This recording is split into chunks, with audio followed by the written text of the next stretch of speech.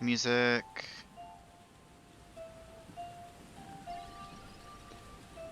Still a little undecided on the audio, but I turned it up a bit.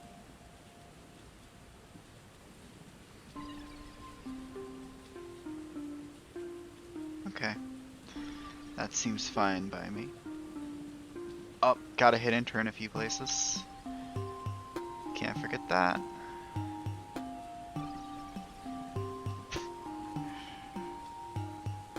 I think we might be good.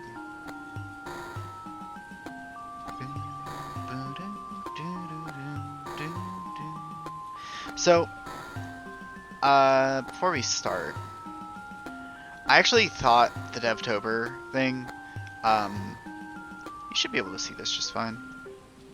Relatively. I actually thought the Devtober thing was going to end with the game being done. I wasn't sure. But, it looks like it didn't. There's 6 new bosses. There's 81 bosses in this game, by the way. 15 new power gifts. 3 new bonus gifts, 1 new quick gift. 17 new achievements. It's 475 achievements. 2 new types of gift challenges. There's just a whole lot of stuff got done in Devtober. In the end, it did not. The game did not actually get finished, as far as I understand it.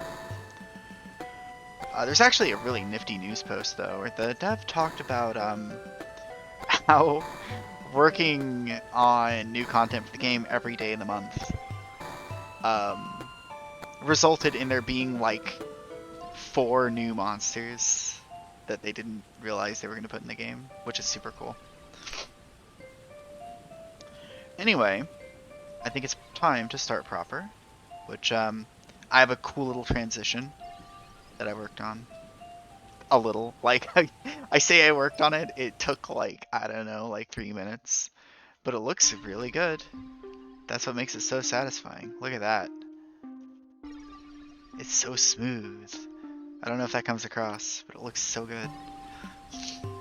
So I started this file whenever I was originally playing this game. I started file 2. And I will be continuing it. It's actually from an older version of the game because the game got 15 updates since then. Because the Devtober thing was actually quite insane. Hi, Samantha. Oh, it's all the hearts, all the love. Thank you very much. I actually kind of felt a little bad after I ended yesterday's stream, and I needed to talk it out a bit with some people. I feel a lot better now. You don't need to worry, but I don't know. I personally felt bad. I feel like I was not at my best, basically. It's very much a personal thing. So that's part of the reason I'm here, but not out of spite. I didn't want it to be out of spite. It almost kind of was. Talking with friends made me be like, well, no, I just need more practice, right? I feel a little bit like I'm not particularly good at commentary, and I want to get better at it. I want to get better at being regularly an interesting person. Or, I mean, well, I don't know. I want to get better at, I don't know. Because I think I'm a reasonably interesting person, but I don't know. I'm getting a little flustered about that whole thing. Look, I beat the monster. I did it. I helped. She feels loved now, can't you tell? Alright, spread shots, heart rate up. That's a good one. That's a good one for non-charge shot builds. This is the kind of game, though, I think, where, Hades demands a lot of attention. I think is part of the thing. I could do Randy. Randy's probably legitimately easier. Hades does kind of demand a lot of attention, and I think a lot of people have seen how Hades works. A lot of people know about Hades, so I felt weird explaining it or anything like that. I just felt like a bit of a weirdo. But this game, on the other hand, has lots of cool new stuff for me to talk about. It'd be like if I ended my playthrough of Octopath Traveler and was like, alright, I'm just gonna play it again. There's not going to be anything different about this playthrough. I'm just going to do the exact same thing. I needed something more different, I suppose. Anyway. So to relax, basically I came to the conclusion that I need to dodge a hellstorm of fireballs. That's pretty much what I'm getting at. Oh my god, why did my combo end? I didn't get hit, right? Surely? Did I get hit? Or did I just gain max health but not heal it? It's so odd. Oh well. Ah, broke my combo. It's so well. Sort of get that. Cool. Relaxing to a swarm of fireballs, you mean? Because, I mean, who wouldn't?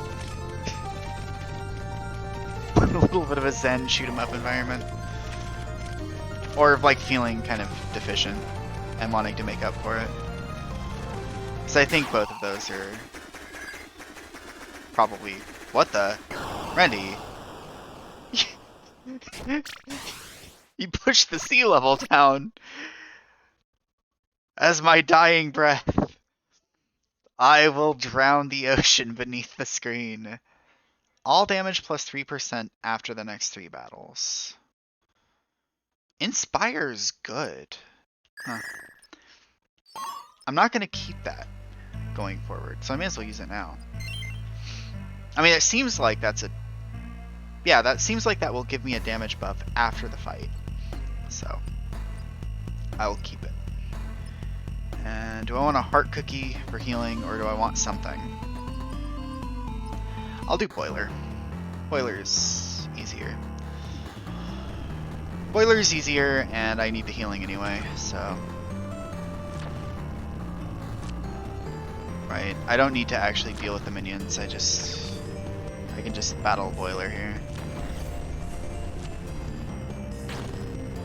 I picked boiler as well because, like, the other boss actively resists my current element, so... Oh god. It does feel a little bit bad to be hitting the enemy with a resistant element. Although, I mean, I guess I have darkness going behind me, so I have a solution to that. Oh, get out of here. Back. Back. God. So, I don't know if I actually mentioned on stream, but something else that happened yesterday pre-stream, which I don't know if it was apparent. There's all kinds of stuff on my mind, but I played Doki Doki Literature Club with my friend last night. Or not last night, actually. Yesterday morning. And I just never was quite prepared to deal with the emotional fallout of that. I don't want to be too spoilery, but the game does itself have a psychological kind of warning. You gotta watch out. It lets you know that it's dangerous.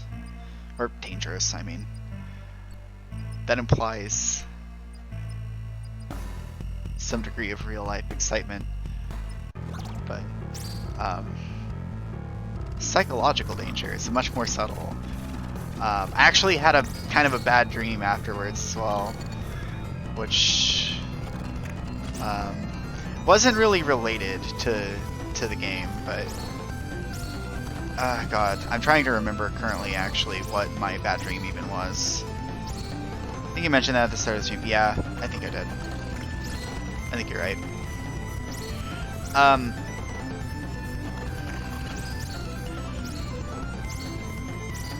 Bad dream, I don't even remember. Right. I had a lot of anxiety being near people, which I just kind of have had in, you know, IRL lately because, well, you know, who wouldn't these days? But, I had, acid dodging. I had that going on.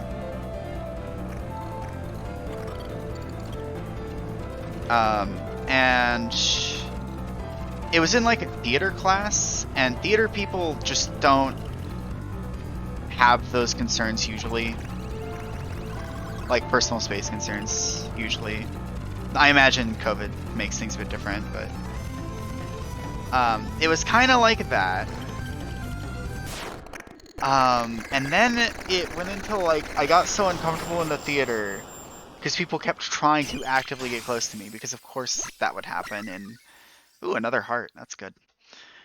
Of course that would happen in a dream where like anxiety is the premise, spikes the anxiety. So I left, and I ended up like finding myself getting chased by people that wanted to hurt me. But the theater instructor knew. He was very savvy. He was very smart, and like swept into my rescue, kind of. You know, good news. I rode in his car. He gave me a drive home. And what ended up happening after that is that the same people were like still following me. Like they're still trying to find me. I shoot a lot of projectiles, by the way. I'm very happy with this. They were still trying to like find me. So I still felt really deeply uncomfortable about that. But all that meant is that I couldn't go outside normally, which I was more or less okay with. So instead I played a VR game, which I can't do in real life. And they chased me down in the VR games instead. Which the dream started off worse than it ended, frankly. Being chased down by weirdos in a VR game is something that I don't really mind quite so much as the other stuff. Like people who want to actually inflict harm to my physical self. I'm not too fearful of my digital self. Generally fine. So that just weirdly didn't cause any problems. Wow. Determination. That's a good one. Good stuff. Alright. Blot is another good one to do. Absorb bullets with panics is not going to be difficult to do. But yeah, that dream wasn't really related to DDLC at all. Although I did kind of close my eyes and picture certain events from that game when I was about to go to bed. Look, I don't deal well with horror, apparently. That's all I'm saying. Okay, I got them both. I got exactly 69 there, which is nice. Cool. What else do I have to talk about? My friend was playing VR chat with somebody who was extremely miniature, and it was kind of adorable. It kind of got weird eventually, but that was also kind of adorable. That's something that was just happening right before the stream, basically.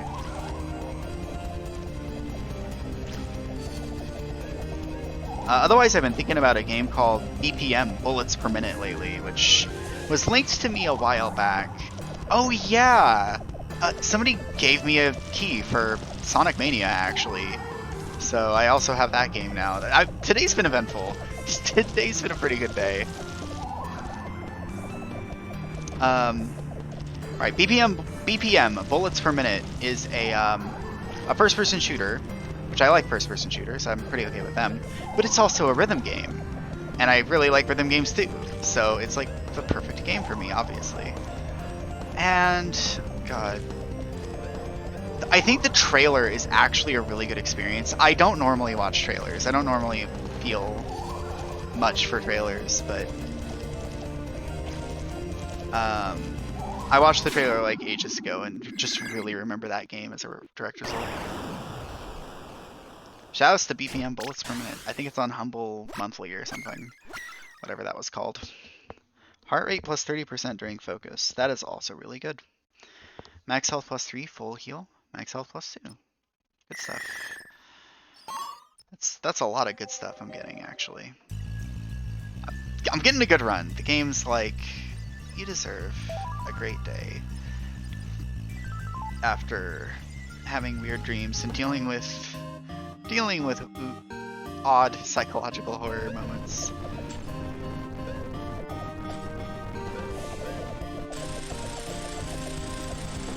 Oh god, why are you shooting so much?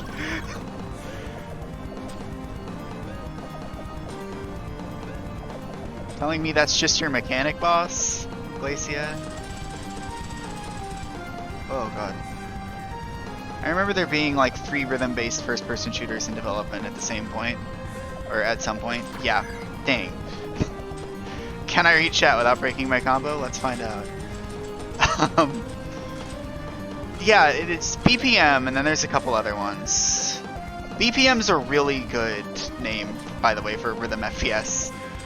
It's just perfect. Wow, I actually broke off all the pedals. Good fight. BPM was probably one of them. Bloody Nails. Automatic panic attacks plus 2 panics. Cool. Bloody Nails is kind of an odd one. Receive 2 3-star gifts in a single story run. Twin Flowers. Oh, I remember what Twin Flowers do. This is a health recovery, and I need to break parts with moats in them, which means deal with the branches on the side. BPM is the only one I can think of off the top of my head right now that is like a rhythm-based first-person shooter. Oh, there's another one I remember. I was actually asked by Harmonix to beta test their first-person shooter. I don't remember what it was called, and I didn't play it very long, and I don't think it exists anymore. Which basically means that everything I just said has no evidence, no weight to it at all. But, I'll do this one, Vitria. Yeah, it was like exclusively a competitive game, and I just don't really tend to handle competitive very well. Oh god. Shoot like a few fewer bullets, please.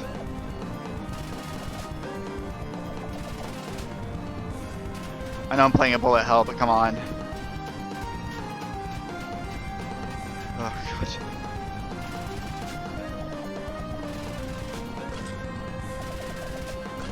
The automatic panics kind of makes this not a big deal to worry about.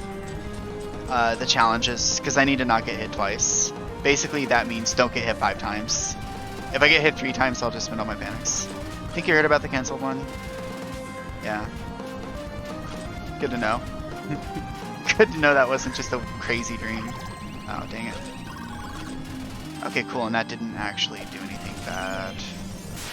Cracked flower. Okay, I got it. Yeah, it was a competitive one. That's really all I remember about it.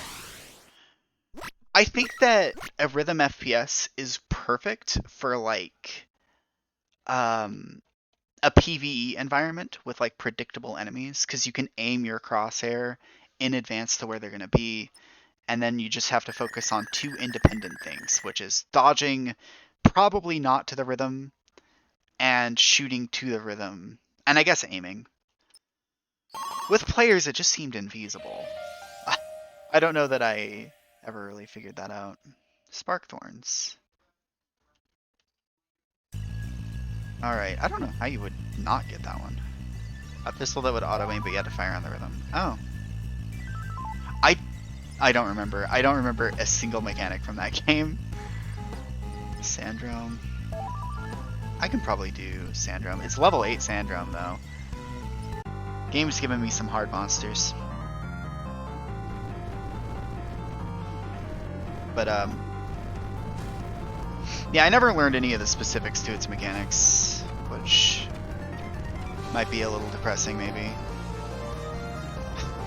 Just didn't play it enough. I do actually very much like Unreal Tournament, though. Just on the subject of like competitive games that I do enjoy, because I want to talk about those sometimes, you know? I was actually considering playing Splatoon 3 as well, because I think Splatoon 3 is going to be a lot of fun. I've always kind of wanted to play a Splatoon.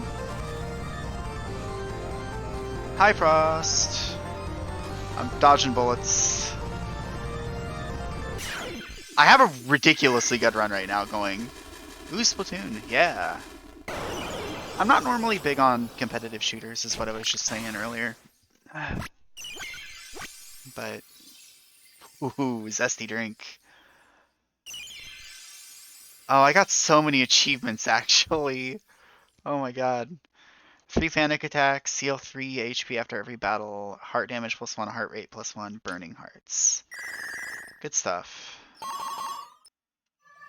Okay. Self-doubt. Self-doubt starts to creep through her mind. She knows that the monsters can only get more powerful. The monsters are already level 8. I mean, I think I could just rest, but I guess I'll just say I can do this. I can do this. True panic. Uh-oh. Defeat a monster without taking damage or using a panic attack in any level 6 battle or higher. Wow. Of course I unlock anxiety. This week of all weeks. A lovely gift. Anxiety. Great. Expert level affection. A full combo in any level 8 or higher battle. Anxiety is not new to anyone here, I don't think. Yeah, of course. We're all alive, right? We have anxiety. I think that's how it goes. Receive 13 power gifts in a single story run. And I've unlocked Frozen Veil with that. Cool. Okay. So, by the way, I think anxiety just gives you a lot of panic attacks. God. Okay. So, this is what happens if you accumulate too many panic attacks in a single run. You end up fighting a special boss, which is Nyx Polyps. Nyx Polyps is that thing. There's like these little nodules that appear, and you have to be careful of them. Oh god. Get it. They just continuously spawn as you go, and you gotta shoot them as they arrive, because otherwise you'll break your combo.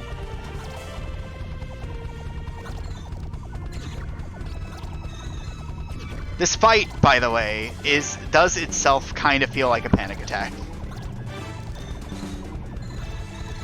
Get him. Oh god.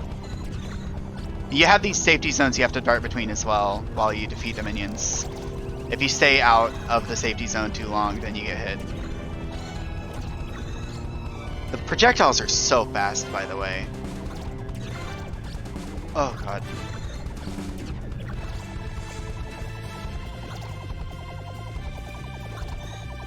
Yep.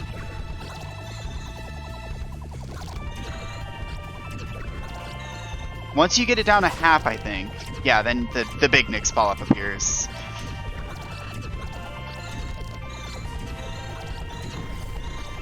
The primary polyp. Oh.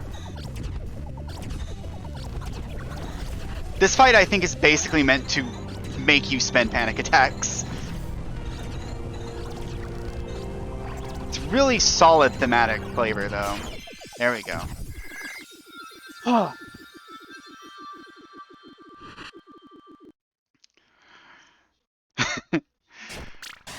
And that boss fight, I feel like pretty much accurately sums up what a panic attack is. Also, you get a lot of panic attacks for winning that boss. I don't want to keep saying that phrase. And you get Radiant Tetrads. You get rewarded very well for that fight. Alright. And now I can listen to the music. Alright, also, a new final boss. So this was set up for last time I played this, which I don't even remember when that was. And this one has a gift, and I think I'll be fine to do the harder one. Saraden girl, you came back to see me again? Yes, I did. It seems that your attempts at showing me love have had an effect on me after all. That is wonderful. I have only ever taken hearts that were given to me. No one would want to give me their heart unless they were in constant, unbearable pain. That means every single heart I have is either empty or broken. You see, I was not meant to experience love. I was meant to take the pain away from others. Because you love them? I suppose you could say that. I can feel that you are in constant pain, and yet you radiate more love than I have ever felt before. How can this be? You have completely changed my understanding of Zaraden emotion. I have come to realize that every single heart has pain in it. So I will have to take them all myself. I don't like this. What's wrong? Don't you want to share your love with all the hearts that the void has taken? Not like that. Then how about sharing it with the ones that I have taken? What? Zaradin have done such horrible things to each other in the past, and they continue to do so even now. They live high up in their towers, while wingless like you struggle to survive down here. Look at what they did to you. They left you here to die. You are angry about this. I can feel it. You want to hurt them like they hurt you. Who are you? Where did the void go? My hearts aren't just broken. They're furious. They want vengeance. I am less than nothing. I feel hatred. I am Totaria. Alright. Here's the other final boss. I think fire might actually be kind of bad here, but... Level 9 Totaria starts off pretty tame.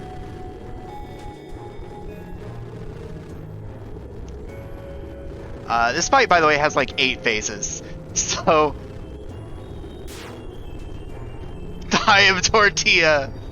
Anyway, these waves expand out. I am, frankly, a little terrified of what is gonna happen if I don't maintain complete focus. There we go. Is a tortilla less than nothing? To some people, I'm sure. I think there are some flatbread haters in the world, I'm sure. Oh god. So, by the way, notice the evil laughter in the background every time the face changes. And now we're in the proper fight.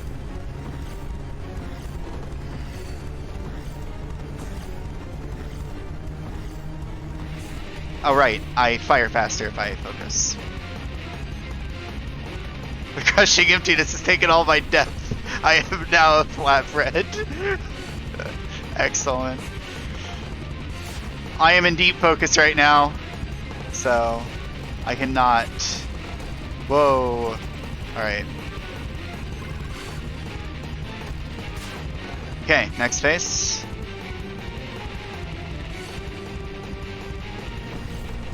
Yep. This phase is not really any different than the previous one. Whoa. The spikes waver around a bit more. Okay. So this part is where the fight gets a little bit intense, because the arena closes in, the more times you deal damage, and the boss is constantly whispering horrible messages into your ear on the side there, like you don't deserve love and various evil laughters. Okay, final phase.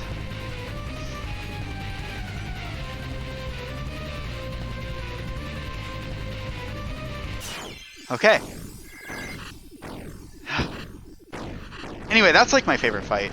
I love this fight.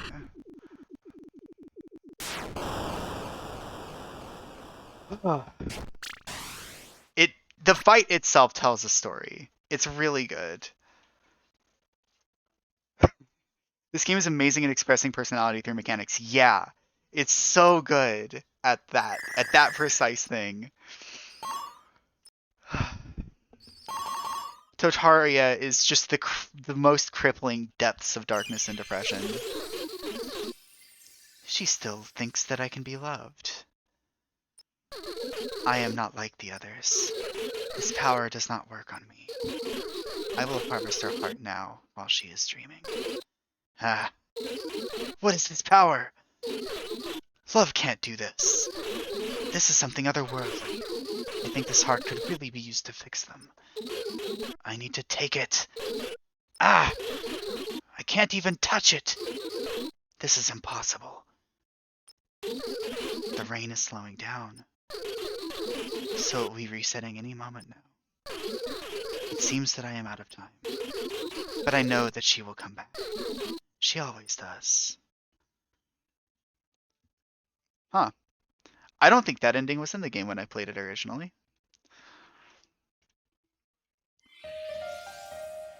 Huh. Alright. Absorb a total of 3,000 bullets with panic attacks.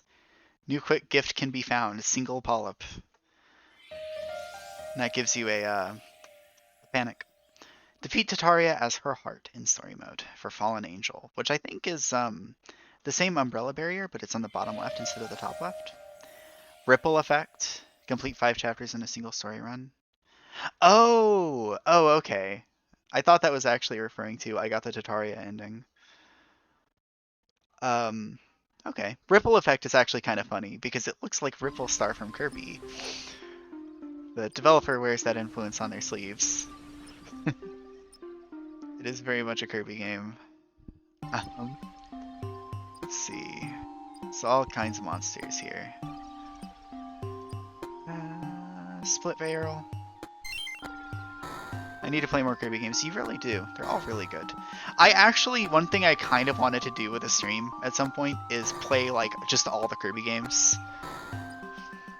I don't know, like maybe not literally all of them, but just most of them. Like I don't think I would play like the golfing games or the like draw on the touchscreen ones. Like even some side games, like Epic Yarn is technically a side game because it just doesn't really play like a Kirby game normally would. I want Blot. Blot's a good boss. Okay. And any more gifts I can get? Kirby Air Ride. Oh my god. You can't beat Kirby Air Ride, but yeah, I mean I'd do a Kirby Air Ride stream. I love that game. Kirby Air Ride deserves everything. I love the effect of Embrace. Look at this. I just think this is cute. Like the actual gameplay effect of it. Increases panic damage, gives you smaller panic attacks, but you get +5 panics. She promised me 10,000 hours of accumulated hugs. She was always good at keeping track of things. I wonder if we really even made it to 1 hour. That one's cute. I like that one a lot. Reflection. Umbrella. Squall's another panic one. I think I want stagger your panic attacks throughout the day for optimal coverage. The metaphor does break down a little bit in certain ways. Alright, I can get one of the stones. Actually, I might be able to get both. Sparkstone and Split Unit. It's been another day of searching the pit. I found another small deactivated Zeramek unit down there. I've decided to bring this one back with me. This stone is created by Iric glyphs of energetic elements. They are incredibly useful for their ability to conduct electricity. However, gathering them is quite dangerous. Not only can they easily electrocute a Zaraden, but glyph monsters will react violently towards anything that touches them. Okay, I think that might be it. Oh. Overlove Plus, that's okay. Glow Tonic, eh. I did get a lot of damage ups in that run, by the way.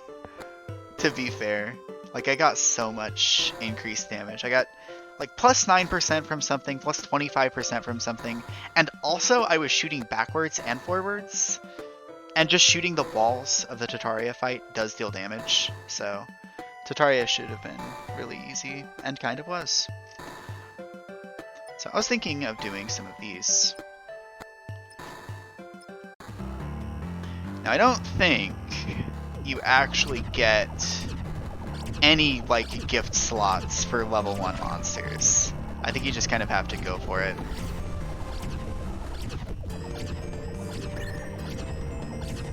Actually, I think I need to do regular uncharged shots here. Uncharged is smarter.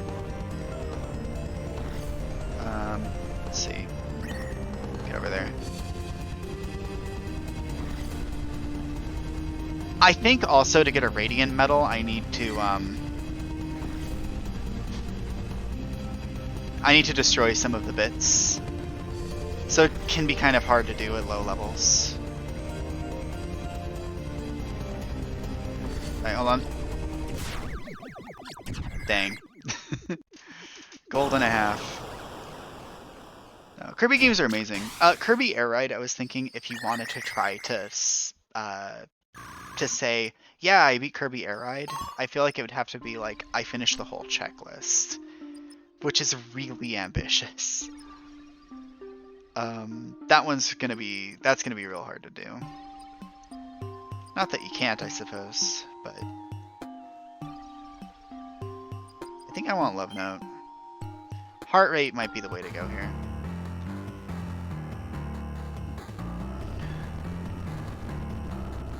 Alright, you stay all the way in the back, Scrambler.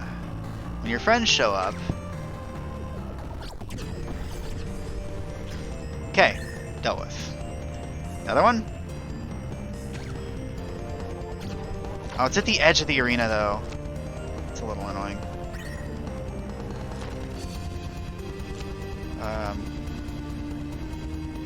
Yeah, okay. I think I know what to do, but I need to keep Scrambler away from the edge of the arena, kind of. Okay, cool. Okay, got it.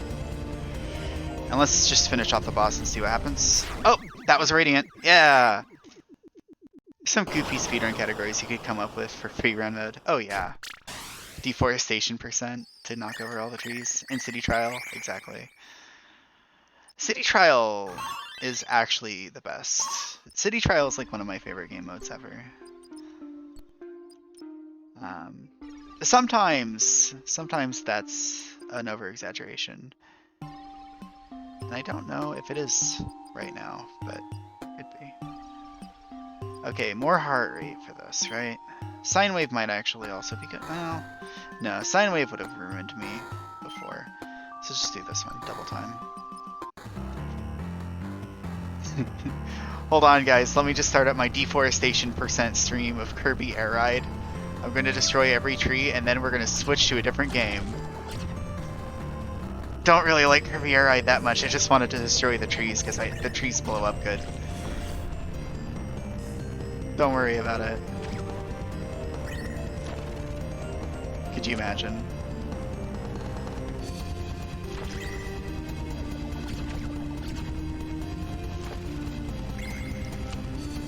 Oh, get back, Scrambler. Oh, this Scrambler can have 2 minions at once. Alright. Oh god. Alright, that's good enough. Good stuff. Yeah, realistically, I think I'd just play Kirby Air Ride until I've played like most of the content. And I think that would be good enough. Why not? Just do Scrambler again. I get green stuff for this, so there's no problem. The rain will love us all. I think that might be an achievement for seeing an amount of bullets appear. Oh, I don't like this position I'm in right now. This precise position I'm in.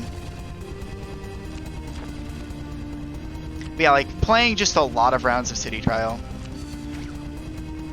And what else would be good? Playing every track, obviously, some number of times.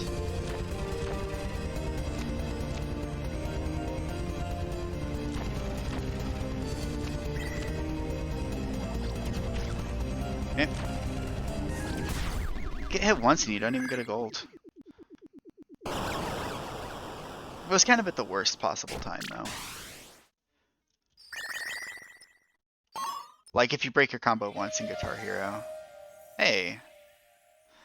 I've unlocked Stella. Stella's a good one. Okay. I think I don't get any more gifts here. So. What else could be done with Kirby? What other Kirby games even are there?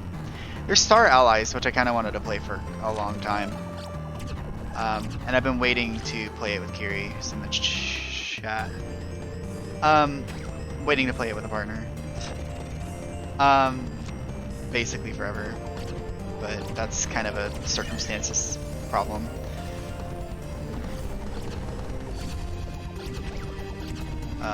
Oh no.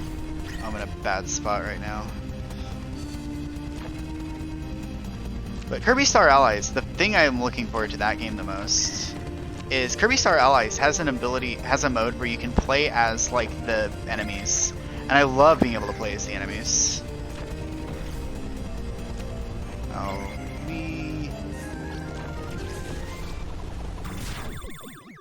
okay, fine. That's a gold, technically. Scramble is gold standard. Alright. Scrambler's gift. Oh! Rake 20 of Scrambler's motes and eyeballs across all battles. Right, Scrambler's gift. That's actually kind of a useful thing.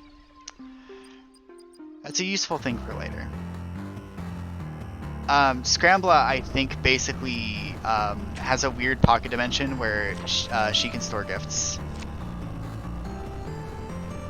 I think she.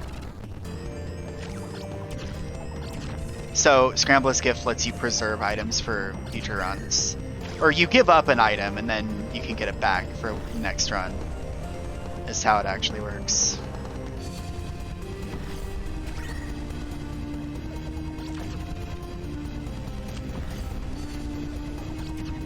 I think there's also an achievement for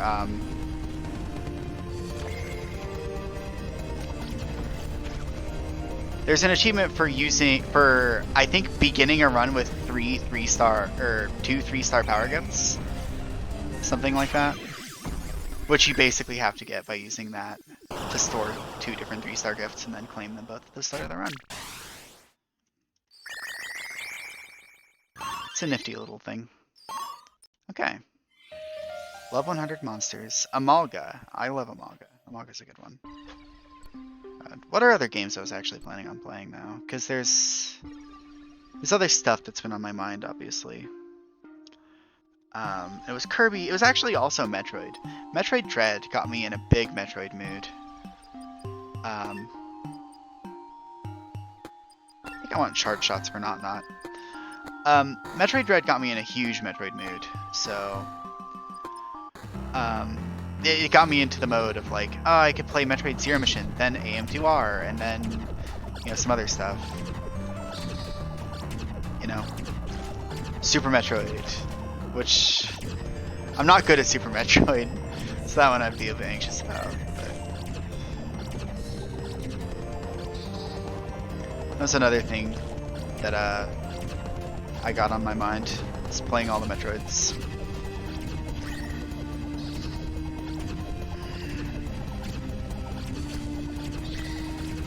A little bit because Raukka's been doing in all the sort of trend, right? Where he played all the Mega Mans and then all the Sonics. Which he's still on, by the way. But it's not even like that. But it's more, I just really like all the Metroid games. And there's some I'd probably skip out on. 10 medals. What is that even for?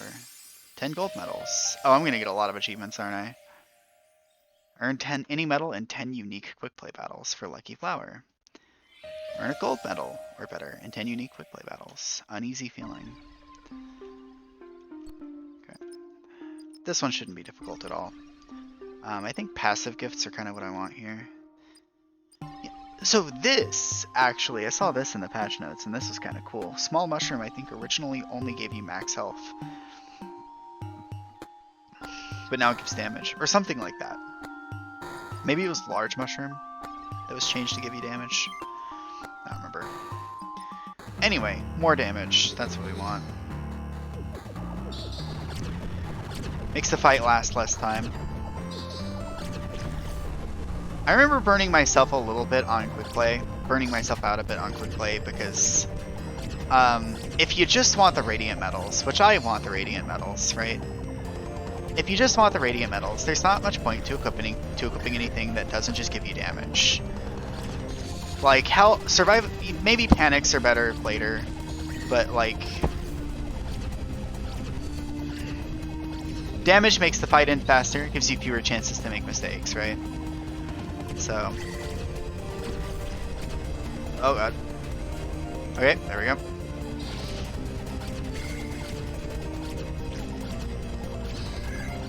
Survivability is obviously worthless because then your combo breaks. You know. But I guess I didn't really take into account that you can just, you know, go for gold medals instead. Radiant medals basically need perfect runs. Alright, I gotta step away for just a minute, but I'll be back.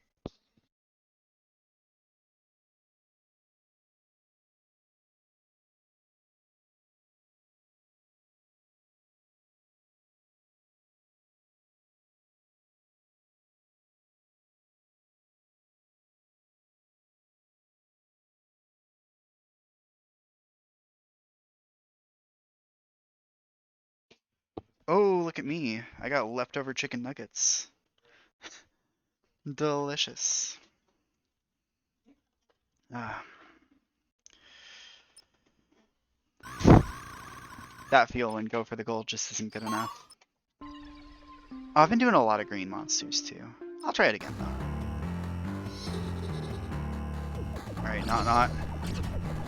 Time for me to not break my combo. You ready? You ready to get loved more consistently than you've ever been loved before? Oh boy. Bullets. Okay.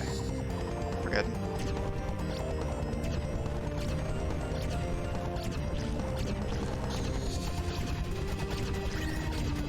Oh, what? Oh, dang it. So, contrary to efficiency's sake, I like to actually finish the battles if I get hit. Oh god. Oh yeah, I reminded myself, by the way. Speaking of just weirdly eventful days, today was also the day that I just got handed a whole lot of vitamin C. I think specifically vitamin C, just a very specific vitamin.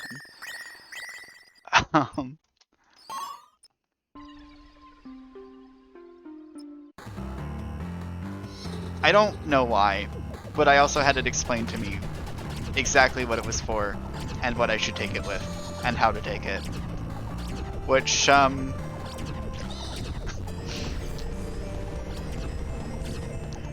taken a lot of pills, but I think I kind of know how it works. I don't know if that's something that's easy to make a mistake on. In the event that I actually take them.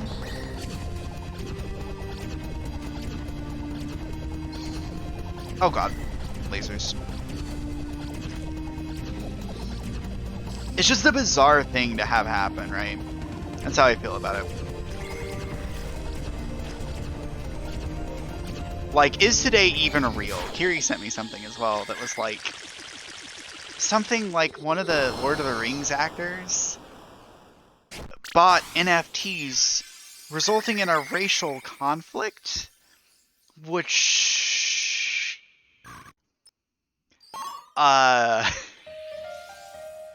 Huh? Unlock no round saw. And I don't know, like maybe today is just a dream. Maybe today is not actually happening right now. Elijah Wood NFT racism, yes. That's what it was. It was Elijah Wood, who apparently bought 7 NFTs made by an extremely racist artist, which, okay, whatever.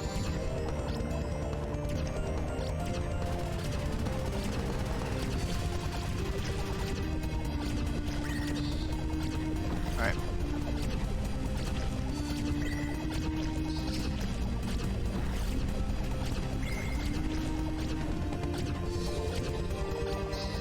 The World Wildlife Fund. Wait, that's what that means? Hold on. I saw WWF and was like, okay, well that's an interesting company to get involved with NFTs, but I mean, I don't see what to despair about other than it being another NFT thing. But no, what? That was the World Wildlife Fund. For real. Alright. Nature's cancelled. Nature's over, guys. We did our best. Oh my god. Could you imagine, by the way, if whenever you said that, That makes even less sense than if it were the Worldwide Wrestling Federation. It really does.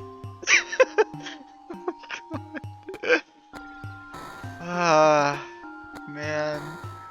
What do I even say? I don't even remember. Man. What is happening in the world?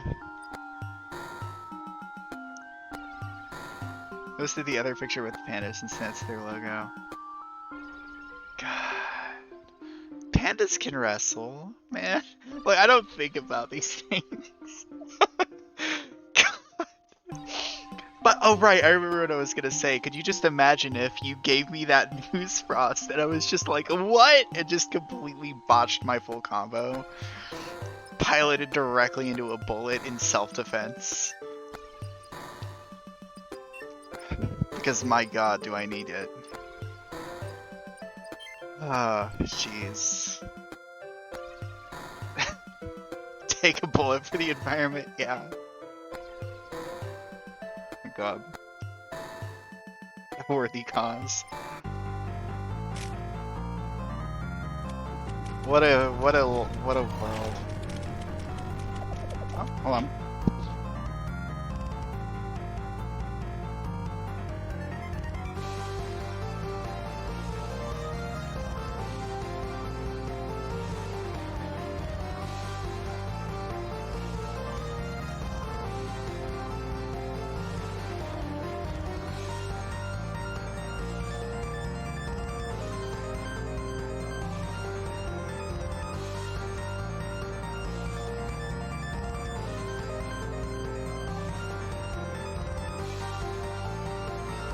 Alright, I had to feed the dogs real quick.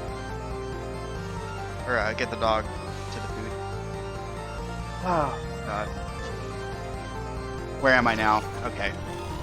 I was in a safe spot, thankfully.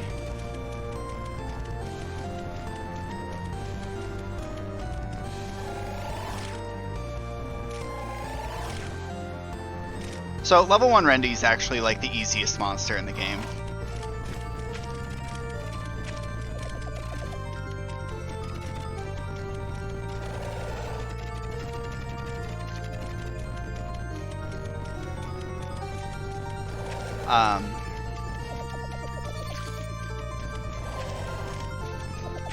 Basically, like Rendy level 1 is like the easiest fight.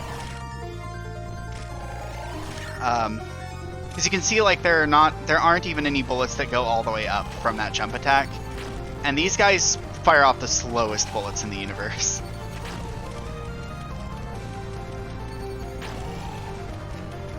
If you blink, you might not even sense any motion between frames for those bullets. That's how slow they are.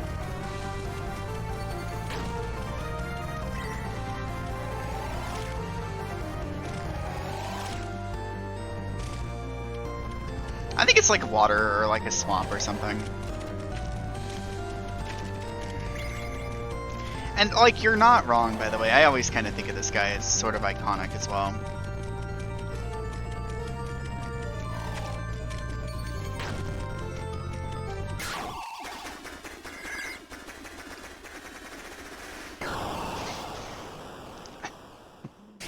Let's try to look at him. I think he's spitting bullets out of his perpetually pogging mouth. I had to think about that to realize what that meant. Also, I forgot, in order to radiant this guy, you need to hit the little legs in the back.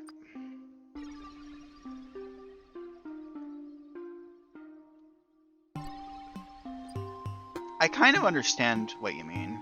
Hold on. I'll take a picture of it. I think you're kind of...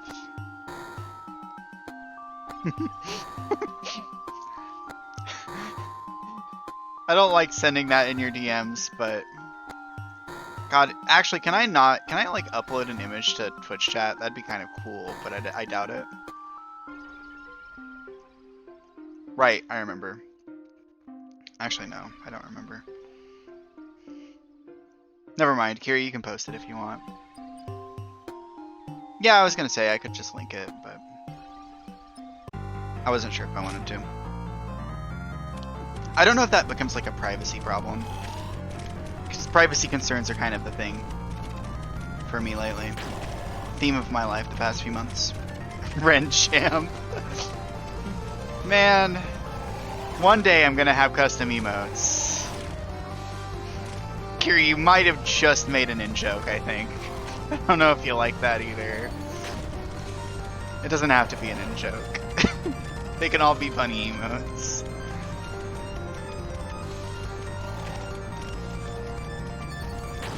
Ah.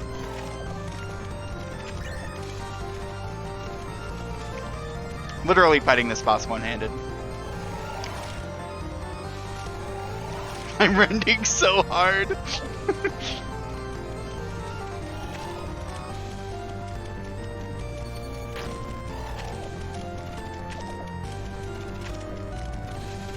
One of those back legs has to be done soon, right? Honestly. There we go.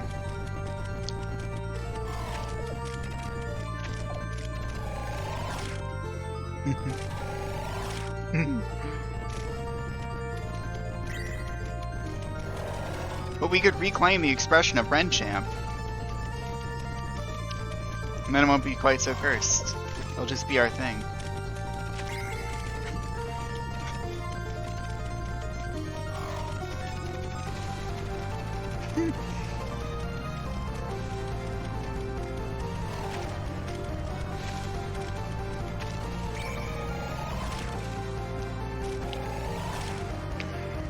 There we go.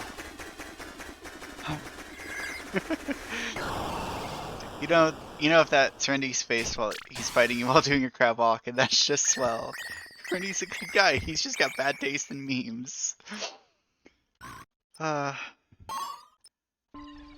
think that sentiment might be developer approved. I don't know. Let's see. Let's see. All right, I'm gonna try double time.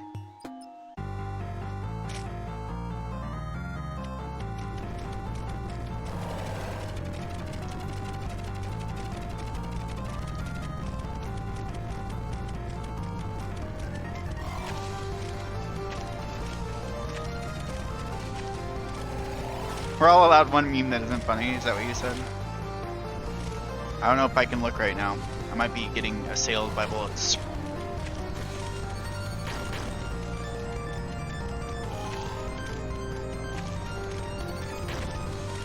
Oh, yeah, that's basically what you said.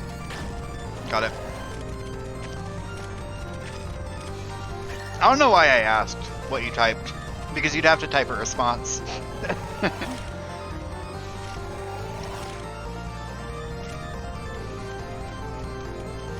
Okay.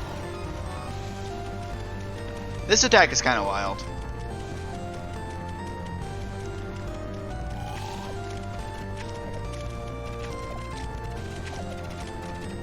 Rendy's got a lot of throughput.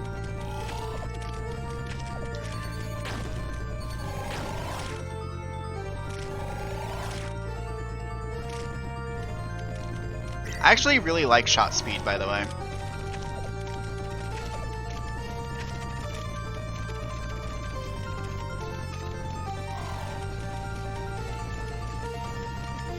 The shot speed kind of ensures I don't run into any combo problems.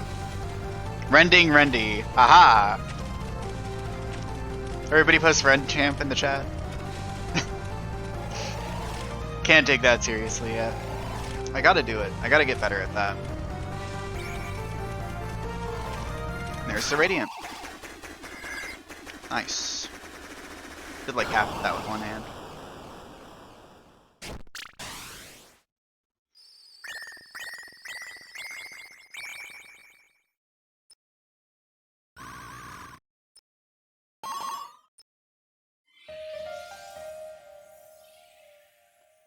I mean, I think these are all like fights that take place in your dreams, right? Basically.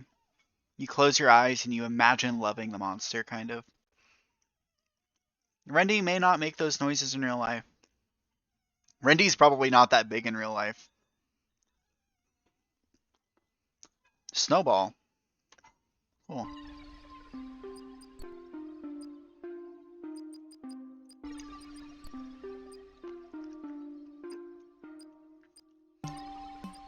What else do I have? Unit Lulu, who only goes up to level 3. Poor Unit Lulu.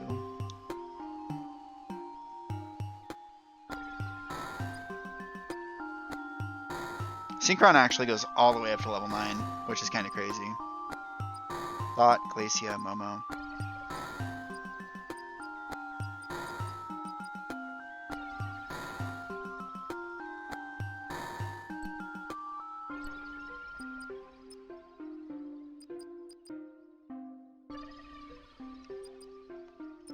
Let's actually upgrade this.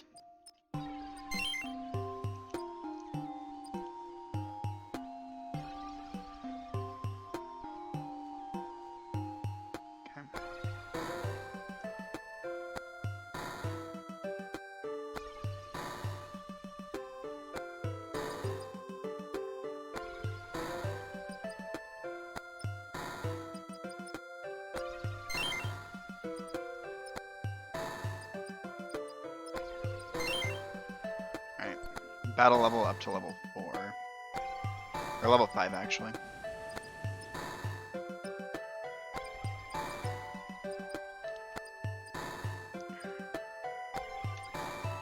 Lila's a guardian? Never noticed that.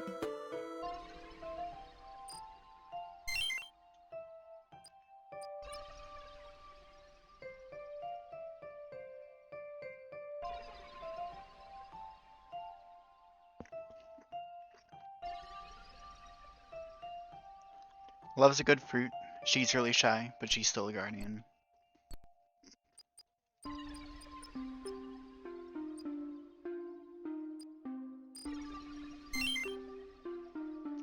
Rendy, I think it says in the lore, is a mite. So I think Rendy is basically a bug. Normally. Like IRL, quote unquote. Ooh, Chemical Light. I forgot how good Chemical Light is. It's a lot of power. Hard drive access is locked. Sentinel Model 4X requires a password.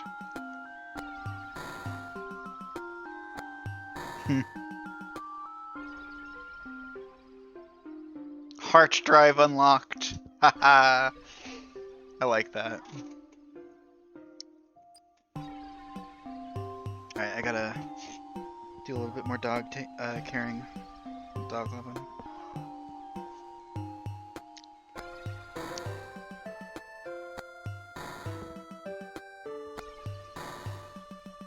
Okay.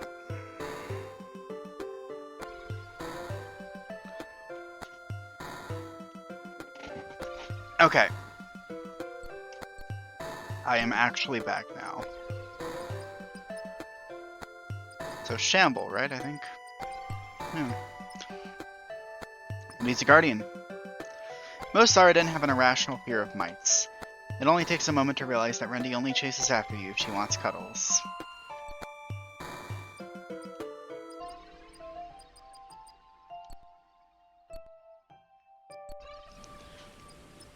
Alright, I want to do another story run. Right, actually, what do I need to do for these? Rank 20 in quick play, 400 tetrads. Die 5 times. Oh, yep, here we go. Hello, Zaradin Dreamer. Oh, this stream is being shared. Hi, other space aliens. We are Scrambler, but you probably know this already. Sorry for what we did, or will do. Time is a little hard to follow for dish shambles like us. We are a shamble. This means a part of us exists in a higher dimension. But we can use this shamble powers to help you. Please help us scramble it to love again. If you do, we will share with you our powers. We can make a portal to another time. This portal thing is called a Linky Synapse. You give us your gifts, and we will put them in our Linky Synapse. This gifts will be waiting for you next morning. You can take those gifts and become more powerful before this first battle. You can also choose to leave this gifts in our synapse for another day. You can save many gifts until you have a super powerful combo to start with. We hope this powers can help you. Oh yes, one more thing. We want a hug when we see you. Okay, bye for now. I like the writing style for Scrambler. It's adorable. Right, split barrel.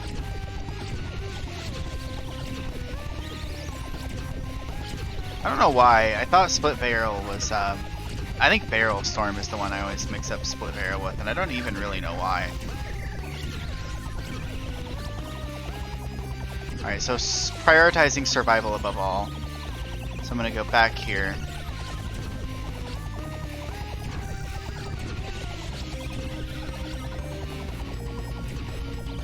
Take care of each one individually.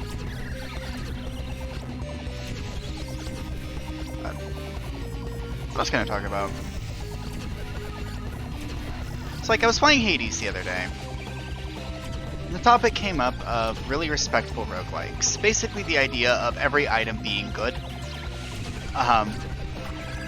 Which I think that usually the way that I think about that is I end up often thinking about that as like, well, Binding of Isaac has the loss and the character's really bad, but also just making sure that the items are kind of interesting decisions helps make things just more appealing.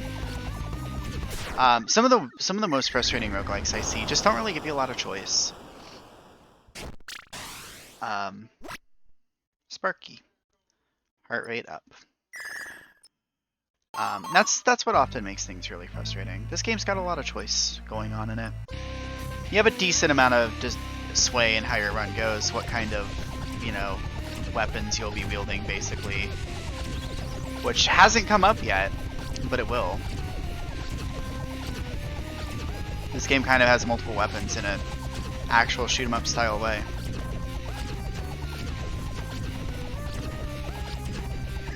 Oh my god, I'm barely landing these shots. But I played a game where almost every item was good, and I think it was Neon Abyss actually. And ended up finding it a bit hard to get into because I couldn't really tell what an item was ahead of time. It didn't really feel like there are sometimes rooms where you can pick one of 3 items and it always costs you 1 max health, but then I don't know how to tell which item is actually the one I want. And that's the kind of thing that tends to get really frustrating for me. In Binding of Isaac, they like never tell you what the items do as well, which doesn't help. Sometimes they do, but it gets a lot harder to enjoy in a situation like that. Hades giving you the 3 boon choices on its own would be enough to make me really love it. Basically, is what I'm saying. Or the fact that this game gives you all of the choices it does. Make it like a deck building game, right? Literally Slay the Spire is actually super fun. And it's just a deck building game.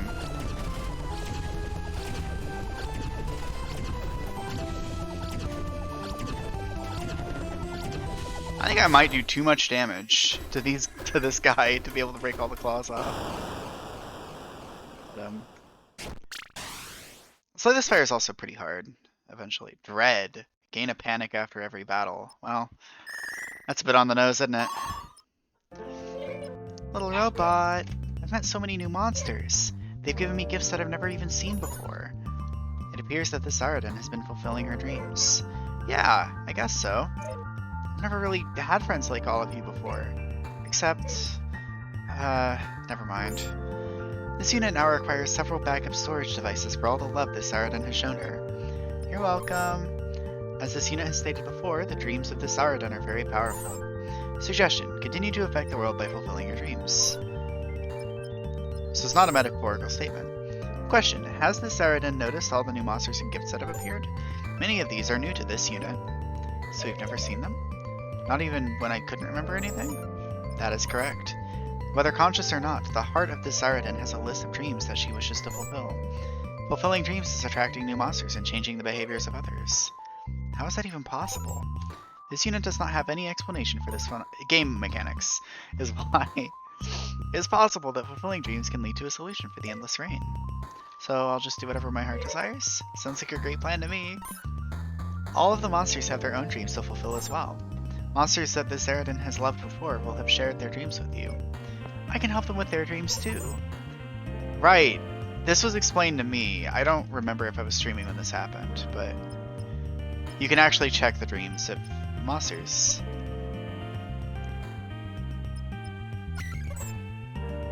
This unit dreams of an infinite storage device. I feel a bit odd talking about stuff sometimes, because usually the things I think the most about are video games, basically. I'm thinking about, like, this cool game I saw my friend playing that I want to try out. It's on Game Pass, and I don't remember what it's called at all. Maybe I just need to not worry about being boring. Thoughts like that don't ever do anything. Maybe that's what I need to not worry about so much. I think that'll be okay. Right. It was a game, I think it was called Riftbreaker. That little interlude was enough to help me remember. Oh god, the blood drops are really bad. Okay.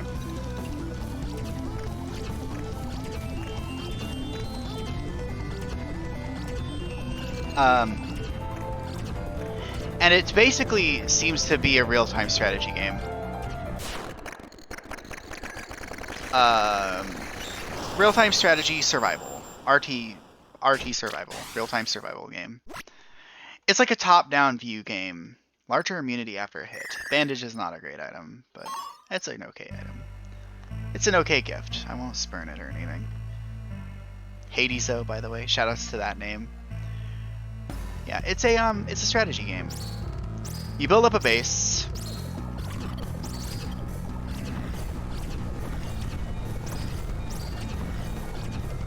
You build up a base, you do research, and you generally fend off a bunch of waves of enemies.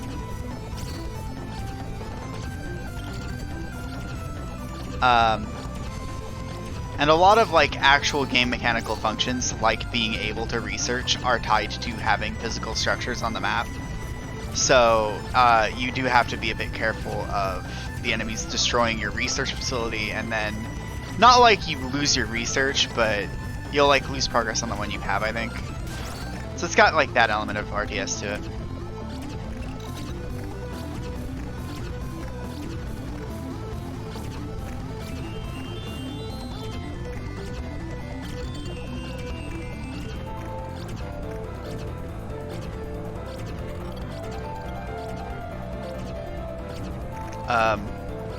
But the thing I saw that was really enticing, that really stuck out to me, was you can go to other like planets, basically. There's this whole system of traveling to other planets using foreign resources from your current planet to build your own unique things as you go. And I only saw, like, basically the game seemed complete as it was. And then it, like, drops that system on your head once you're actually done with the normal map. And that, I think, is really cool. Whenever a game can come out and be like, by the way, you thought that was the whole game? Actually, there's 5 times more. That's something that I think is super cool. Neo kind of does that as well. Diablo games with the Diablo-style New Game Plus kind of complicate the game in this unique way. Another heart. That's a good one. Roguelikes kind of are maybe built around that formula, honestly. You could probably easily say that. I'm going to take the 3-star gift. Here's Celestia, new monster.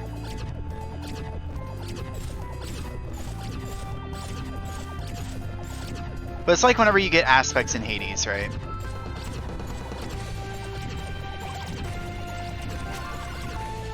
Yeah, panicked enough bullets out of existence. Okay, we're done, actually.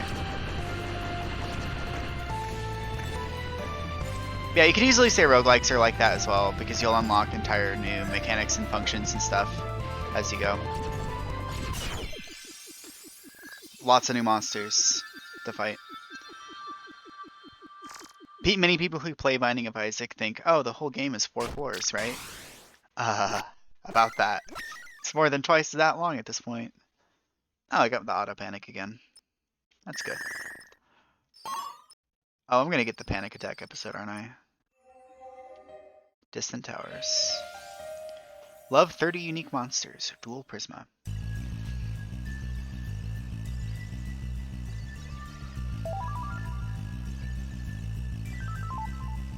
Or like whenever, God, what's the first game you've ever played that had an alternate playable character? Because I think that's another thing, right? Like whenever a game is like, by the way, you can now play as Luigi. Um, game drops that on you, and it's like, well, okay. I suppose I could just play the game a second time then. Always a nice option to have. Oh god.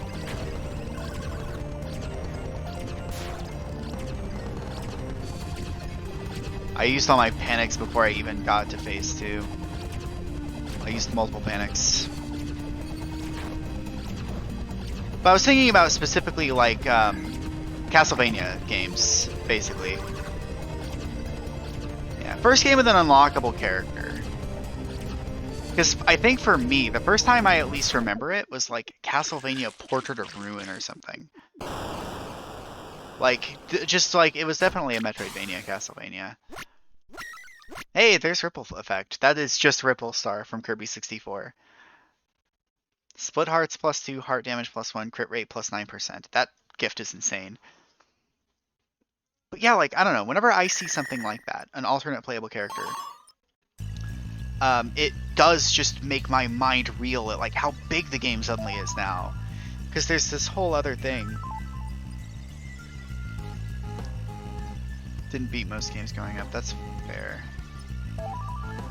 Sandrome streams. 100% full combo, oh no. Break 100 of Sandrome segments across all battles, story mode. A new monster awaits. Okay, well, guess I gotta do that. Sandrome it is.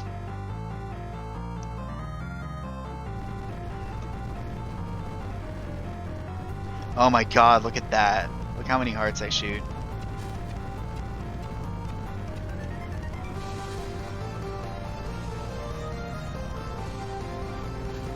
Yeah, I don't remember my exact first game that was like that. All I really remember is like Castlevania and how it made me feel like the game was just so much bigger all of a sudden. Like, I remember a specific event. Or Ratchet and Clank and how you would unlock challenge mode. I talked about this in a different place today, but... What? Oh, that was fast. I talked about this somewhere else, but Ratchet and Clank challenge mode. Super Mario Galaxy 2 with the Luigi levels. There we go, Starry Night. I don't know if that's the first time I've ever gotten that, but there are alternate weapons in this game. A lot of things just upgrade your current weapon, but Starry Night. Don't move to shoot faster.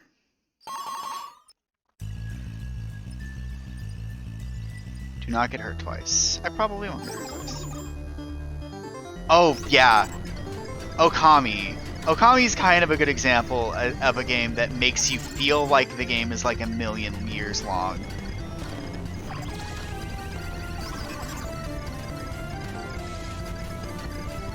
Okami's a reasonably good example. I accept Okami. It doesn't have any alternate playable characters, but it is huge. It is a ginormo game. It's a jumbo-sized turbo game. I remember renting it thinking I was close to the end. Unfortunately, I wish I had rented it. Because that's like, I want to live that dream. All I remember is, oh lord, okay. What I remember about Okami is, I just played it on like PS3. I never quite had the same experience of, oh my god, this game is gigantic. I will never be able to finish it in the rental period. They do a really good job of putting up all the final dungeon flags. I genuinely think that Hideki Kamiya... Is it Hideki Kamiya? I don't even remember. The big Platinum Games director that did like Bayonetta, Okami, and stuff. Beautiful Joe. I think he's just good at that. Heal and gain temporary power when hurt. Revita Heart. That seems a bit OP. Yeah, it is Hideki Kamiya. Okay. It's been a long time since I've like invoked his name.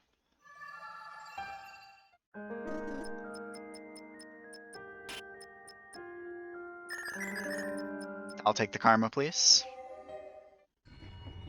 Alright, well, time for Totaria. I think Totaria, by the way, is actually resistant to radiant damage, so this will be a while. God. But yeah, I think he's just good at that. I think he's good at setting off all of the endgame flags. Like, all the endgame mental flags.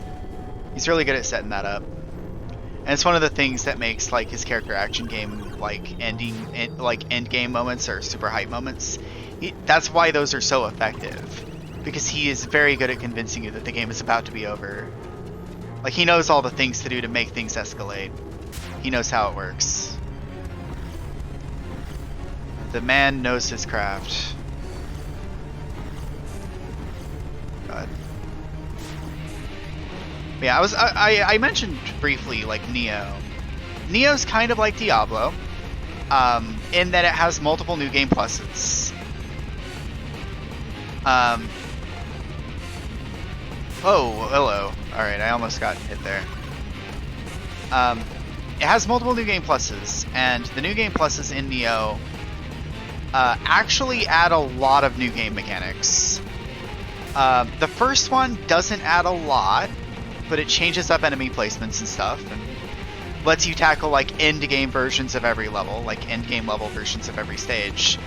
But then, like, there are new game plus cycles added as part of the DLC that actually substantially change how the game works in kind of an interesting way. Like, starting from Dream of the Demon, you end up seeing... Hold on, I'm trying to... There we go. In Dream of the Demon, you actually start seeing cursed enemies, which are actually the elites that you would normally see in Diablo games. You don't see them until you've beaten the game twice. And that's something I think is really, really wild. And then there are a whole bunch of different mechanics that you can actually do that actually counteract their buff. Look at all these bullets I shoot, man. Really, really loaded. Why do you resist? Yeah.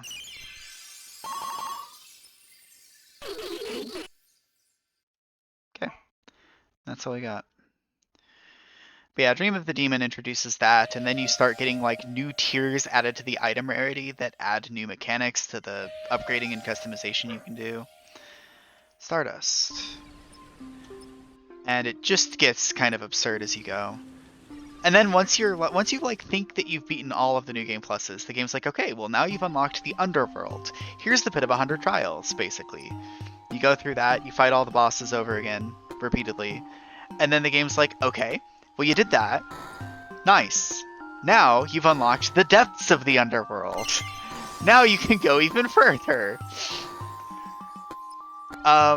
And that just has like its own 20, that has its own like 30 floors as well. Like it's just absurd. The game just keeps expanding. And that's the kind of game I always really love. It's the kind of game that it's like, man, I really thought I was like done, but I can just keep playing if I want. And now I can choose Torrent Rain, and I may never do that. Alright, any other good items here that I want to know about? Thorns. Thorns is really good. My heart can't be broken if I never let anyone touch it. Don't do that. It's not good advice. Common advice, but... Another heart? I kind of want to know when I get another heart offered. What would happen if you really gave your heart away when you fell in love? Ideally, everyone would get one back. In reality, some would have many, and many would have none.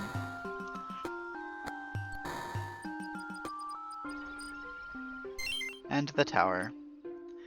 A Zyrodin afraid of heights? That's the most ridiculous thing I've ever heard, they say. Of course, I should note that they can fly without any help. On a similar subject of games that keep expanding over and over and over again, Hideki Kamiya actually also does that gameplay-wise with his hard modes.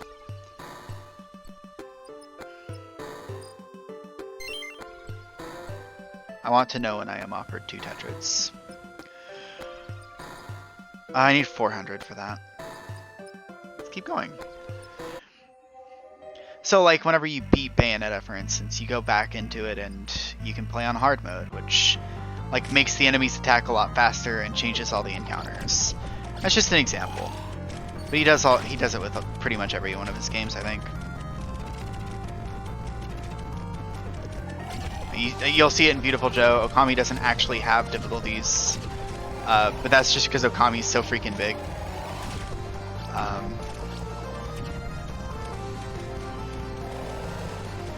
Rhythm games, I actually get the sensation of the game being huge as well, thinking about it. Because once you've beaten the game on easy, well, if you want to keep going, you can just start from the beginning again on medium difficulty, and then, you know, that's usually kind of a fair step up, you know.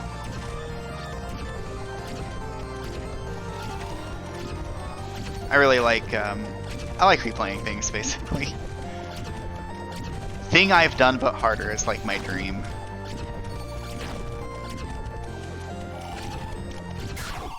My absolute haven. Thinking about, though, Zap Aura while holding a charge attack. Okay. That's new. That could be good. Scrambler, Round Saw. I'll just do Round Saw. Push the levels up a bit. That does a fair amount of damage, but I think it's a bit dangerous to use on Round Saw.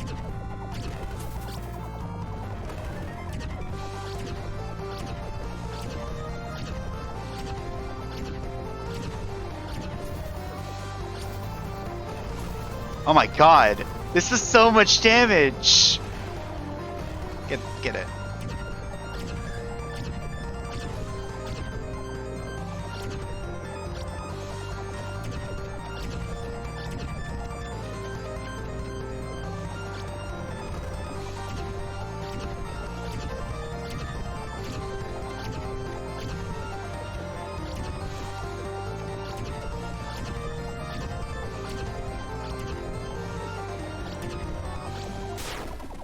Yeah.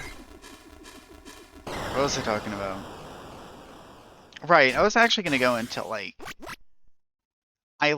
Oh yeah, Flat Mushroom gives crit rate. Cool. I was actually going to go into, what is it? Umbro. Dot.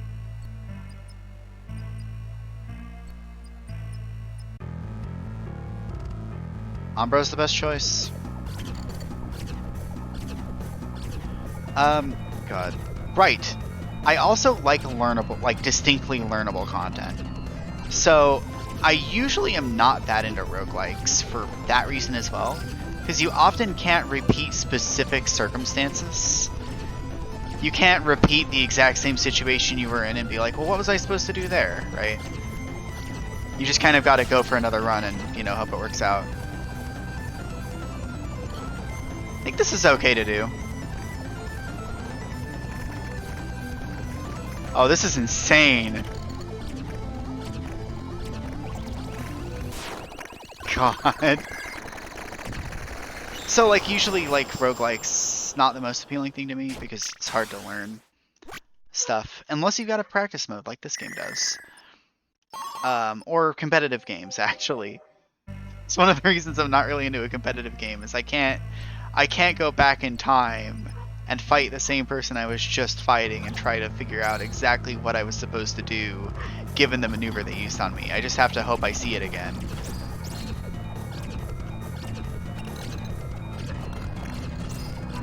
Yeah, they do. Many roguelikes these days do have seeds, but like sometimes seeded runs are actually actively punished by the game. And that's a bit rough. Like that's just a really bad feeling. I remember trying to learn Binding of Isaac on like seeded runs, but if you can't unlock anything, Binding of Isaac's almost a pointless video game. Not really totally pointless, but like a lot of the gameplay you just don't really get access to without being able to unlock things. Like straight up entire bosses, story arcs, regions, lots of stuff is lost if you can't unlock anything. Which I think is part of the point, but I still feel bad. But some games do. Some games are actually really nice with seeds. I think there's so many powers that you just won't know unless you memorize after getting them. Exactly. That is something that often frustrates me about Binding of Isaac, specifically. God, actually, maybe I should revisit Enter the Gungeon, but like... I should revisit Enter the Gungeon, but like... what was I thinking?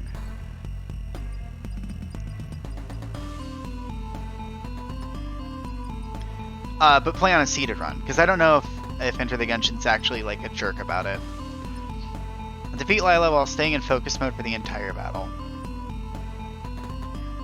Defeat Lila without taking damage or using a panic attack in the level 6 battle or higher. And yeah, some power-ups are straight up bad for you, and I don't want to like try to badmouth any games on stream or anything, because I don't want to set a precedent for that. But I don't like Binding of Isaac. I'm not a fan of... No, not a fan. Not particularly. I'm gonna be real, by the way. Anticipation of serotonin is making me want to pick the one with the 3-star gift here, but it's just a full heal. So, I'm gonna take the easier one and try to unlock the stay and focus the whole battle. Had that with each Curios.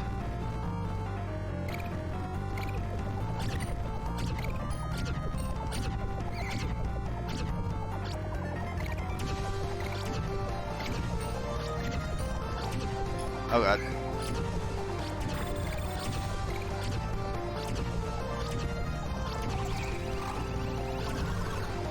I don't know if that counts because I dropped focus temporarily. I'm gonna try to stick with it.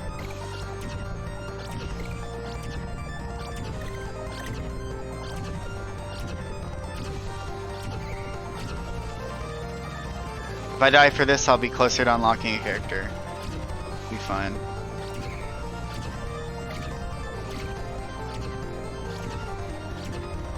Oh god. I think in Darkest Dungeon actually, it's just flat random that Curios will be bad. I remember looking them up, at least. You don't get to attack anymore, Lila.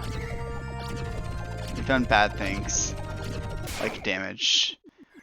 Okay, I don't think I got it.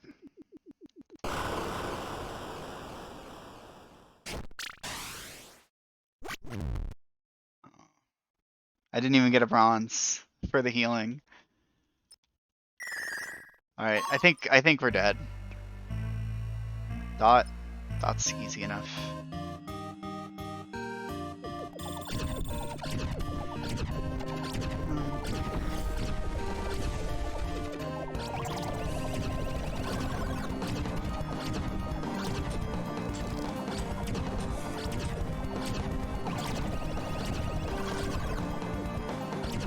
Shoot the side things, please. Shoot Dot's options. Dot, you can't leave your options open! I only have love enough for you.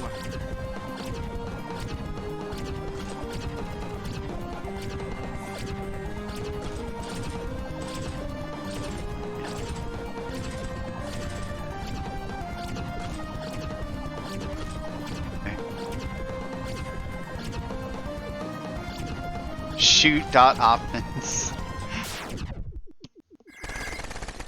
A guaranteed result if you use a certain item. Right, yeah, I forgot about that with the Curios in Darkest Dungeon. She will not give up. Yeah, I got an achievement. Double charge for a critical attack. Combo timer up. Like the Tentacle Altar has a 40% chance to add stress, 50% chance to do nothing, 10% chance to forge a negative quirk. God, it's so weird. Curios are so... Is that like all Curios are that bad if you don't like pay an item into them too?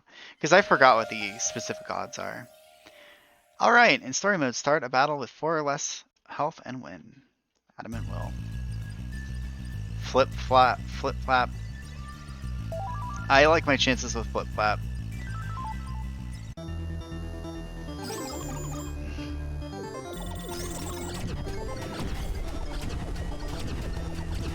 What, like, sensible player, though, would go for a 10% chance to purge a negative quirk? Like, that's not good enough.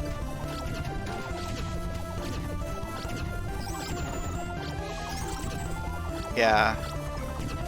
It'd be like if Fire Emblem just never told you your hit chance. It was just like, well, I mean, I'm not gonna lie, it's looking pretty bad for you, actually, in this situation. Fire Emblem's just like, man, I don't know. I don't like your odds, but you could go for it. It's reasonable to try to hit in this with these odds. And the game's actually like, okay, well, that was actually a 30% chance. That was stupid. I don't know why you'd go for that.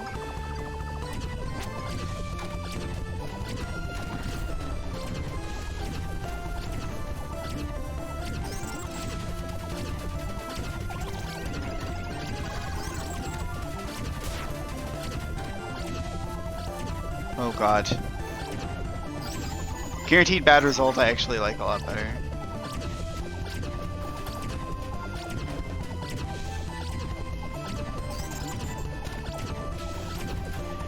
Yeah, I think that, like, for Darkest Dungeon, maybe a good way to do the curios, although I can't really pay attention to chat at the moment, because I'm so low on health, and honestly, it's so much more exciting if I pay attention.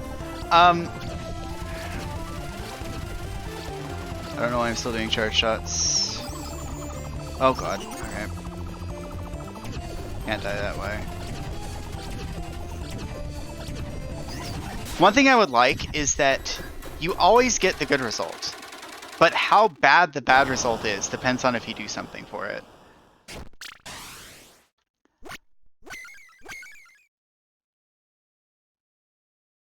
Some are a guaranteed bad result without an item, yeah.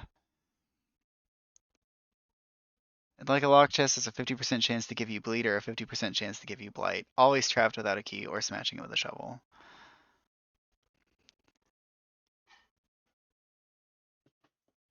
Yeah. I like at least knowing ahead of time. Ooh, survive 2 fatal hits with 1 HP. Perfect. That's exactly what I need right now. That only lasts 1 battle though. Alright. I think I might be able to handle not using any panic attacks because I'm pretty sure I don't have any. Oh, I do have one.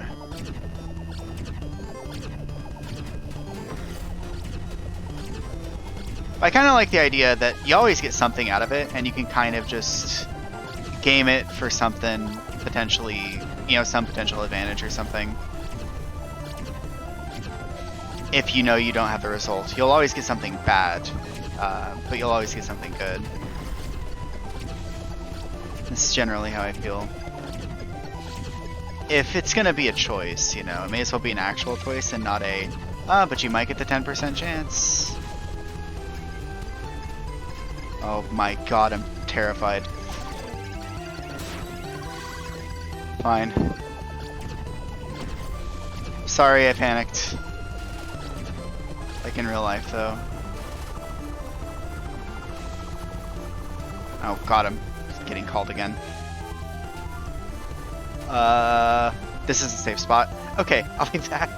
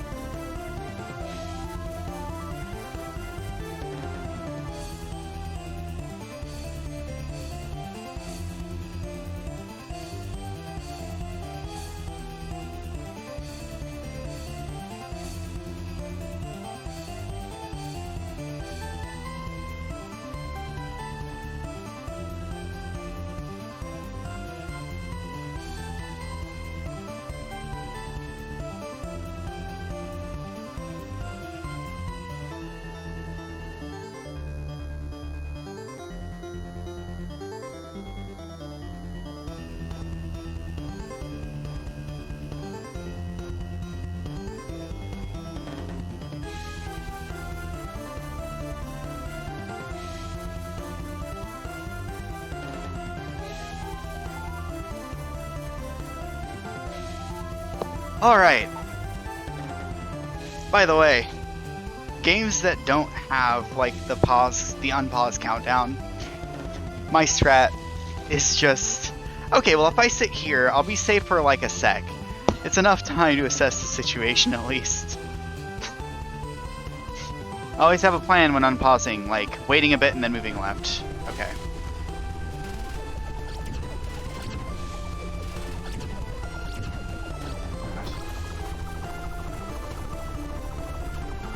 I don't have a lot of health. That's the problem.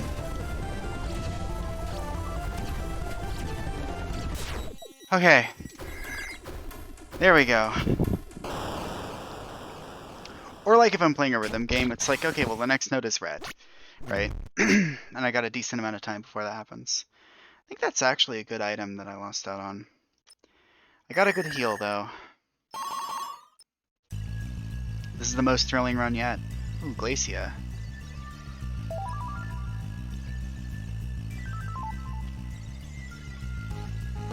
All the good gifts are on the easy boss. The low level boss, I mean.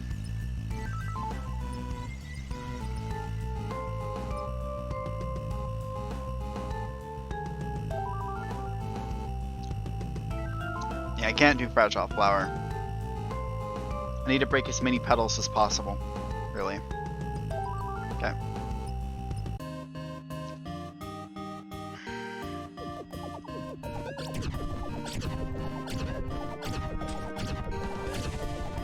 I don't have any panics, so hopefully nothing insane happens.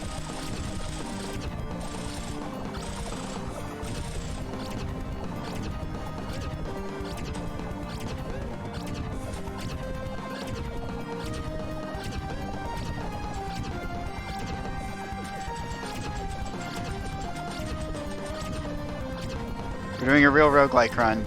It's hard, and I'm scared. But I feel like I'm prepared for it a little bit. Good feeling.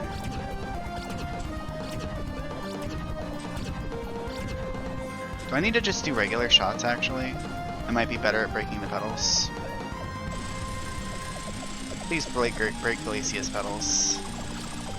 Game, please.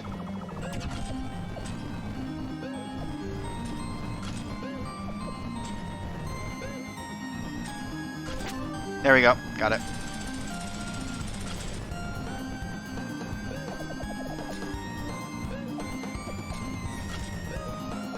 And there we go. Whew. I have spaghetti, by the way. Spaghetti's amazing. Nice and hot. Shoot 2 extra hearts. There we go. Pile of hearts and passion. God. Alright. My damage just skyrocketed. Look at this. Higher fire rate, more extra projectiles, even more damage than normal, and I got 2 panic attacks to round it all out. That's what you get for surviving. Okay, can I do anything with you? Defeat the void in 40 seconds or less. I don't know about that. Defeat the void with a full combo without using any panic attacks. I can probably do that. Without using any panic attacks. Full combo without panic attacks is what it said. What happens if I do that? A new bonus gift. What are your dreams? I'm just curious. Level 13 battle. Full combo without panic attacks in story mode. We're actually almost done that a couple times. I think the best way to do that is to do a low level version. So I'll do a low level void, and hopefully I don't get hit. Or use a panic attack. Because I do deal quite a bit of damage.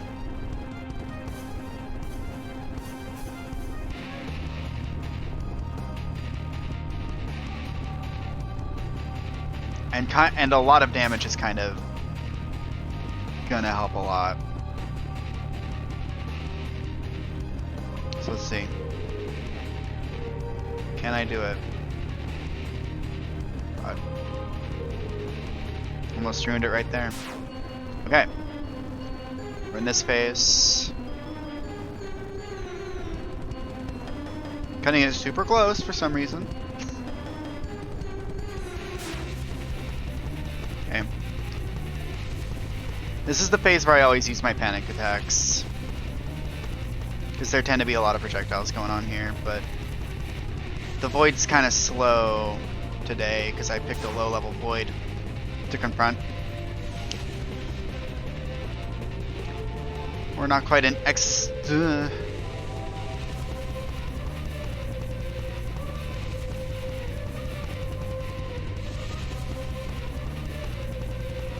Yeah!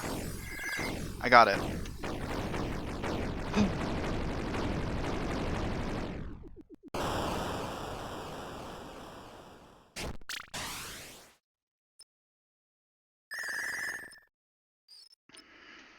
But while we're on the subject of, like, roguelikes not telling you anything, how great is it whenever a roguelike just tells you what you need to do to unlock everything? I'm a big fan of that. Scrawl. I don't know what that is.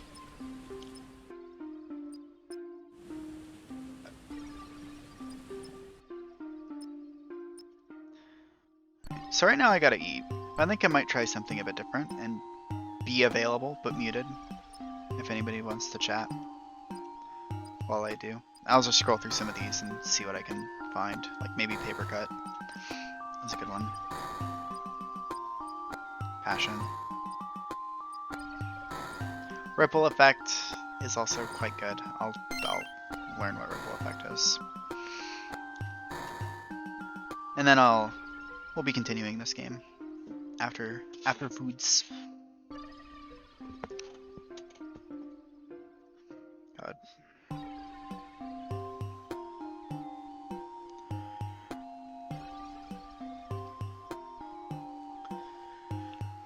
I overheard yet another Zeradin talking about the same dream. An odd Serenoid creature was talking to her. So I guess a Zeramec android. It was impossible to make out the details of its form, and it spoke with random noises.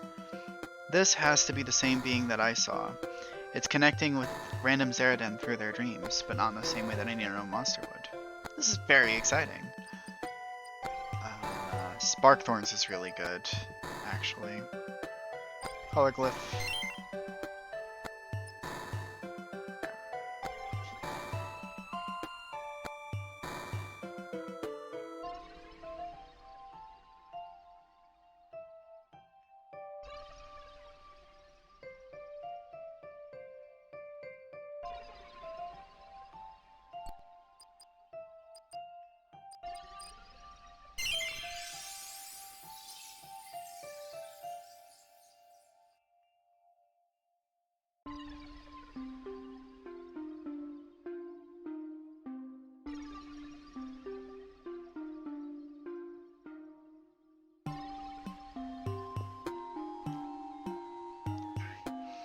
I think this is relatable.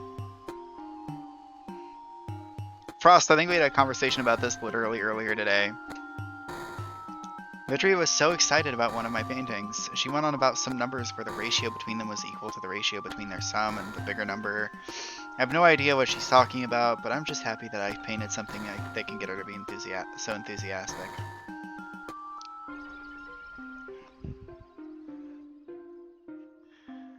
Like thinking about somebody showing me their run of Hades and they're like, man, this was a really fun build. And I'm like, oh my god, you got this specific combination of power-ups that made the damage numbers do this. And they're like, I don't know what you're talking about, but I'm glad that you're enjoying looking at it. You set off privileged status, that's really good.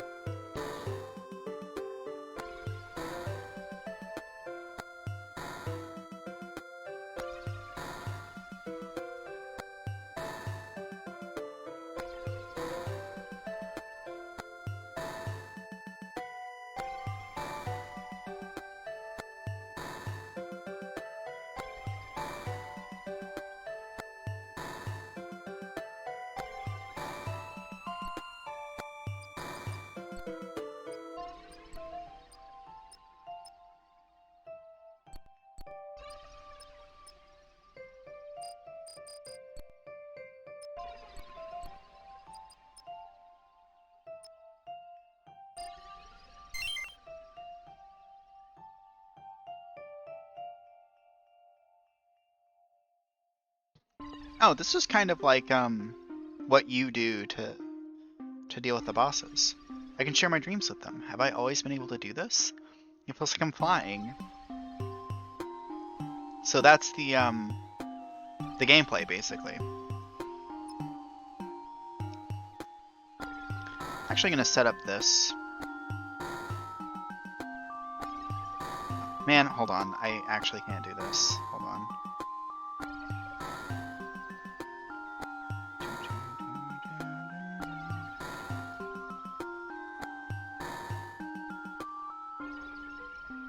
There we go. Look at that. Beautiful.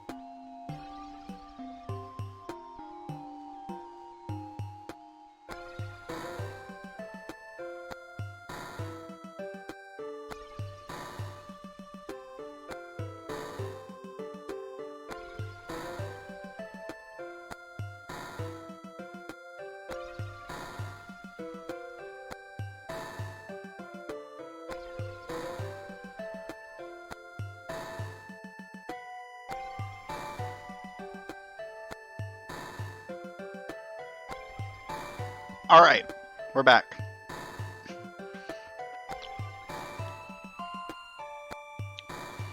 I wanted to show off how cool my transition is. I'm actually really pleased with. Oops. I'm actually really pleased with it. It's like a really clean little wipe away. All right. Every time I see it, it makes me happy. I'm just that enthusiastic about it. Molten barrel. Okay. So what now?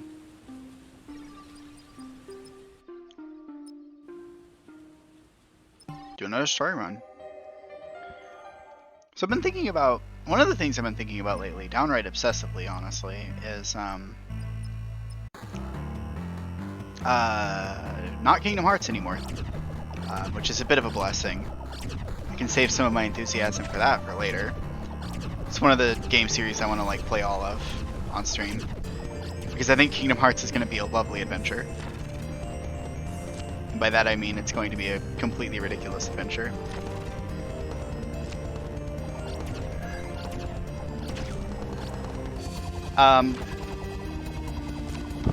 It's been Metroid Prime. That was one of the games I was thinking about streaming. And Metroid Prime I wanted something a lot less lore heavy after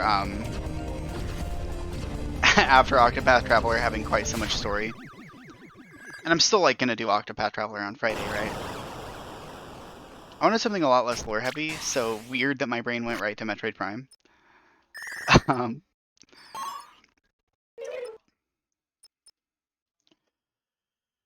but I've been thinking a lot about it, and there is like the first-person shooter mod for it that is actually super cool. You are so cute. This is our hugging form. You think this is cute? I do, actually. We wanted to look more like Deseraden. We think Deseraden is cute. Oh, you wanted to look like me. Yes, that's so sweet. But there are a lot better choices than me. Oh no, Deseraden is wonderful and you should not say such bad things about her. Okay. We want to help you with our shamble powers. Oh, I think I had a dream where you told me about this. Yes, you got our message. I guess you have some kind of dream powers too? Yes, you remember this? So I can give you my gifts and you will send them to the future where I can pick them up tomorrow morning? Yes, but you can also save them for another day too. And I can give you different gifts every day until I have a super gift combo? Yes! Okay, let's do this. Actually, we need some time to charge this Linky Synapse. Go show love to this other monster. We will come find you after this, okay? Okay, Scrambler. Oh, one other thing. Sister Boiler's probably scared. Please love her too, okay? Okay? We don't have a heart to do this. We both have this same kind of synapse. She will help you too. Scrambler, I know your sister is just as lovely as you, but aren't you forgetting something else? Hug! Yes! We love you! I love you. Okay. Lila. Yeah, so this is stay in focus mode for the whole battle. And what does Photexai have for me?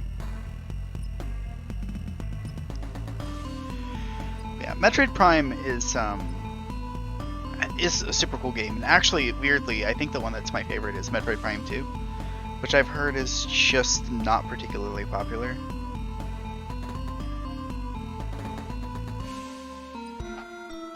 Alright, I'm gonna try to do Lila focus only again. Lower level version this time.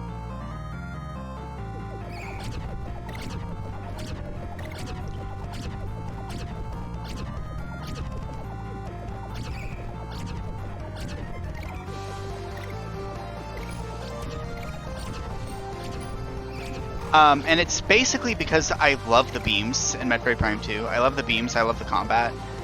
It's just really great FPS combat, in my opinion. Even like given the lock-on thing and everything, like it's a console shooter. They did their best with it, and I think they did a really good job.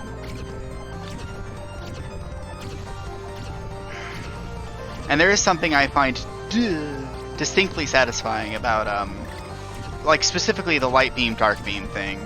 Like how you get ammo for the other type for using, you know, you use light beam and you get ammo for dark beam. Mechanics that force you to do things are not always particularly fun, but they kind of been working on me lately. Not like you literally have to, because you don't have to continually upkeep your light beam, dark beam stuff. You don't have to continually work on things like that. It's just a thing you have to do at some point. Like if you run out of dark beam ammo, you can still charge the dark beam to do a regular shot and shoot a container with it, and you'll get something. Like you'll get a lot of ammo for doing that. Like you're not punished super hard if you don't do it, aside from you just can't do it for a sec. But it still feels really good. It helps that the pickup sounds for the beam ammo is actually, they're actually like super satisfying. We hope we didn't cause you trouble again. We love you and your hugs. We will help you love even better tomorrow.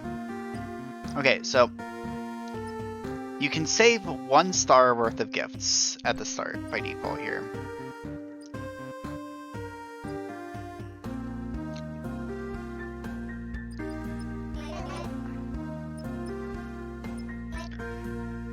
Green ones are extra tasty.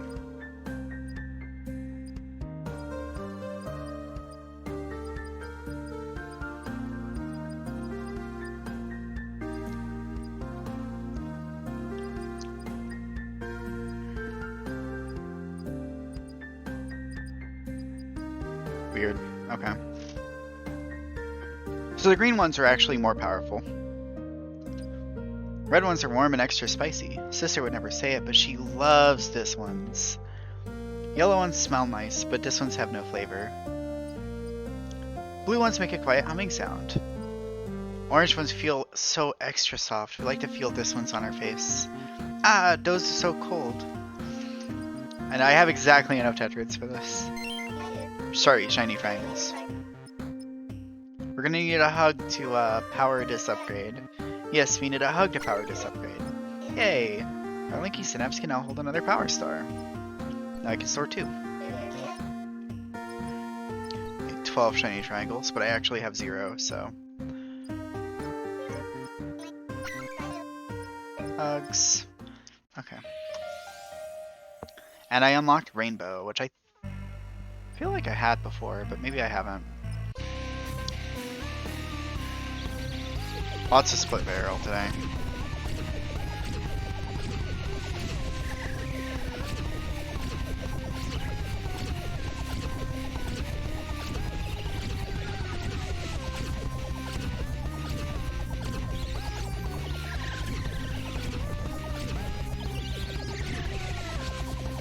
Yeah, Metroid Prime, however, is a little lore heavy, and I don't like the idea of skipping scan data.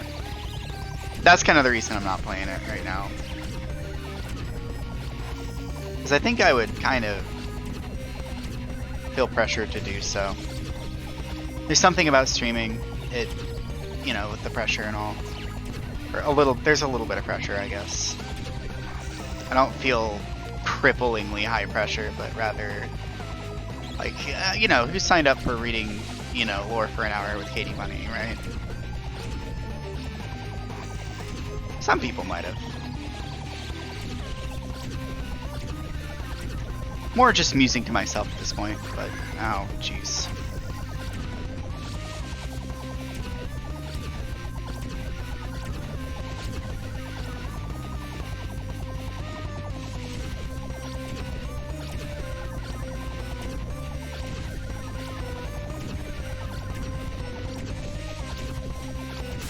There we go.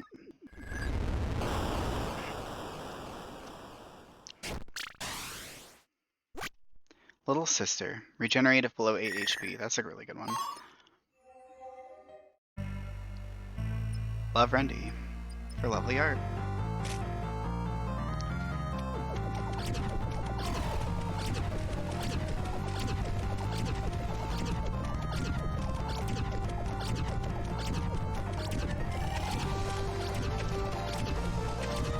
God, Rendy's actually going to go down super swiftly.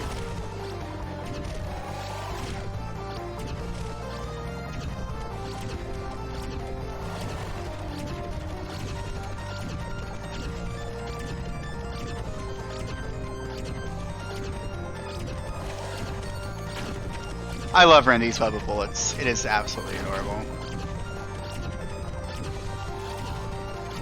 It's also just a lot of fun to dodge. They're kind of the best type of bullet hell attacks are the ones that you don't really have to move for. The more bullets that are on... There's like a ratio to it, where the more bullets there are on screen at once, and the less you have to do to dodge it, the better. The more satisfying it gets. That's how I work, at least. Defeat Not Not without breaking any of her eyes. That's odd. That doesn't seem particularly hard. Break all of Not Not's eyes in a single battle. I can probably do that latter one. I'm gonna try it. Here we go.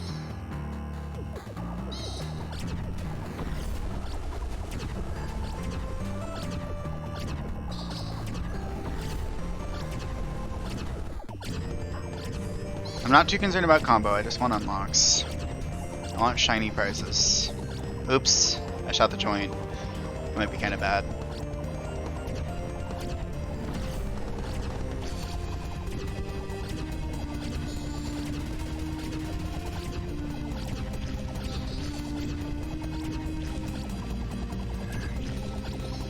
Alright, let's see.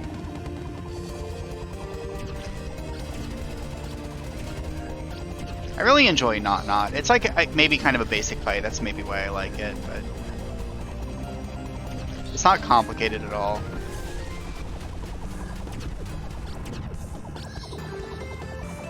I like breaking the ice, truthfully, as well.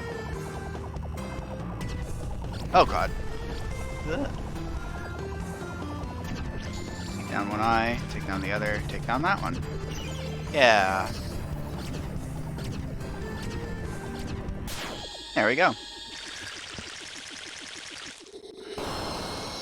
Not's also just a good design. Sine Wave. And Shock Bloom. Don't think I've gotten that one before. Charge time faster. Let's see the new monster. This one's brand new. Stella. Alright, I'm gonna need her real quick. I need to panic some bullets away and get a certain rank.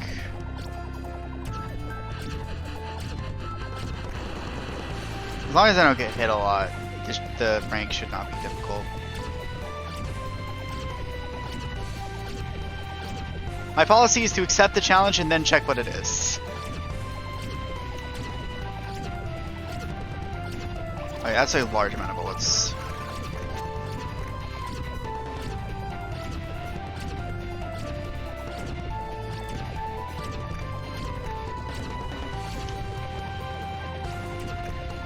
Okay.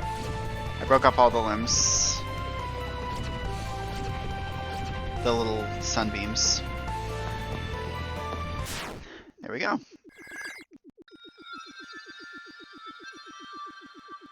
I'm not sure what Stella is as a creature. The concept of sunlight? I'm gonna need to check the lore. Ooh, lucky flower. Alright. And an orange tetrad.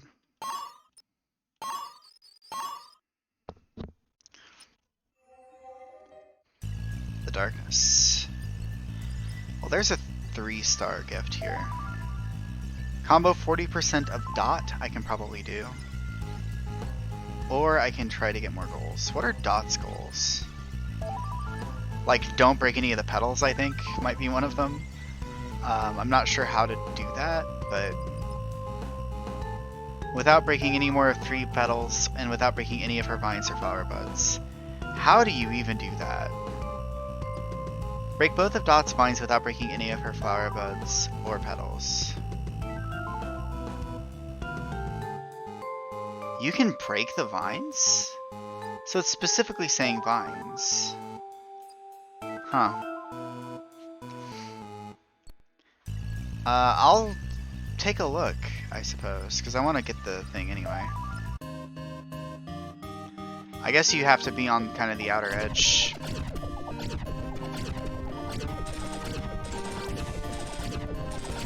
Well, I might not be able to do it. Can't. Alright, I'm not gonna go for it.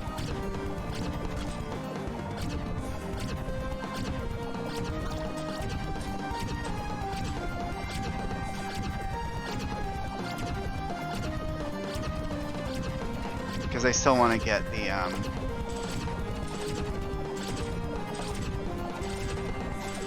40% combo one.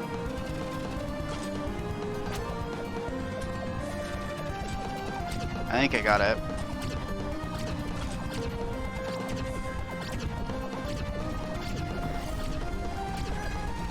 Oh. You can really break the vine? Yeah, there we go. Huh. Sine Wave won't make this very doable. But good to know that you can break the vine, I guess. I'll have to try it with a different build.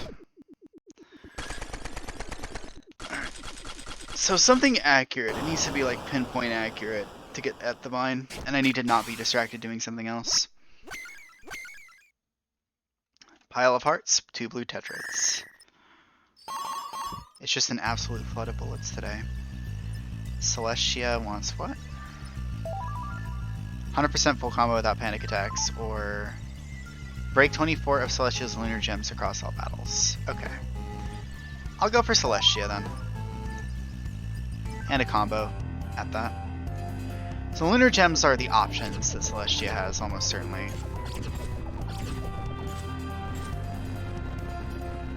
Don't get hit. Full combo.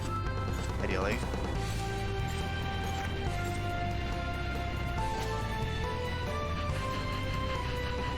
No panics, no getting hit. I've got a really wide cone of bullets, so I think I'll be okay. Oh, good. I can kind of do what I want for him.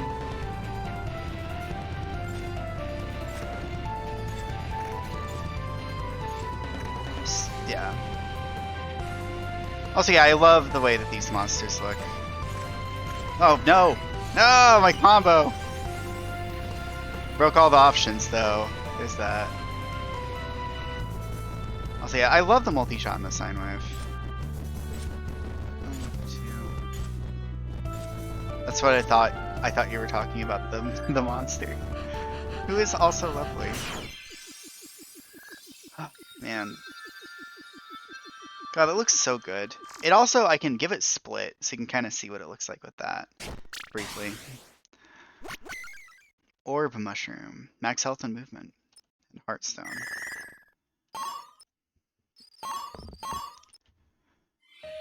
Okay. God. I glanced to the right and I saw she instead of sign, and was like, oh, you must be talking about Celestia. Love special monsters 4 times. Blot. Break 19 parts that have motes in them. I don't know if I can do that. What do you have? Break paint orbs. Defeat Blot with a full combo while breaking at least 15% of her paint orbs. You can panic. I'll try it. I'll do it. I'll take the job. No need to worry about me. Okay.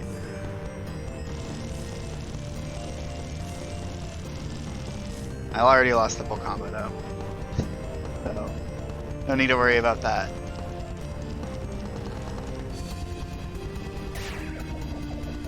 Okay, so I want to destroy the paint orbs, specifically. That's 1, 2, 3, 4, 5, 6.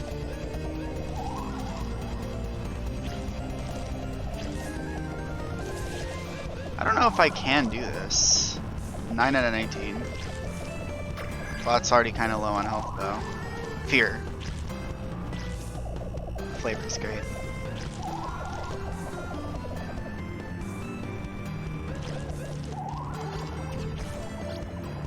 I think I know what I need to do. Yeah, I got it! Oh. God. Oh, I got it, man. Bigger shots. All damage plus 11%. Shoe hearts behind you. Blot is like the perfect intersection of Kirby and boss designs. The only way she could be more Kirby is if she had a first form that was a wizard. That's really correct, I think, actually. I think that's completely right. Blot is incredibly Kirby. Let's see. Dream list for Tartaria was level 13 and combo. And for Void, it's just to win fast. I'll try Tartaria and see if I can't do this without getting hit. Because I don't think maintaining my combo will be a problem. I need to not ever get hit.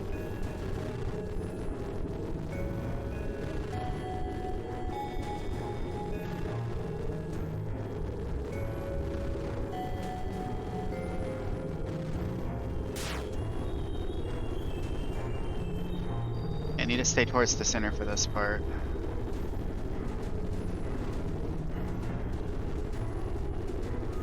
An easy Tartaria is kind of the ideal.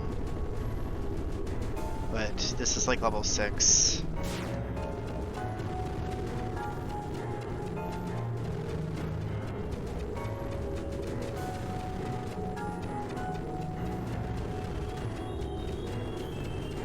And if I get hit, I'm allowed to start panicking, basically.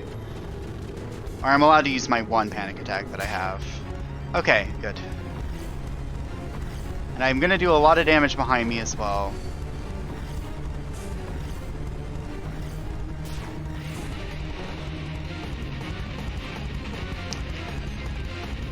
Oh god. Lasers. Laser beams. Oh, okay.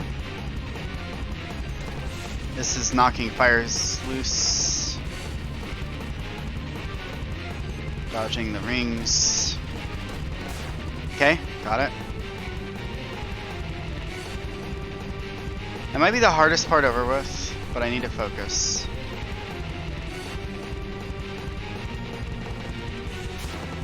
Okay.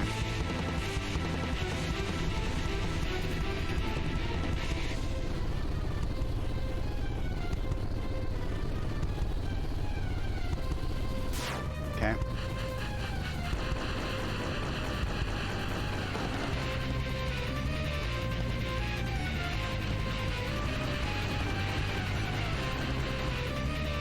Final phase.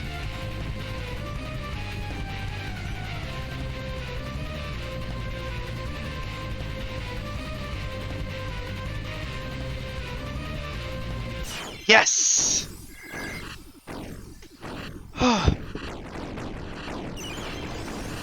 Like it was nothing.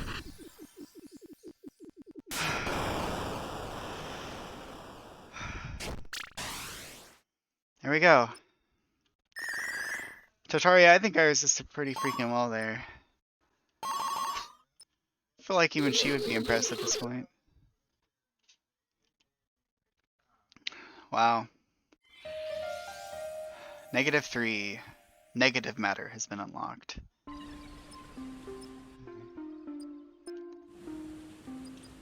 Okay, so what did I just got the achievement. I guess there was nothing else. Shoot. Oh well, hold on. Let's see. Story Dreams, Totaria Victories. I need to beat Totaria on other difficulty levels. By the way, if an achievement gives you nothing, it says fulfillment awaits. Which I agree with. That's not what I wanted though. I want Monster Dreams. Viral Dreams. Yeah.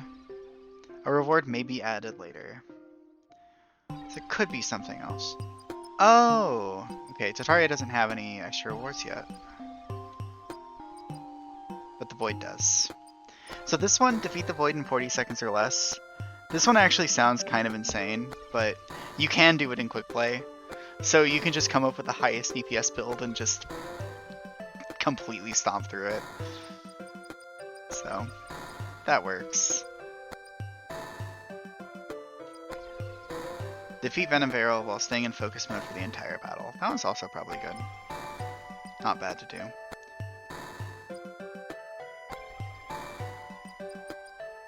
God, it's actually so nice to be able to quickly check the story mode achievements.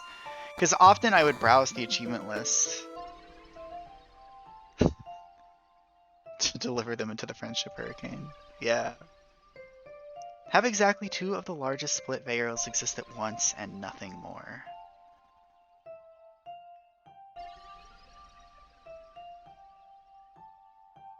Huh. That one's gotta be weird. Yeah, have 16 tiny split barrels exist at once in a level 4 battle.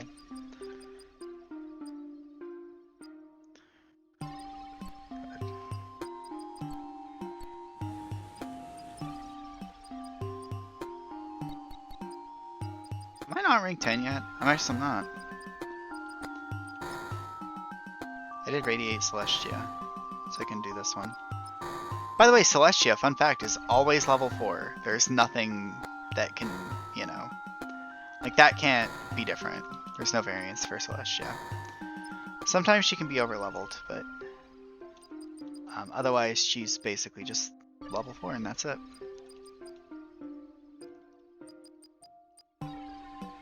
Oh yeah, I'm not even allowed to equip level 2 gifts yet. I just have to do level 1 gifts. Thorns. As many projectiles as I can. Going on screen at once. Alright. Let's see if I can do this real quick.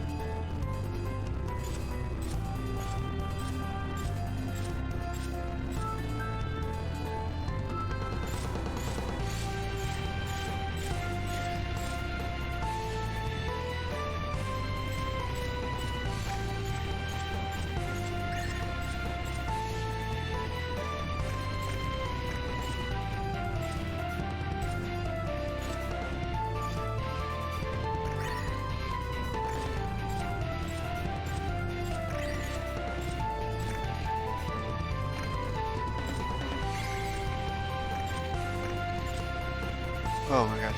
Oh no! My combo! It's been ruined.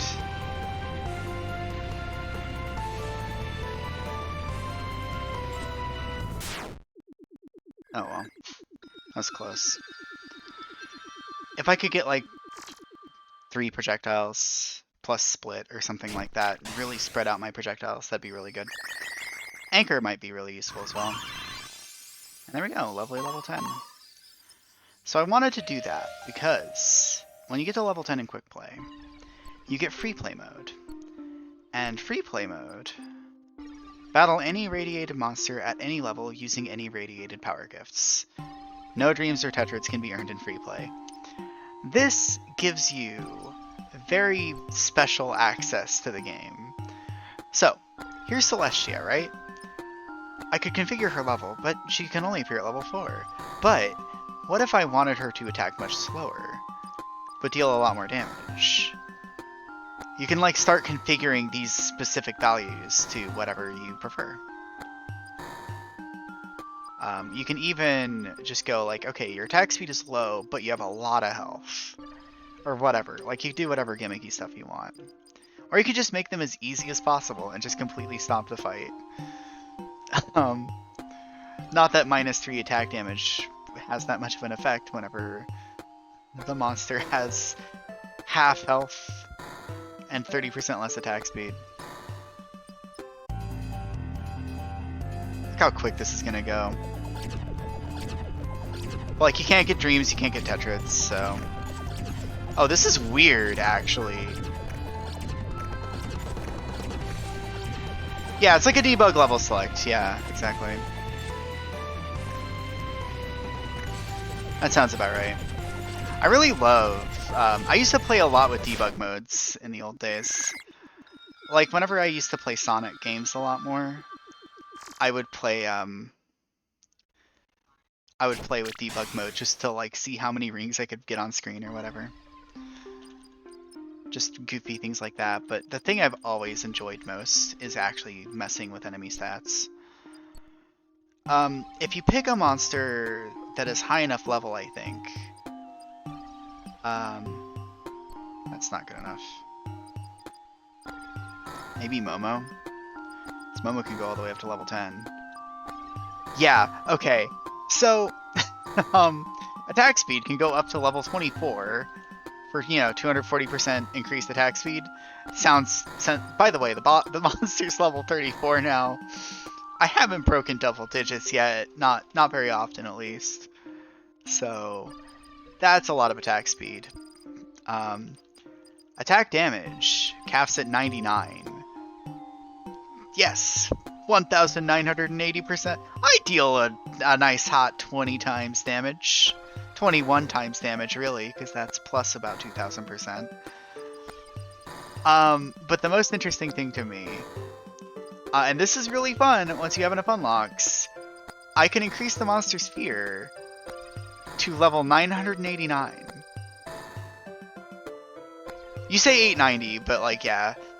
It's odd. The sum total of levels can only come to a certain amount. Look at that, 6,866,649 fear.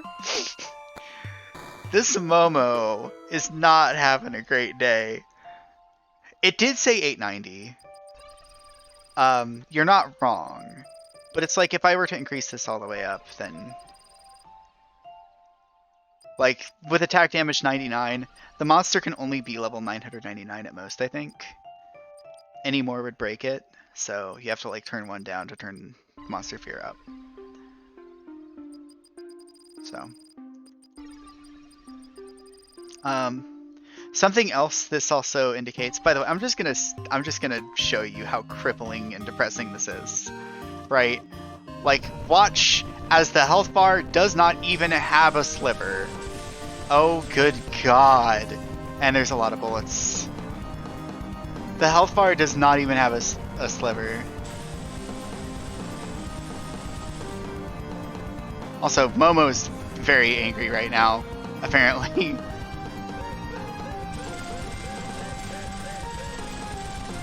Thankfully, the bullets are kind of slow. But yeah, it's a complete custom difficulty select, which also makes for a really cool practice mode. I just want to point out again that the monster has not lost any amount of health. Actually, hold on. Let me just go into check heart real quick. Attributes. I do deal a hot 4 damage a shot though. 4 damage.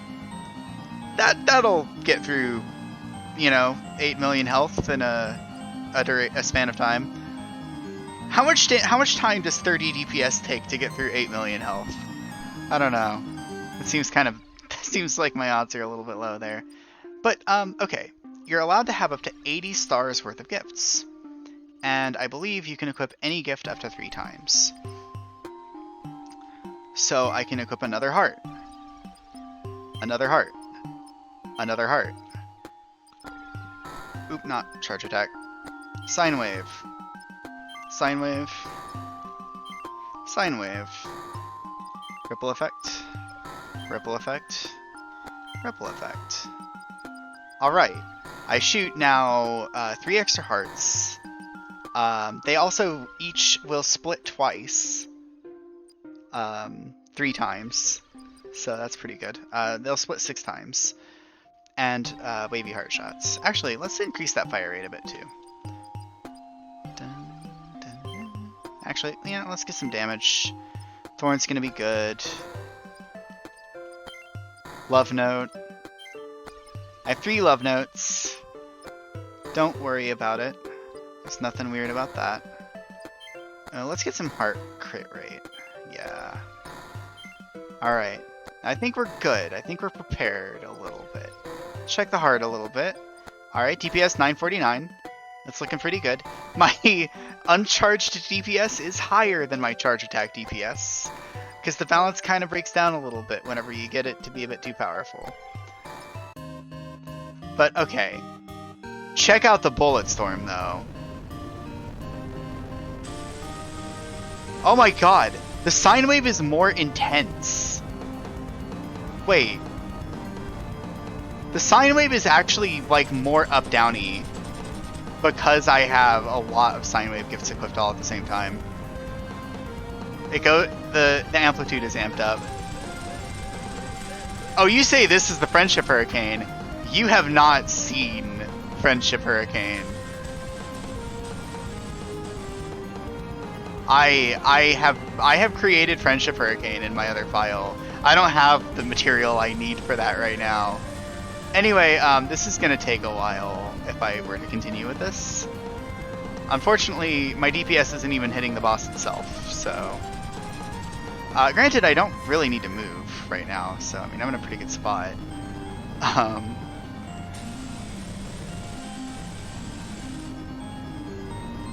Momo's attacks really aren't that bad even at high levels, huh? Unless the attacks are getting made super simple with the attack speed slowing. At the bitrate I'm getting right now, it almost looks like every shot is a crit. That's not too far from the truth. Well, okay, I could check and just show it.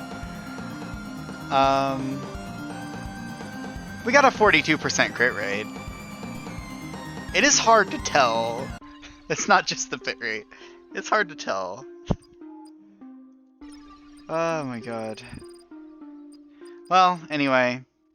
That's the Friendship Hurricane for now. god. Actually, you know what? I still don't feel like doing a real run right now. I'm gonna go create the Friendship Hurricane. I think I might have saved it as a loadout.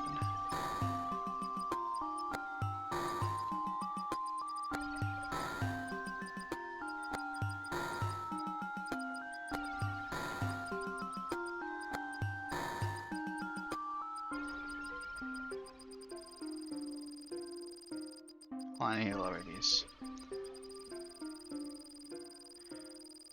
Void, by the way, has 14 million health at level 8 with maximum fear.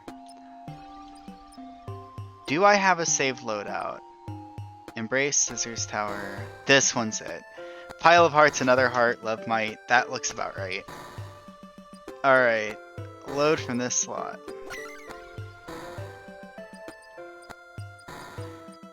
So we got spread shots with an increased heart rate. We got split hearts, more split hearts, wavy shots, more heart rate, more heart rate, more heart rate, more heart rate. And love, oh right, love signal. So I haven't seen this one in any of the streamed runs, but charged shots attract your basic shots. This one's kind of funny. Now I'm pretty sure, if I'm not mistaken, that I'm going to experience slowdown from this, so let's see it. Okay, so this is what this looks like. The game automatically turns off the particle effects on hit because because I don't think I need to tell you why. Anyway, if I charge it up. Oh my god. The game is doing its best.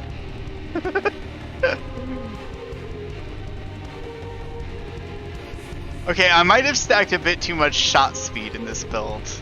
I think shot speed is ruining the effect a little bit. Okay, hold on. That one was probably better for the bitrate, frankly. Okay, hold on. Shot speed. Doctor, turn off my love inhibitors. Hold on, is there any shot speed I could disable here?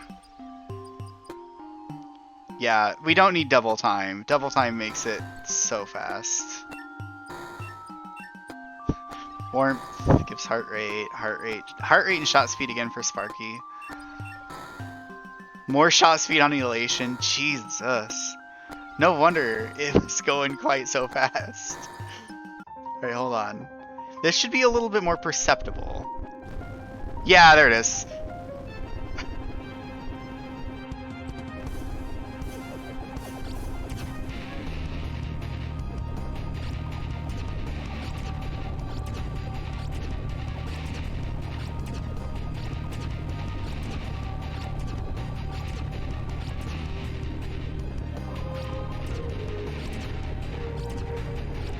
God, it really doesn't work.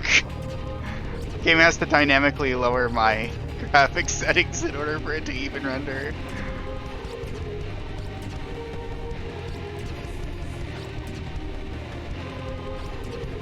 This is genuinely kind of challenging. Although you can actually see the Void's health is going down to a visible degree. So, this is working okay.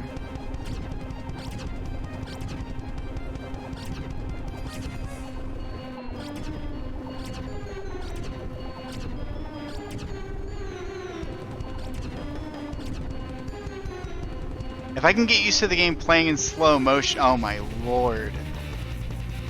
I think some of my shots, by the way, are literally going backwards. Because they're like losing track of directions. Oh right, I placed so many beacons for them to fly into. It's hard to oh my god. Hold on, if I hang out down here, some of the shots actually go left. Oh, check this out, hold on. Oh, never mind, the anchors are gone. Okay, there we go. Put the anchors down there.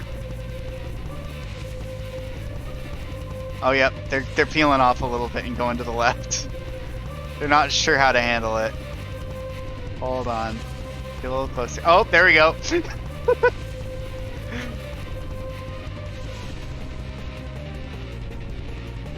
There we go. That's exactly what we want.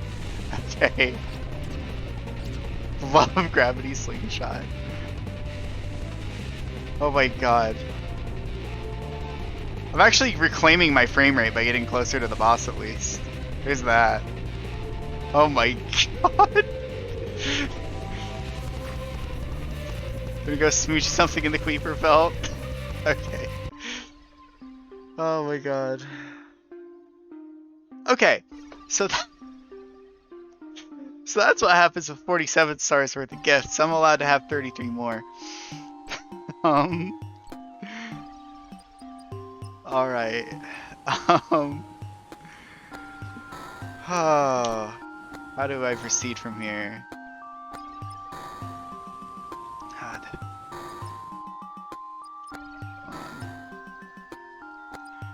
Ooh, tiny wings. I can radiate. Anything else here that's really good? Paper cut, cracked heart. Bracelet's really good, actually. I'll take bracelet and heartstone if I can. These stones are created by all Iric glyphs. They are believed to be made of the same material as the glyphs themselves. It is not known why they create these, but they are always in the shape of a heart. Glyph monsters will guard their heartstones for a few days after creating them. They do not like it when another living thing touches their heartstones during this time. It's such a cute band to wear around your leg, although I'm not sure I could get used to having something like this constantly touching my skin. I think I've looked at that one before. Orb mushroom. These are so cute! They look like a little spring.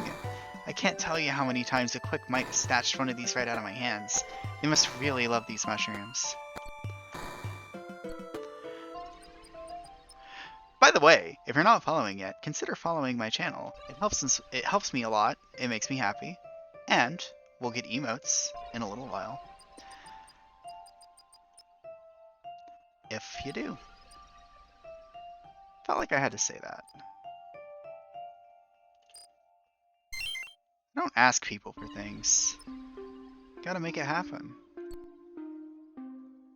It's all on you. Invisible viewers that I can't see because I'm not even looking at the viewer count. But you know, I'm sure you're there somewhere. I never would have imagined how pretty my home is from above. The forest is so much bigger than I thought. Even as high as she took me, there were trees as far as I could see in every direction. Look at that.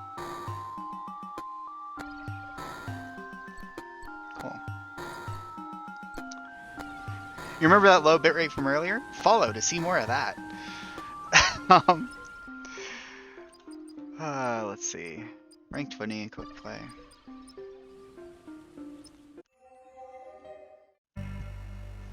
Alright, split or not.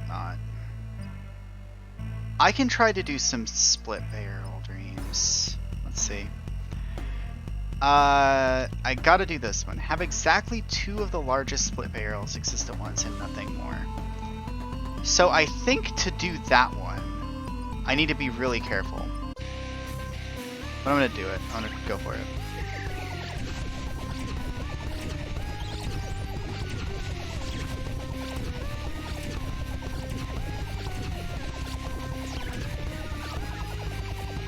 Okay. So now I think what I need to do is never hit any of the other ones. I'm gonna focus on those 2 on the left, right? These 2 on the left are my targets. So that one and this one.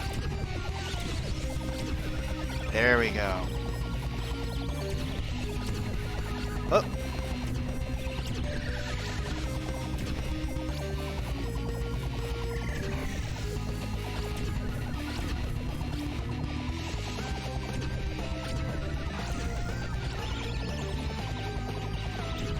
Take care of exactly the smallest ones.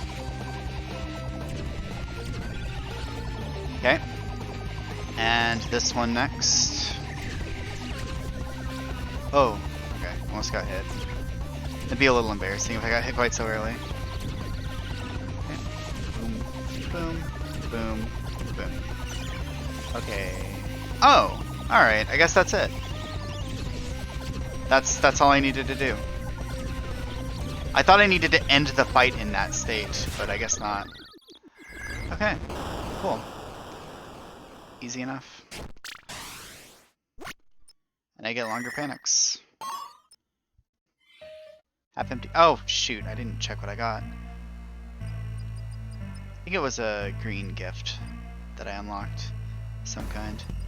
I like bracelet. What am I missing from Rendy here? Defuse 3 of Rendy's explosive eggs in a single battle by breaking them before they explode. That's weird that I haven't done that yet, but I guess I never really thought about it. And a new monster awaits if I do that. What about you, Round Saw? Defeat Round Saw without breaking any of her parts in a battle level 5 or higher. And fortunately, that can be done in quick play. So, that's good. Okay, well I guess I'll do Rendy then. So I need to break the 3 explosive eggs before they explode. Not like in a row, not, you know, without any eggs ever exploding. There's really no pressure. I just need to not destroy Rendy. I also need to get a medal of a certain rank or higher. Oh, there we go. Dang.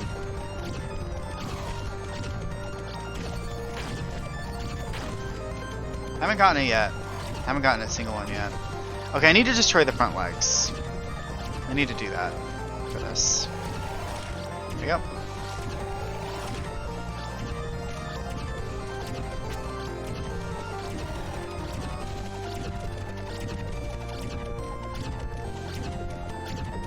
Let's hang out rather low. There's another explosive egg. So that's one. Okay. There we go. That's 2.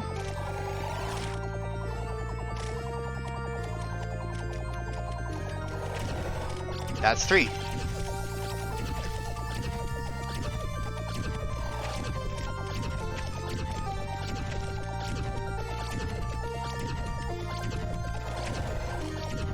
Mission accomplished.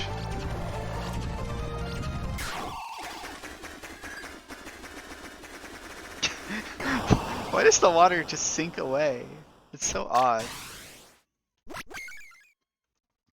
Embrace the might cuddles. Cracked heart is split hearts and heart damage. That's good. And Lavalin. Okay, that one's a new monster for me. I've never seen that one. Okay, I can do round. Well, I can't do round saws. I can try to do glacias, maybe. Break 48 in total. Yeah, across all story mode battles. Okay, that's what we're gonna do. Break some more petals.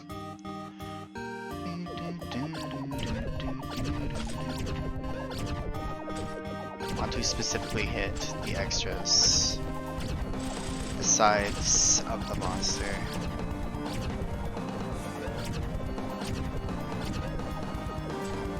I think I remember, rather than Kirby, there was the one-off comparison somebody had, where they were like, "Oh yeah, it's like that one battle in Undertale." By the way, that was one thing that occurred to me, or that I just remembered seeing somebody being like, "Oh yeah, it's like that one part where you're a heart in Undertale." You know that part?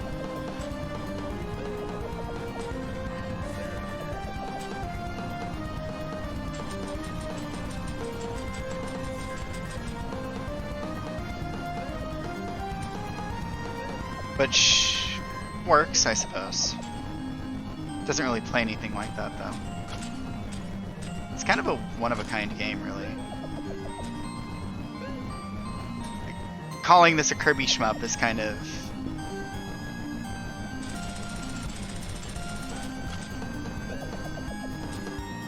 flavor, it's really on the nose, but...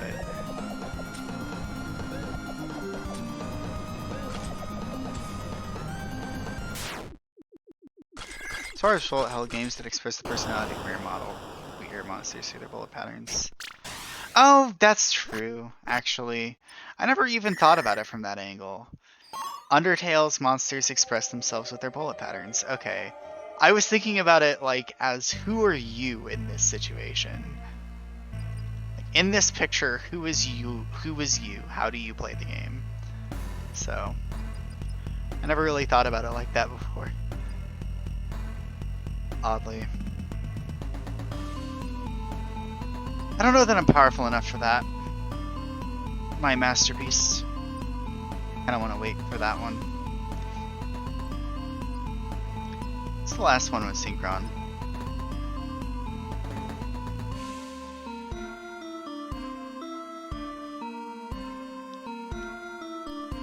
Don't take damage in a level 6 battle or higher. Burning Barrow might have the best shot at it, fulfilling a dream. Nope. Defeat in 30 seconds or less. Probably not. Okay, blot it is. I'll just destroy some orbs.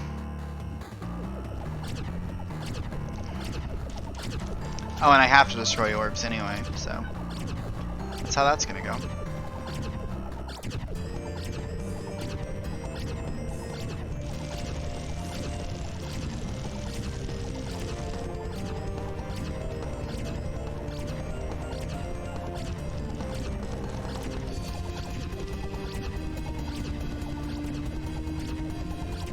See, I thought they were talking about like that one part in Undertale where you can shoot projectiles and you are heart-shaped, which is a reasonably valid comparison, I suppose.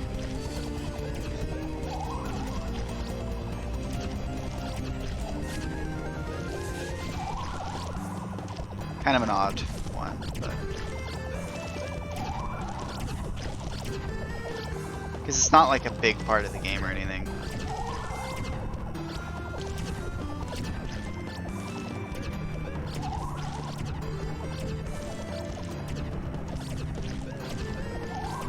I want to make a joke about Mario being like a paragliding simulator, even though you just have like an occasional gliding power up. It'd be a bit of a silly comparison. Alright, I got 20 of them. That's pretty good. Alright, paper cut. That's heart damage, max health. That's good. Ooh. Dual Stones is just for the next battle, though, I think. Okay. Botoxai, I don't know that I can do. Break every single bit of the coloring. I don't know that I'll be able to do that. I want like the aura one for that. Like the lightning aura thing.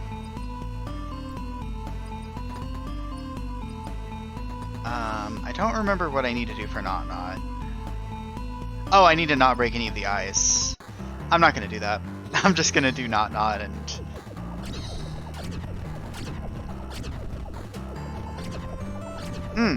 I just thought of something that I really like that this game doesn't really have, that rhythm games do.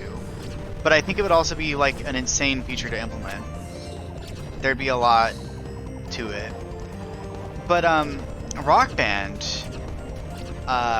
3 is really like achievement driven. Like it has a lot of achievements that indicate that, oh, you've gotten progress in this way. In terms of like the game's progression, doing achievements is the main way to do it. Getting achievements is the main way to progress. And the game actually lets you select a specific achievement, and there's an in-game tracker for it.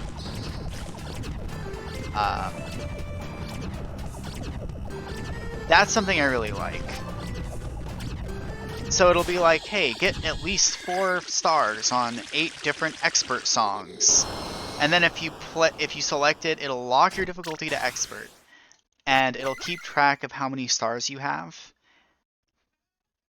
as well. As you play the songs. And it'll like take you automatically out of the menu once you've achieved the goal. And I think that's super cool. You could do that in a roguelike. Here's Lava Land. Okay. Lava Land's glyph. Bullets have an acceleration pattern to them. Lavalin makes me think of like an alchemist sort of deal. Oh. I've definitely seen this type of projectile before.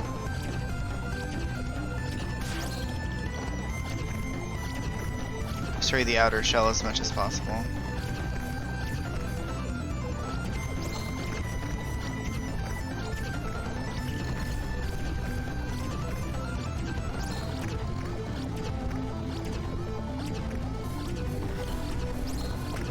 Yeah, endgame achievement tracking is always really cool, and I also think it feels like it must be hard to track.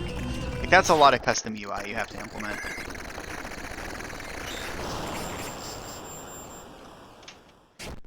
So, but it's always super cool. And for, I mean, for a game based on achievements, it kind of makes sense to put it in though. Round saw. Break 3 parts that have moats in them will be really easy, so I think I can just go for that. Or I could do Sandrome and beat some segments, but I'm gonna do round saw. Yeah, Rock Band 3 had that, and that was a really cool thing that it did. Rock Band 2, on the other hand, had like... It had challenges that I really liked, which you didn't have to do nearly all of them at all. You didn't have to do anywhere near all of them, but you had to get a total of a certain amount of stars through all of your challenges that you played. And the challenges were, again, like largely, hey, play 8 songs of our pick at, you know, this difficulty level or whatever.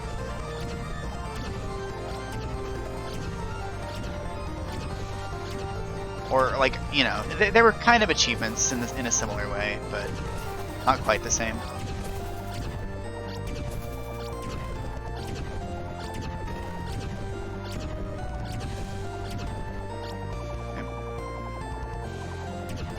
It's hard to explain exactly what I mean.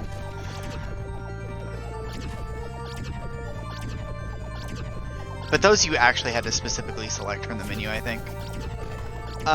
And those ones I actually really enjoyed. Right, because some of them were like, play some 80s songs, right? So it kind of felt like I was just interacting with music in a weird way. It was like if your iTunes library just had achievements for like, hey, have you listened to this many songs by the Beatles or whatever? Just like picked a band out of the air. You know? It's like, hey, if you listen to some like 60s music, we'll give you a free song or something. That'd be kind of cool. We notice you just don't really do that, you know? Maybe a bit of a music discoverability achievement system would be kind of neat. During a battle with Prisma, do not move, take damage, or panic for 15 consecutive seconds. This one's so weird. This one's so odd. Like, I think it's doable, but it's so hard to track.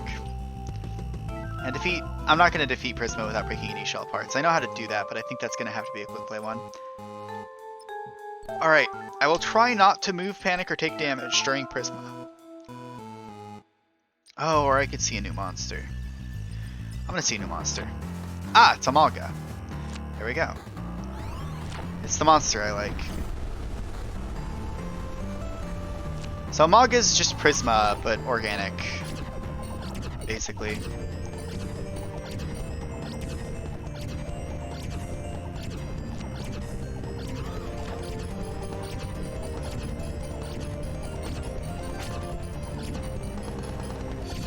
Oh, whoa. Almost dodged directly into that bullet.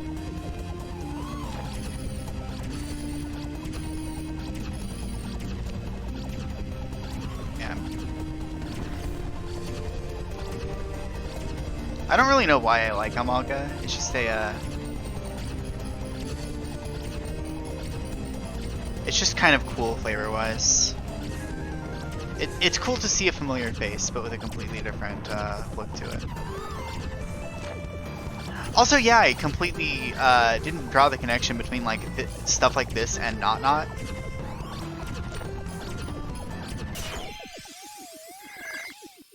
Not has a similar sort of robot buddy. You earn them in reverse order, but I didn't get very many good gifts from that, but that's okay. Defeat Amalga without taking damage or using a panic attack. Alright. Chitin Wings. Chitin Wings. More new monsters. This one's probably got a lot of Tetrids. These are probably Tetrids. I really want the Tetrids. Let's see.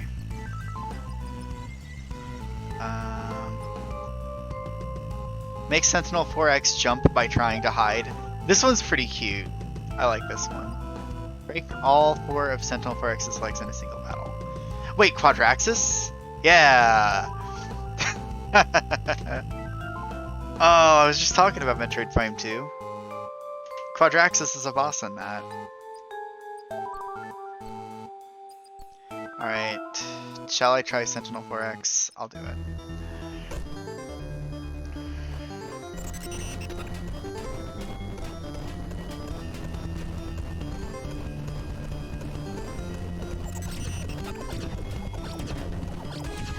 I'm gonna do this.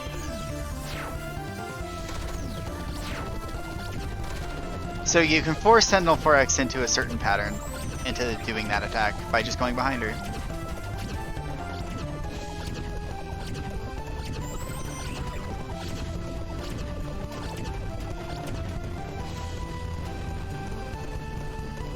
I really need to hit the legs.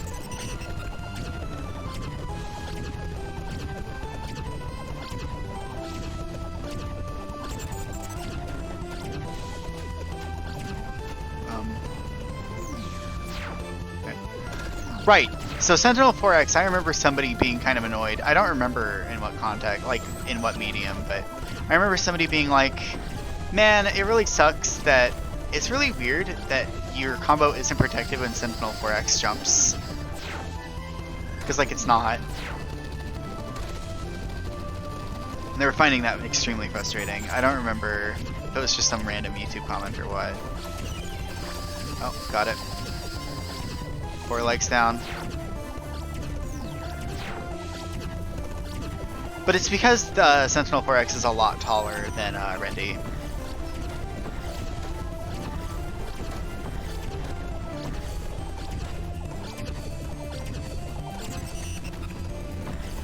If you ask me, by the way, some of the monsters being like really similar, being like robot versions of existing monsters, I think a part of that is a little bit of asset reuse, like code reuse, which I think is a virtue. I don't know if I've said this on stream before. Asset reuse is a... it's just 18 karma. I've been bamboozled. That's fine. Boundless unlocked. Sentinel OX unlocked. Right, what was I gonna say? Yeah, asset reuse is a virtue. Monster Hunter does it. It's how Monster Hunter ends up with so much freaking content. Because Monster Hunter just reuses the same skeleton for a lot of monsters, actually. Just off the top of my head, I can think Nargacuga and Tigrex. Is it Tigrex, I think? Who use the same skeletons, but fight fundamentally differently. Like, the gameplay is fundamentally different for that fight. Between those fights, but they're able to just do that by reusing the skeleton. Or I think Rathalos' skeleton is also shared between quite a few different monsters as well, meaning they can reuse a lot of animations and just give the monsters entirely new attacks. Asset reuse is a virtue.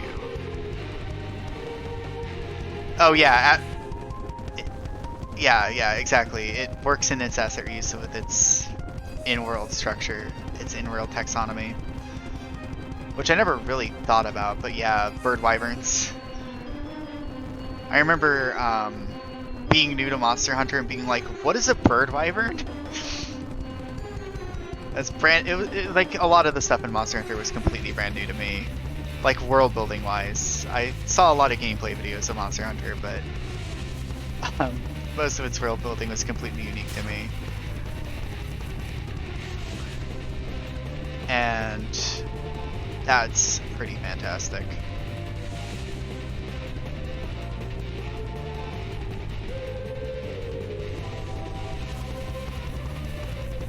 Like, basically, whenever I saw Bird Wyvern, I was like, but this thing has neither wings nor, like, fangs.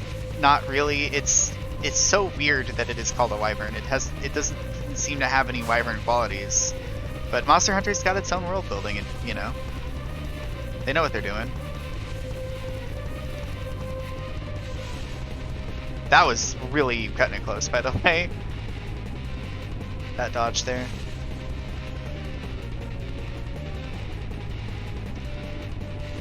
I forget if I mentioned, but there was a streamer I watched, by the way, who, and I still do, I don't know why I'm saying was. There's a streamer I watch who did, frick. Monster Hunter World's Platinum Trophy. Which seems like, a lot.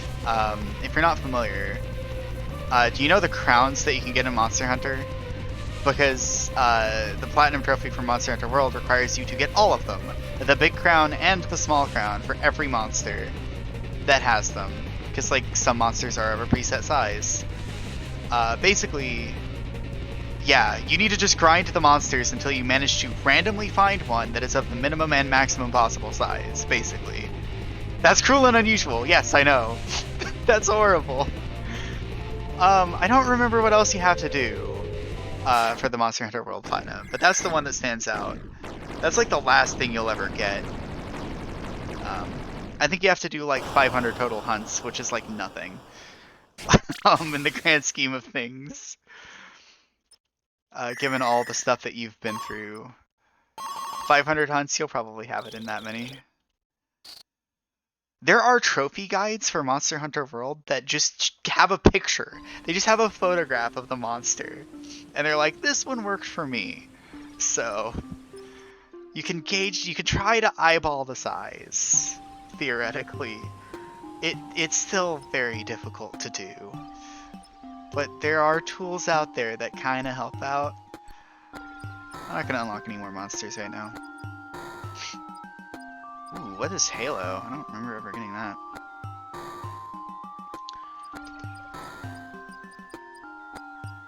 Maybe I didn't look at it. Let's see what Halo does. I don't know what it does. Powerful critical shots. Ooh. Good stuff. Big mushroom.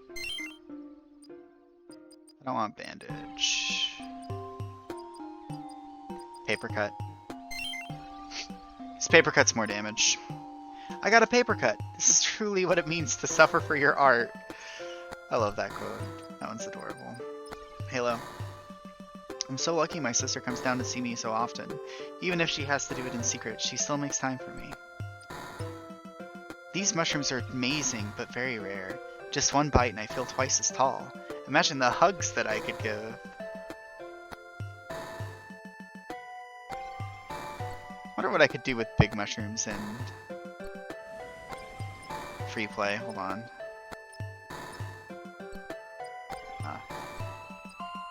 Wait. Wendy. I want my easy testing friend. You're my testing friend. It's a passive gift, right? It's a big mushroom? Yeah.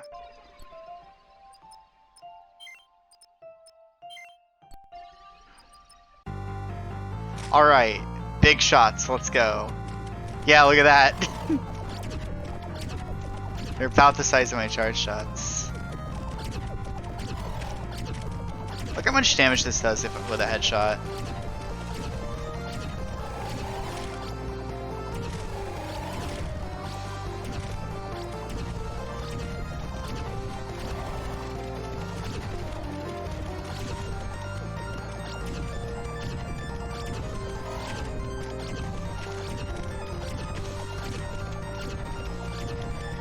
He didn't really go for it super actively on stream, by the way. He mostly, and this was the thing, right? this is kind of what I'm doing with Octopath Traveler. He relegated the trophy, like the crown hunts, to just really quiet late evening streams. Or like just off-stream behavior. Which I think, you know, doing a lot of side quests in Octopath Traveler, I might also... I am literally doing the exact same thing with that.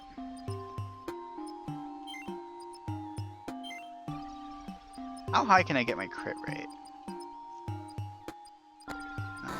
Crit rate.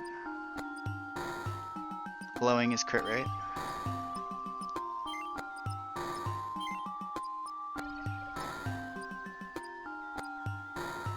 That's more crit rate.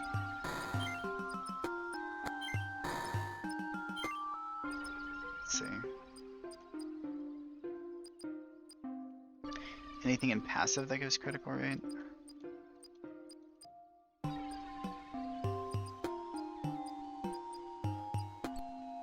Okay. Randy's probably not going to last too long under this setup, but let's just see how many critical shots we get. Oh my good god. Randy just has a massive bubbly mass attached to his body. Oh. Did I ever mention I really like maximizing my stats? Because I do like maximizing my stats. What is my critical rate right now? 66%. I did give Randy a bath. I don't think I have any other critical gifts, so... Let's see. I want to save to this slot. See if I can save. Get as much critical going as I can as I unlock more critical shot gifts. Yeah, one of my favorite things in Warframe.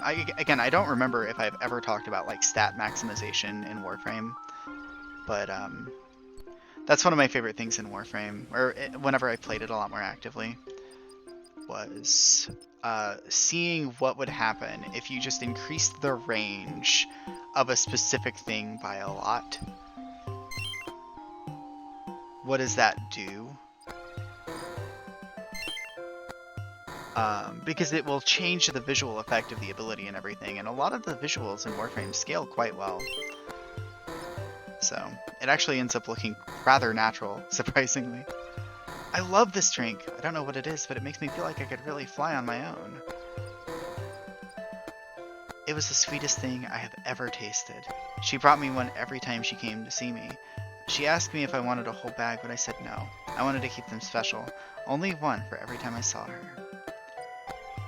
This fruit is dry and crunchy. The inside is mostly hollow and it has absolutely no flavor. Unfortunately, this is the most common fruit I can get. Oh. By the way, check out how much incredible clarity there is to the item descriptions in this game. This gives you exactly 0.4 seconds longer invulnerability time. Zesty Drink does go off in the same battle that you received it. Just odd things like that that are really good to know. Heart bullets have endless range and average damage. Adds 6% to a modifier that applies to all damage. Oh my god. I think that's the most clarity I've seen in a damage buffing item ever. I'm gonna go into boring math mode. In Hades, a lot of things that pretty much everything in the game that increases your damage adds to a modifier that multiplies the damage of that thing. So like, if you get the Ares boon that increases all of your attack, special, and cast damage by 10%, and you have a separate boon that like increases your attack damage by 60%, those add together and you get 70% increased damage with your attack, 10% to both the others. It's not like times 1.6 and then times 1.1, which would be a different result that would generally be higher. They never multiply any stat bonuses together. Likewise, this game just courteously tells you that these are all additive with each other. At least that's the implication I get from that. Which is really good. It's really nice to see. Anytime I ever think about game design, I think about, like, it's just kind of difficult to plan your builds around unclear numbers.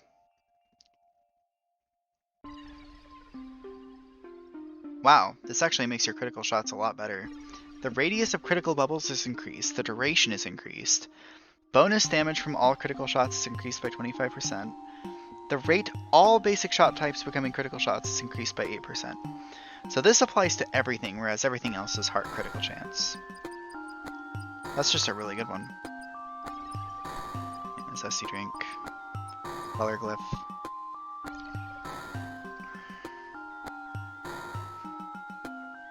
Inspire a permanent 4% upgrade to all damage. Up to plus 75% damage can be gained from any gifts with this inspiring effect. This effect includes the battle this gift was received on.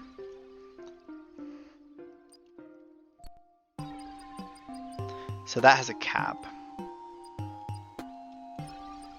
I think the one thing the game doesn't explicitly tell you is what the defense formula is. Like how defense factors into damage reduction. Because it doesn't like subtract or anything. It's different.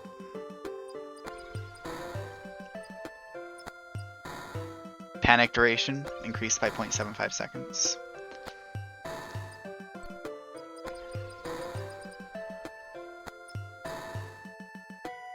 The current panic attack radius is reduced by 40% when this gift is received. Oh, it actually reduces the duration. I didn't know if it did or not. Pebble, blank canvas, dry fruit. How much damage does this do? Deals 96 DPS to targets in range. Deals 6 damage to everything in the arena. DPS. Huh. So does that just indefinitely sustain your combo? I think that might. That's really cool if that's how it works. Yeah, this is insane. It's not much global damage, but if that keeps your combo, like, that's really good.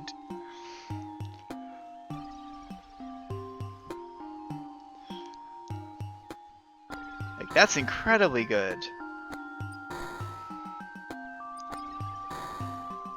Or do you mean the glyph from earlier? Because Spark Thorns is also pretty insane.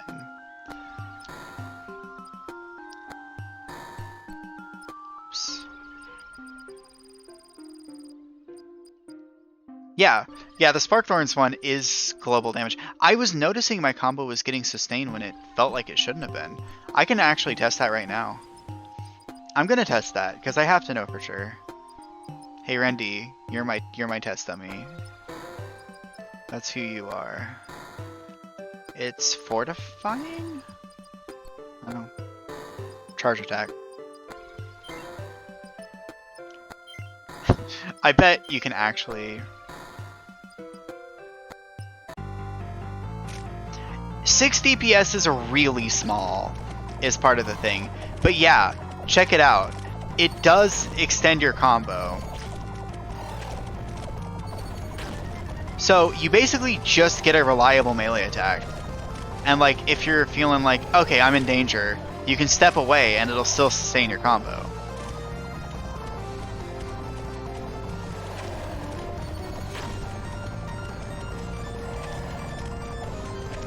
It doesn't look like Sparkthorn stacks at all, but I don't really need to like do anything other than just hold it and sit there. So there's that. I'm thinking it doesn't stack. I can probably check. Check heart attributes. Yeah, no, it just has charge aura. It does not stack. Hi Wim, how's it going? I'm playing with this new toy, which I don't know if you saw the description, but Spark Thorns is kind of insane. Because it actually hits everything in the arena, which means it keeps your combo going forever, which is really strong. I'm gonna unequip them just to see if it actually does stack or not. It looks like the radius might be a bit bigger, but no, it doesn't stack otherwise in terms of effectiveness. But yeah, like if I just sit over here, the combo meter only ever goes down to half.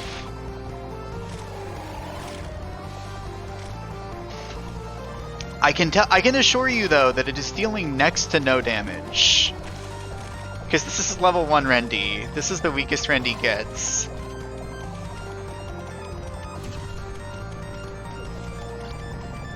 It's just a reliable melee attack. Feels so good.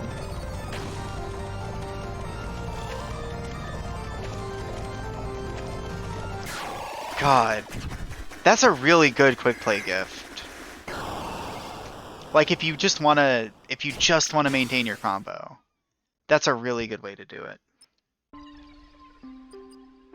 Man. Alright. Well, that's good. I've learned how that works. What else is there? Because it's all the way down to the electric ore. I think if the DPS was 1, it would still be insanely good. Thorns, Love Note, Paper Cut. Nothing crazy. Nothing crazy. Anchor. So Anchor I actually saw a pretty good use for as well. When I was trying to full combo the Moon Boss, Celestia, I think. This one's really good.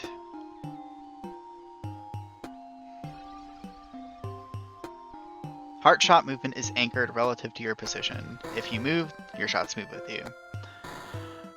This is cool because for Celestia, because Celestia requires you to move so far up, and it might be hard for your shots to actually arrive as Celestia in time whenever you dodge an attack. Good for keeping combo. And it's a 1-star gift, as opposed to the other one that's 2 stars. Sine Wave actually slows your shot speed. I did not know that. It's just to make the sine wave a bit more pronounced, I guess. Ripple effect. Damage is... Oh. Split shot doesn't actually increase your damage. Damage is divided evenly across all split shots. That's good to know. The rate of heart shots becoming critical increases. That's still pretty good. I keep going back a bit too far. Ripple effect. It's down a bit more. Okay, another heart. This one actually also reduces your heart shot rate, which is not unlike the multi... What was it? Not unlike the multi-shot items in Binding of Isaac and stuff. If this was just +1 projectile, it would be kind of insane. Chemical light.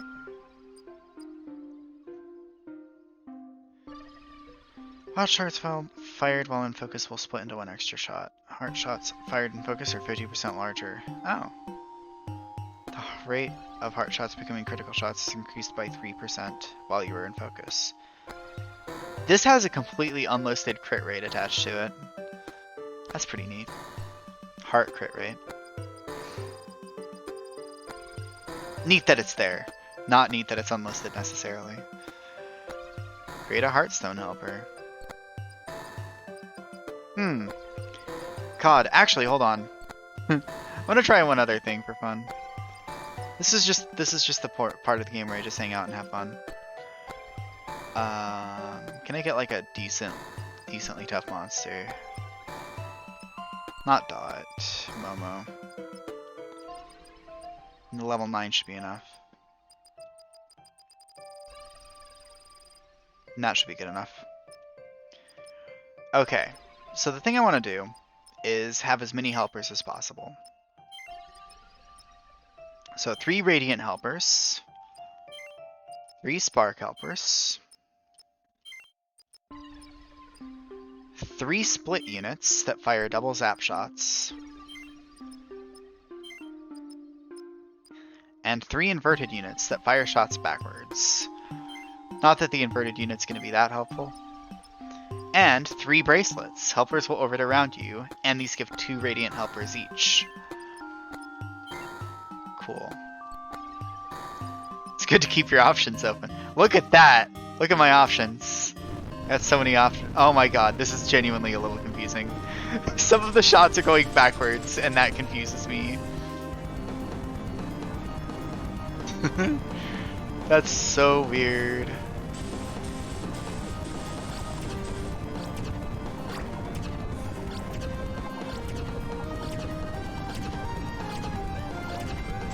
Look just how many there are.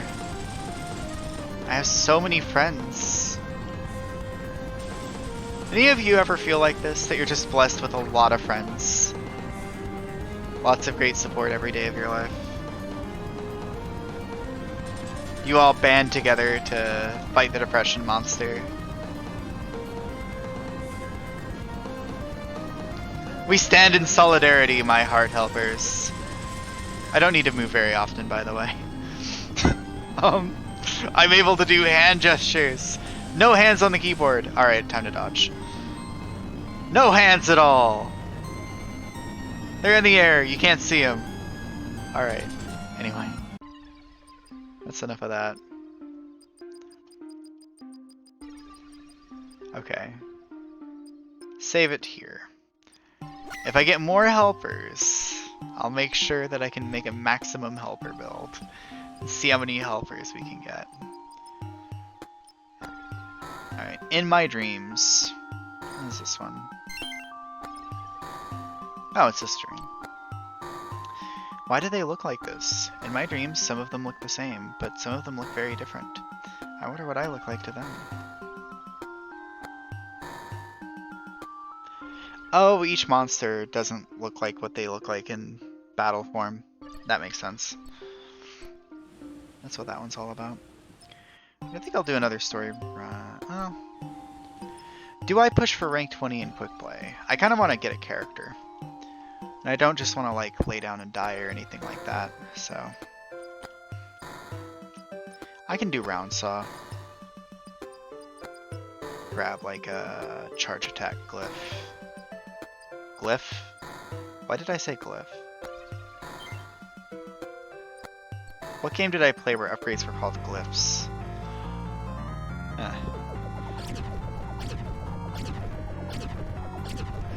So round saw, if I remember, the radiant for this is not bad at all. It's basically you just need to break a lot of his their segments. Really, you need to watch out for like anytime round saw orbits around the arena. You need to be careful that and like whenever he does the pop up here, you need to be careful that you don't break your combo.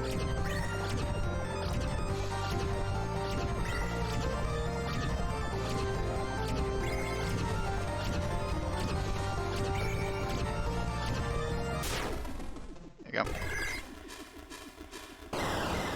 Not bad.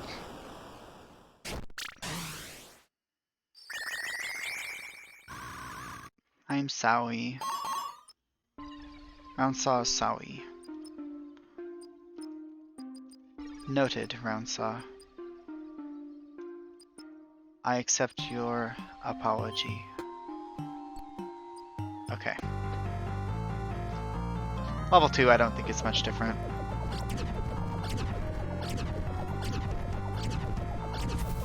Oh! Gotta watch out for this attack. But I need to be on the left because as soon as round saw emerges, combo counter starts going again. And I think... Oh no, it's actually a fairly organic transition. Okay. Oh! Got him. destroy more body segments.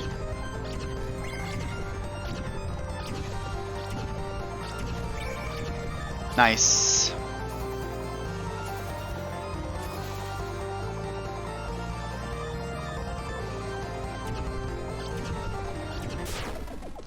All right. I don't know if you can break off the tail nub, like once you've broken off the blade. I don't know if there's another break there. There might be.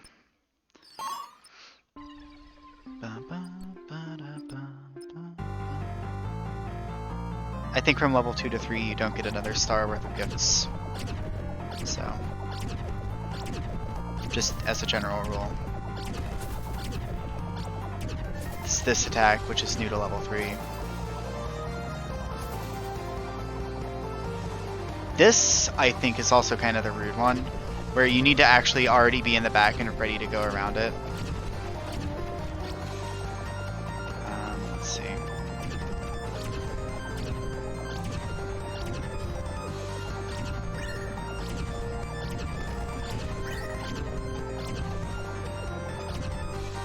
Dang it.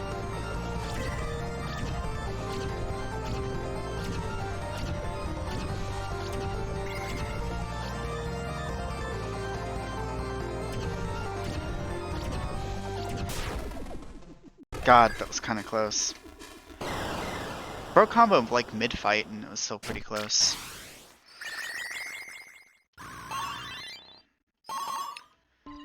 But I need victory, is what I need.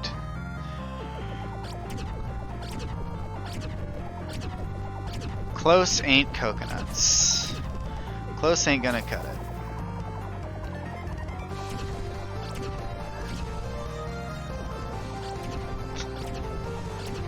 Not gonna give up though. Not gonna restart. That doesn't get you currency. The curl up is also a little bit rude. It also doesn't get you practice if you give up.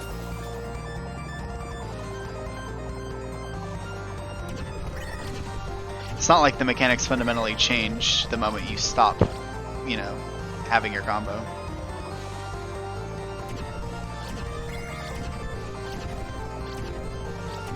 Oh, dang it. I wish to destroy your back segment. I want to learn.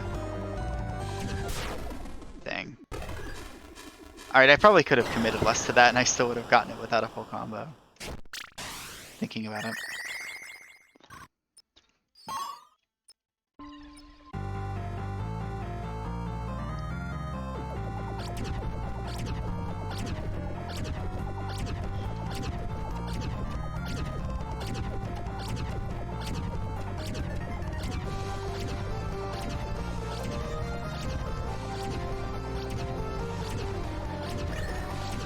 Oh, okay. This attack's really not bad on this difficulty level. I think on higher difficulty levels, that attack actually shoots bullets that move inward. If I remember right from my panicked evasions.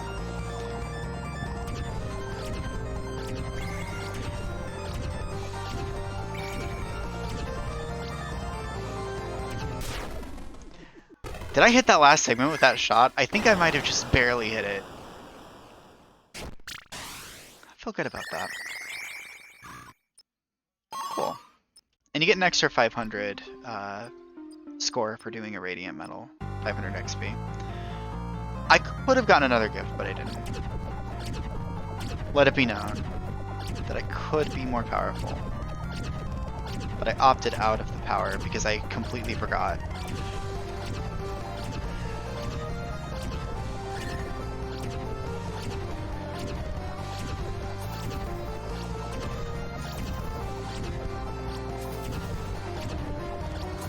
That was a nice chill fight because ultimately it's like, oh god. No, don't you swoop over there. You tricky being.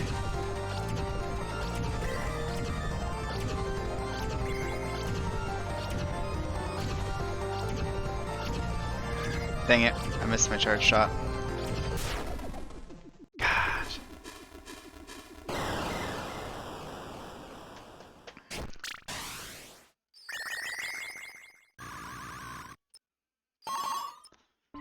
split barrel was a nightmare to get Radiant on in an earlier version of the game because the fight didn't keep its combo for you. Oh, Lord. Okay. Right, this attack is really easy if you're in the center. If you're on the edge, it's a bit spooky. Depending on which edge.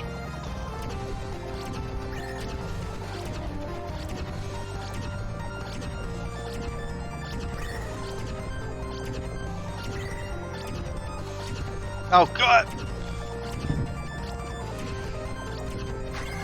Oh, my God.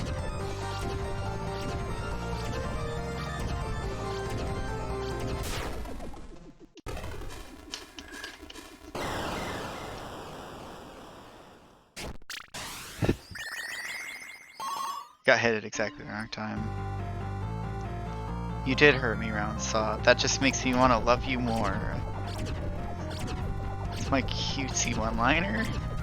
Oh, God. And no wonder I thought that attack was really scary. I always tried to dodge it the wrong way. And I'm back to doing that.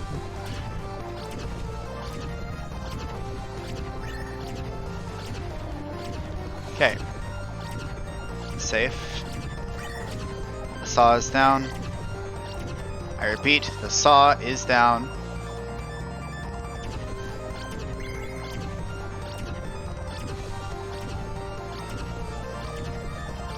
Oh, your back segment is so tough.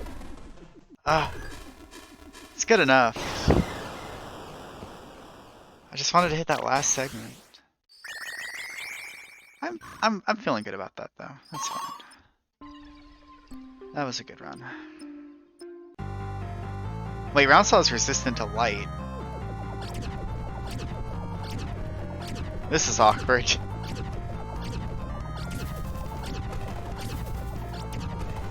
Should be running an entirely different build if I want this fight to go quickly.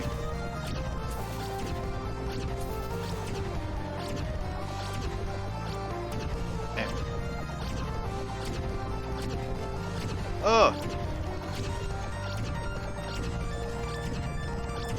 Yeah, that attack's a lot spookier now, because the bullets actually run through the center of the arena.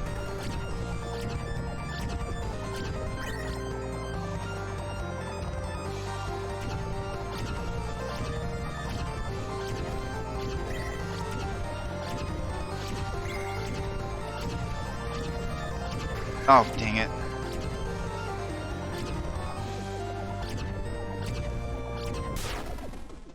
Okay, I might need to go ahead and grab that,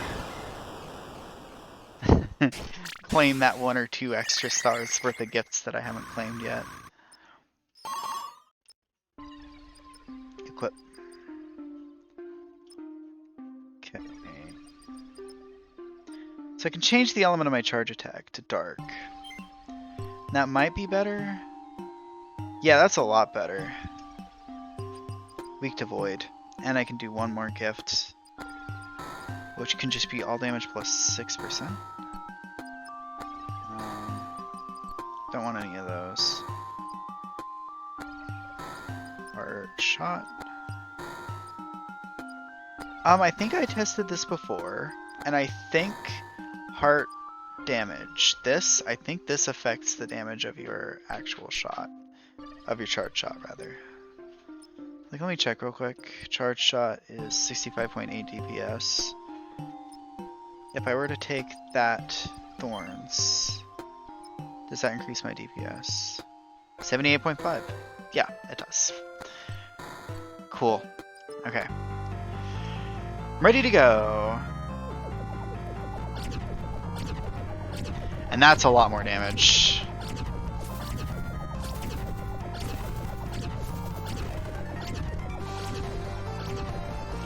That makes the fight a lot easier.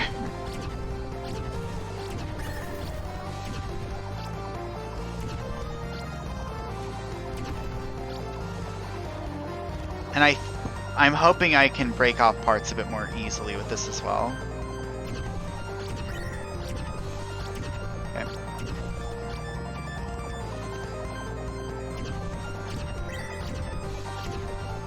God, I just realized this game is Monster Hunter in space. I'm breaking off part. The only difference is this game actually has a scoring system.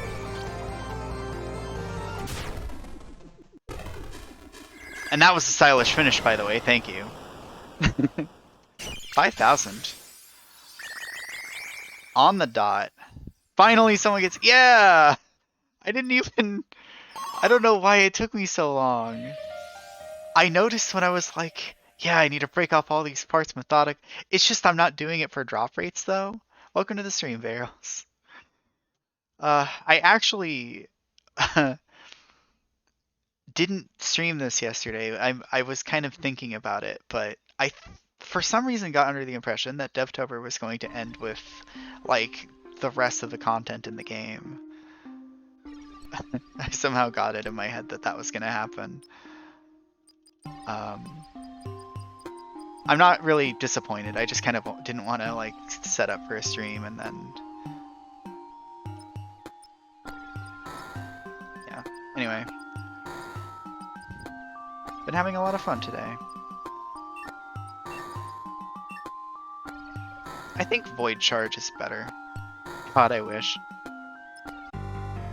Yeah. I saw the most recent news post. It seems like you got a bit, you got some inspiration for new monsters. A little bit like what I imagine is happening with Hollow Knight Silk Song. Where they keep having good ideas for content that they can put into the game real quick. And thus, the game has been delayed for years. Which, I mean, I'm not going to argue. It's more content, so... Yeah, Silk Song was just going to be DLC. Exactly. I think Lila does this attack at certain health gates, thinking about it. This game was just going to be 36 monsters. Ha! It is 81, by the way. If you weren't here for the start of the stream, that is the current monster count, according to the patch notes, at least. The endgame patch notes. Oh my god. I can't believe it.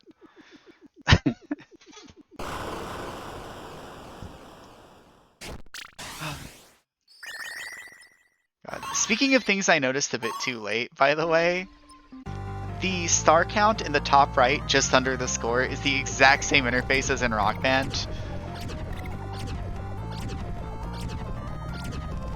I had to be Monster Hunter World's number, yeah. I don't know how many monsters World had. Oh my... I'm so upset I have to restart.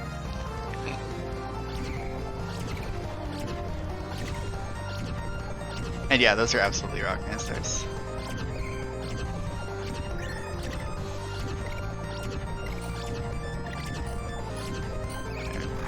Oh!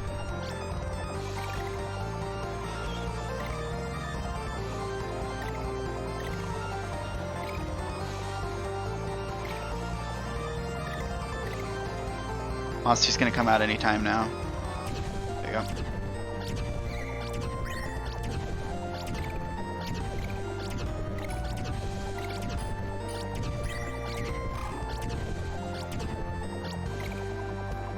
That's definitely health gated.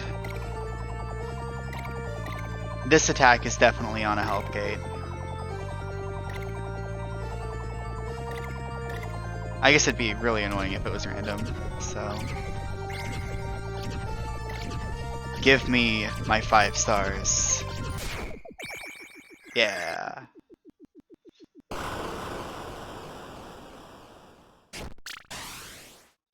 Oh, my radiant heart. Okay. I get another gift, which I'm just gonna make another charge attack one, Pebble. Okay. I actually started going for the monster-specific achievements for the first time today, like consciously, without doing any quick play or anything. The little indicators that appear are really helpful for that. The little sparkles that appear next to the monsters card. They make me actually want to check what the gift is, or the dreams are.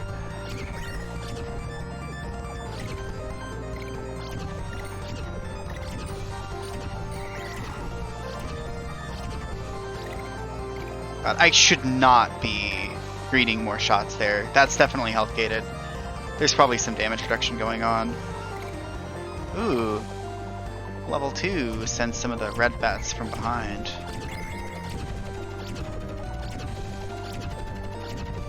Give it. Yeah. That fight requires perfection for Radiant, doesn't it? It seems super tight.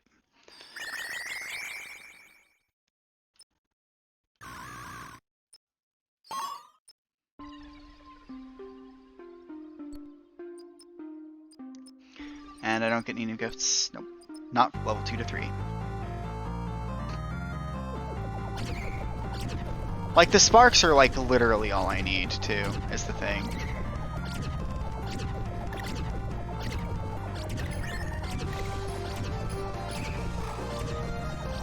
And yeah, there's definitely Kirby-style damage reduction between phases.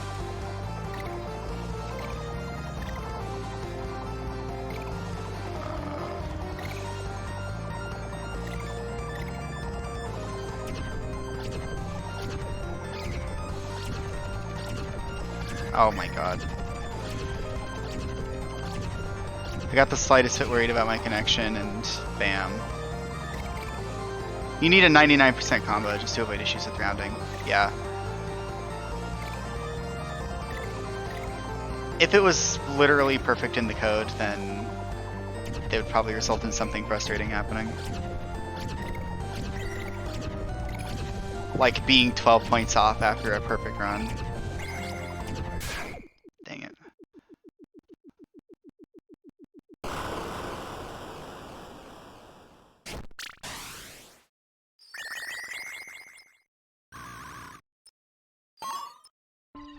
I'm gonna have so many red tetrads once I'm done here.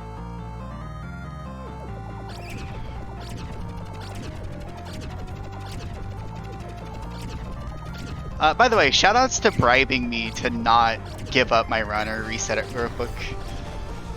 That's basically what the getting the tetrads after the fight kind of does. I say bribery, but it's not like a bad thing. I just say that for the sake of just for fun, basically.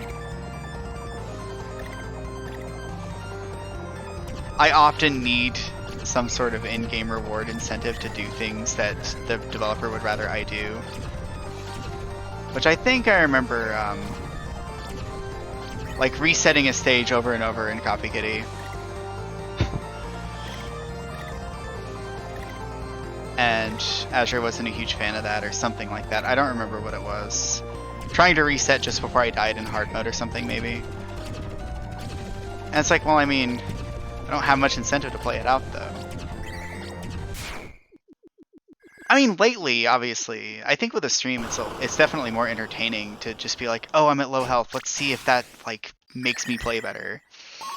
Let's see if I can win anyway. That's just more entertainment value, but for a while, I did used to do the same thing.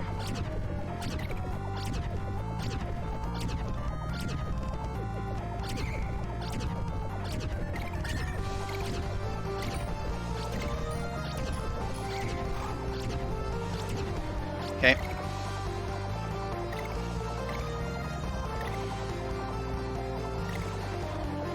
Yeah, I'm the exact kind of person who needs prizes to continue.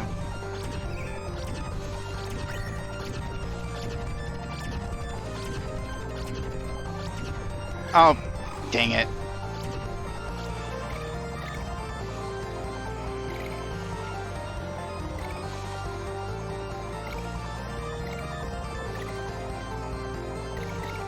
I mean, having to sit through the phase transitions, even after like not a Radiant run, is a lot. Me too, that's why it's like this. Thank God. I'm not alone. I know a lot of game devs who are like, no, just the gameplay is its own reward. Which... that's fair. That's a valid take.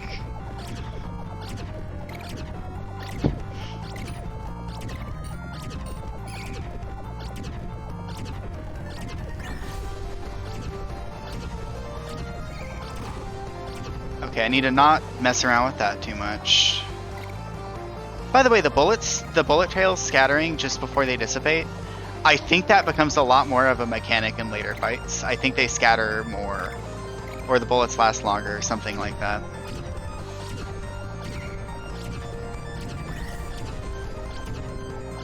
Oh. My charge shot dodged her wing, but I thankfully hit with the regular shot that fired off afterwards. That was really close.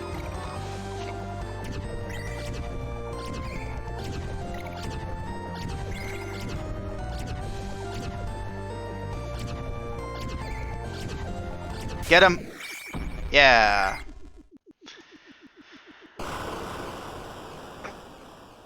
This is a little mini game of chicken there at the end.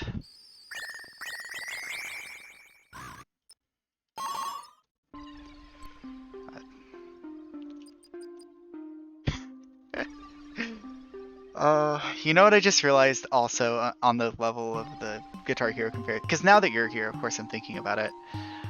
The Guitar Hero comparisons make me think about how the target score for different star levels is based on the song's total base score then multiplied by something. If I remember right, the 5-star threshold is times 2.8,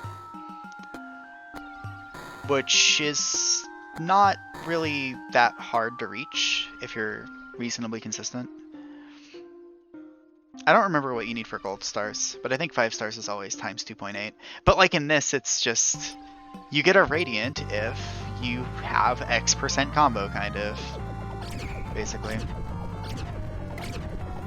Sometimes there's some wiggle room though with parts though, which is like how radiant is like gold star. I guess I never really thought about it like that. I was actually thinking that a little bit earlier, but not loudly. But like Radiant's really hard to get. Like Radiant is perfect. Radiant's like a Guitar Hero Gold Star, where you need a full combo and you need to know exactly what you're doing.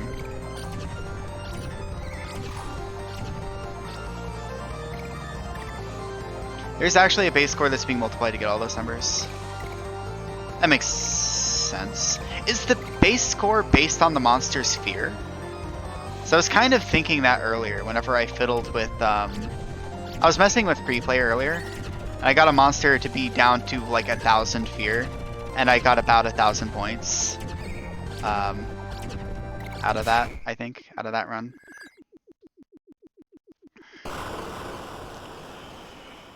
I think I specifically got less score whenever I reduced the monster's fear.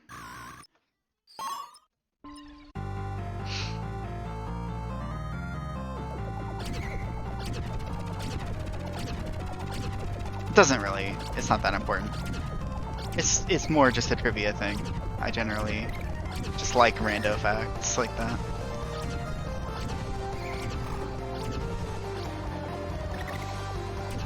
I think a lot about how games do numbers. Whoa. Okay.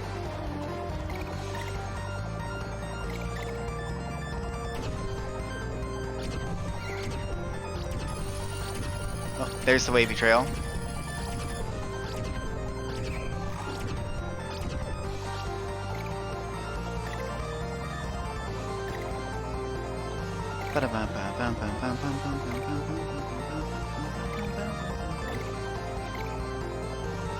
But have you considered star power?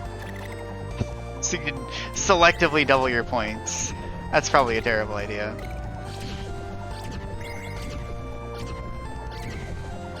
If you want like a really tightly balanced experience, star power is going to be a nightmare to design for. Genuinely, that's a joke. Please don't. There are star powers, though. Star gifts. Give you star shots. Manually set for monster based on what I want you to earn for a gold medal.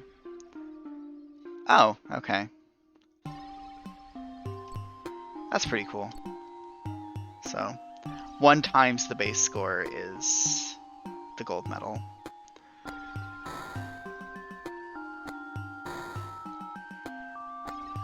I can start feeling pretty good about gold medals thinking about that. God. It reminds me a little bit of Bayonetta. How I was obsessive a little bit with Bayonetta. Bayonetta 2 specifically. One of the things that drove me nuts. You're the lady in the meme that's contemplating numbers all the time. You know it, P-Funk-A. Also maybe Barrels also. Oh, I do so much damage to these now. Going from targeting the resistance to targeting the weakness is so validating. It feels so good.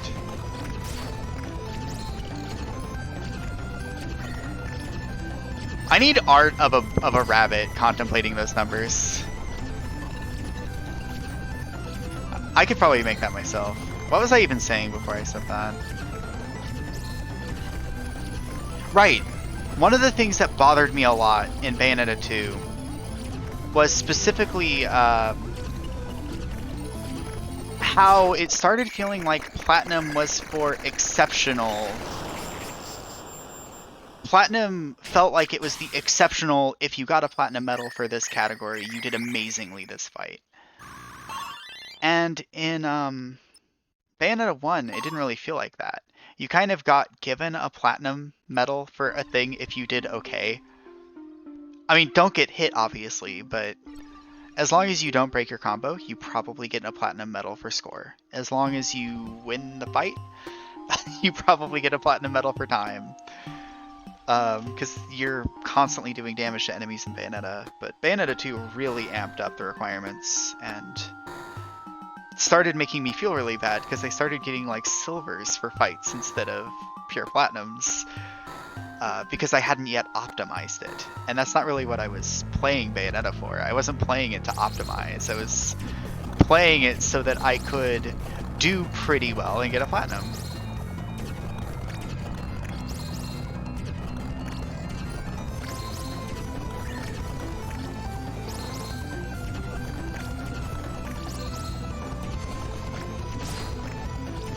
I should actually keep an eye out for the base score values.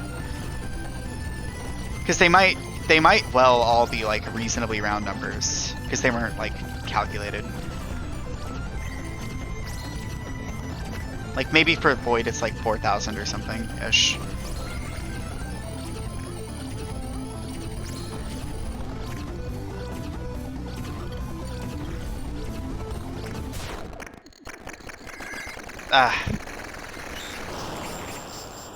I think I might have too much damage for this one. Oh yeah, hold on. I need an explanation. Spark Thorns is so good. I'm so happy with Spark Thorns.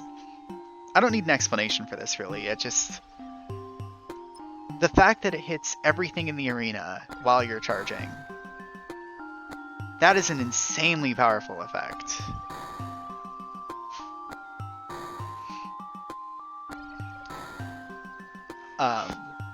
Like, this seems great for quick play. Normally for quick play, I'm inclined to go for a lot of damage. But this means if there's something that I'm having a hard time comboing, I could grab this, and it wouldn't be nearly as big of a deal. There's a similar one that's like, you can charge up twice and it extends your combo duration. That one might be kind of nice too. I'm gonna just keep at it and try it again. Shout out to that upgrade though. That upgrade's insanely good. I felt like you should know. The 98 60 PS part was just added during Devtober. Really? The damage to everything on screen is the part that we were like talking about. That's like ridiculously good. That's nice. I think the proximity aura is really fun to use. The gift basically has shaped up to become a like genuinely just a melee playstyle. It could almost be its own type of shot.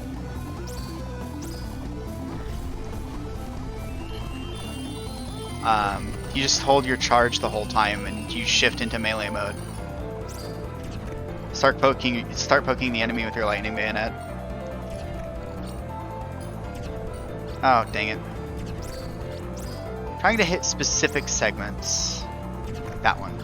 And that one. And that one? Nope. Okay, there was Radiant. Okay, I got it. God, the combo holder is so good. The combo holder part of it's also kind of cool because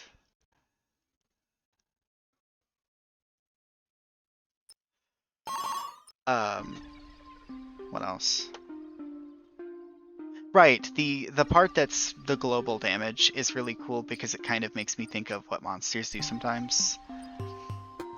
Where they'll create the global aura that you have to hit the safe zone for. So it's 1810 is the base score that you put in for this one, which is a much more round number than everything else. So yeah, I believe it. And then once you get to level 5, it goes back to being a round number, 3620. Look at some of these other ones. 1500, checks out.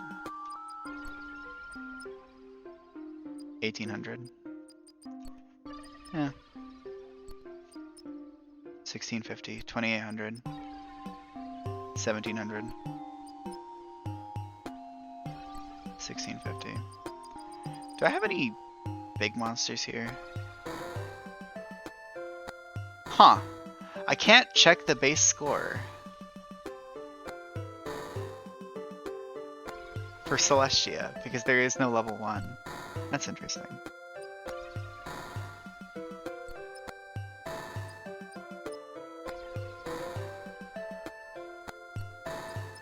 Yeah, I never... 1630.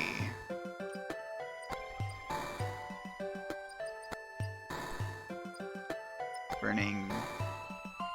1500. If there's a level 5, it's usually base score times 2. Yeah. Let's see. So yeah, we got... Some of these are slightly odd, like 1740, and then 3452, which is, that's close to double. That's close enough to double. Okay. I'll do more Rendy. Why not? I think I can do that and charge damage. Oh, there's one thing that's a little odd. This character in Quick Play, does this character still cost 3 to equip, even though like the health upgrade doesn't do anything in Quick Play? Like the health restoration thing? Because that was something I noticed at some point. I'm kind of curious, I guess, as to...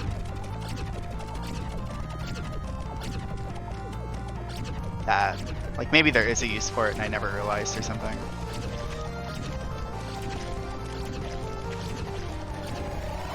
Costs 2, but can also have an extra panic. Okay. That makes more sense. I think the role of panics in Quick Play is something I just am not advanced enough as a player to really understand. I have not done higher level fights. I have not been like really upgraded in Quick Play, so I think I just never really quite learned the appeal of panics. It feels like I never had the capacity to spare for them. A little bit. My highest Quick Play level ever was 30, I think. So that is not something I have any comment on. There we go. And there's Radiant Rundy. If I say something weird, by the way, it might be because I'm fighting a monster at the same time. Tetrahedron of Frustration? Oh, I have a lot of reds. Okay. 3 red. Okay. I thought I was going to get 3 tetrads, like 2 batches of 3 tetrads at once, but I just got lots of karma instead. Alright, level 4 Rendy actually has proper mechanics going on. Level 4 Rendy is actually a fairly capable might. A fairly mighty might.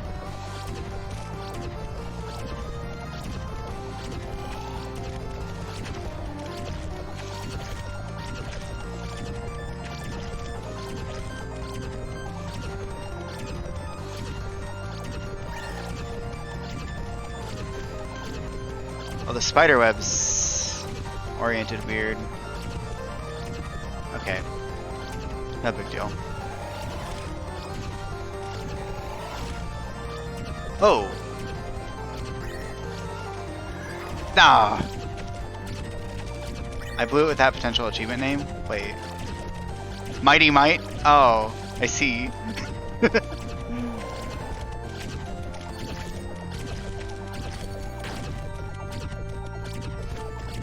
That is true.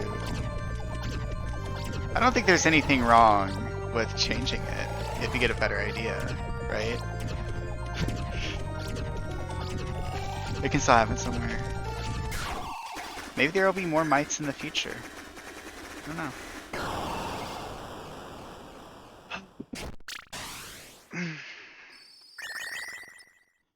I'm trying to unlock characters and dying intentionally doesn't appeal to me, so, and playing on higher difficulties also doesn't really appeal to me at the moment, so I'm trying to get the one that requires level 20 in quick play, which will also get me the one for tetrads.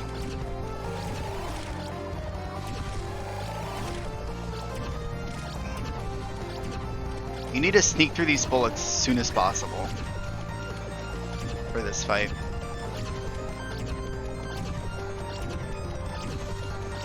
The ground bullets.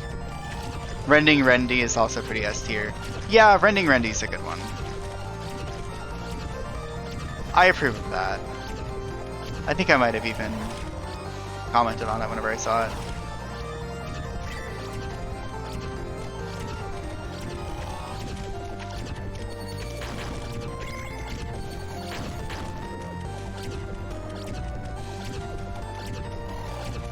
Radiant, let's go.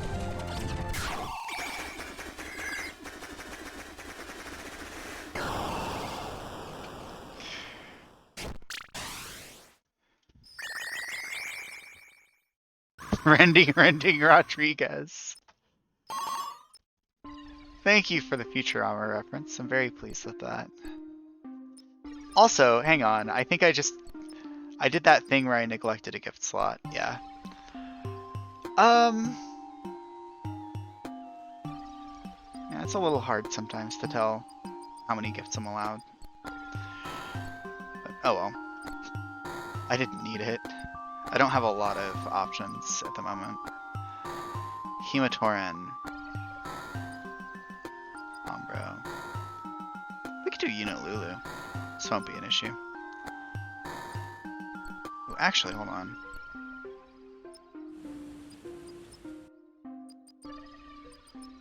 Power gifts. I'm not going to have a lot to unlock. It's all going to be with reds. Starry Night, though. Why not? Star Shots. The stars fly higher than any Zeraden could ever reach. I can't fly like other Zeraden, but why did they leave me down here? Bandage. Lucky Flowers, Karma, right? Yeah. I love these flowers. They glow in the dark so I can always find them at night. I can use the glowing liquid from the stem to light up my home. The petals come in all colors and they can be used to create beautiful paint. Glow-in-the-dark flowers do sound really nice, don't they? Longer immunity after a hit. Also, again, I just really appreciate having the exact numbers behind what a gift does. Just keep it held together. That's the best thing you can do. Don't let the cracks get any bigger.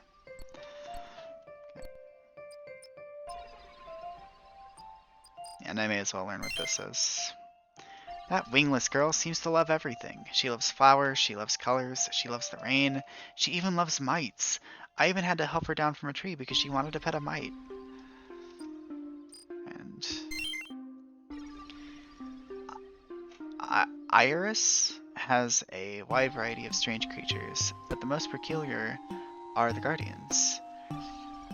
Every living species has at least one member that is much larger and features remarkable mutations. They are called guardians due to the fact that they will guard specific areas for completely unknown reasons. Oh! I see. I was actually kind of curious about that. I wasn't going to ask, probably, but... For, what was it? Rendy. Is Rendy really that big? Or is Rendy just... But I guess so, probably. Because mites seem like they're really small. I can use this to restart a heart that seems far beyond salvageable, but they're never the same. Okay. Oh, I actually do have some upgrades to get as well. This is important.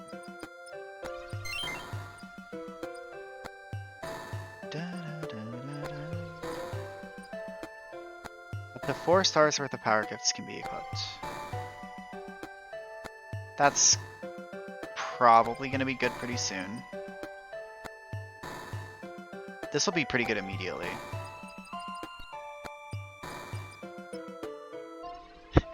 Man, this is Randy's.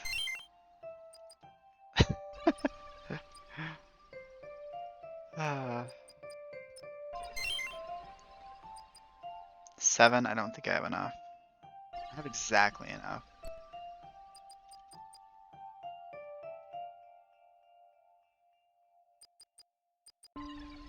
Oh, hold on.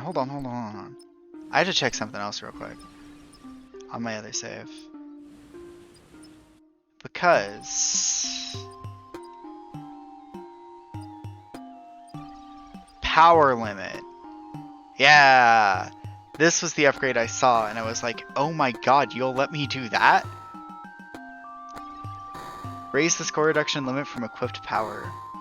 So that would be like... You can equip more gifts at the same time for, you know... Yeah, I just remember this upgrade, basically. Like, you wouldn't be restricted to just 1 star on a level 1 or 2, maybe. Like, maybe you'd get an extra star worth. It has only 1 level. Oh. I mean, that makes sense. I was wondering if it's that hard to get, you know. I still stand by that opinion. You're gonna let me do what? You'll let me do what to the carefully balanced thresholds you set? Made me happy. Hold on, what is this thing weak to? Toxic? I don't think I have anything for that. Unlocked yet. Heart element. Chemical light, actually. Charge attacks are more fun, though. Pebble.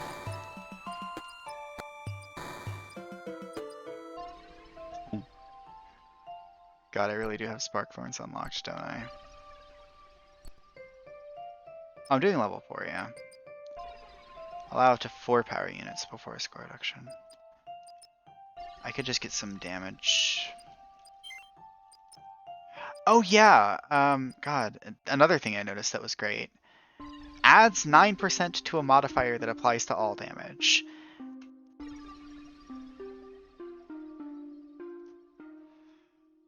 This seems like all of the, all damage effects are,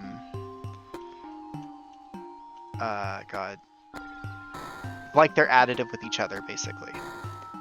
The way that that's phrased.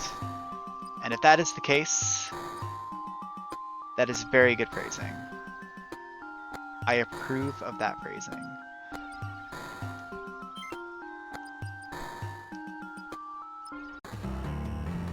Oh, wait. Oh, I'm a fool. Hold on. I forgot the thing that I like the most.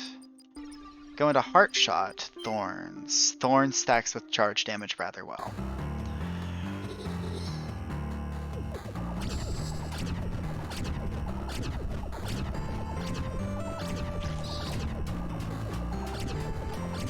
I just know that it's always unclear. Like in any game that is numbersy, it is always a bit unclear if you can. Like if the multipliers are multipliers or if they're addifiers.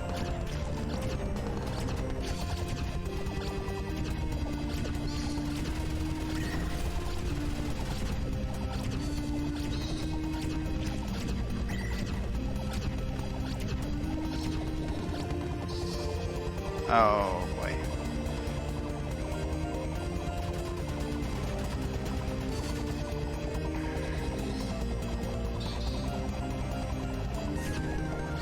Which, if I were ever to make a big numbersy game, I don't think I have the experience or capability to really do it.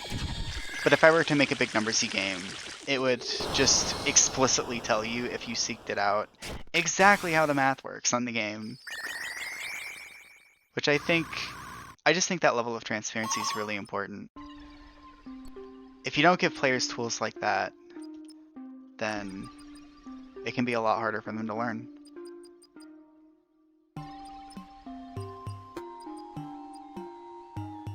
Paper cut could be good. Dun, dun, dun, dun.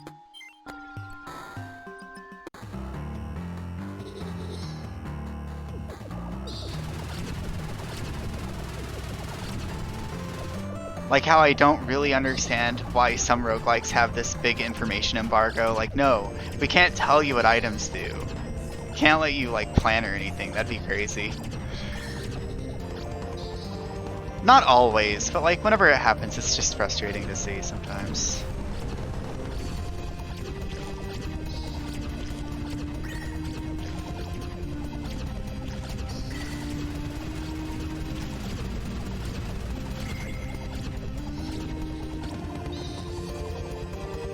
Oh my god, I didn't look at the telegraph.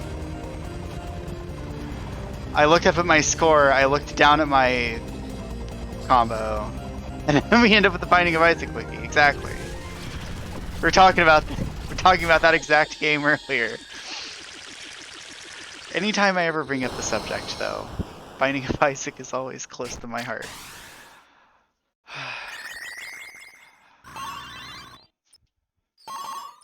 Could be fun to have like a co-commentator on Binding of Isaac that's just like your navigator, like in Persona or something.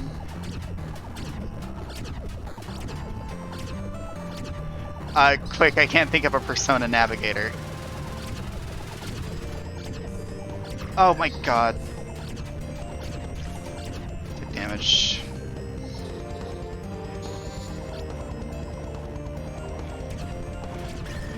Like, the only thing I can think of whenever I try to think of a Persona navigator is I think of somebody whose name is Tsushima, who is not...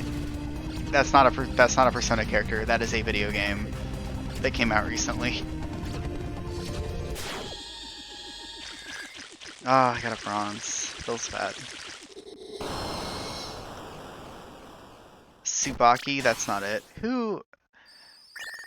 Homura? No. That's Homura Akemi from Madoka Magica.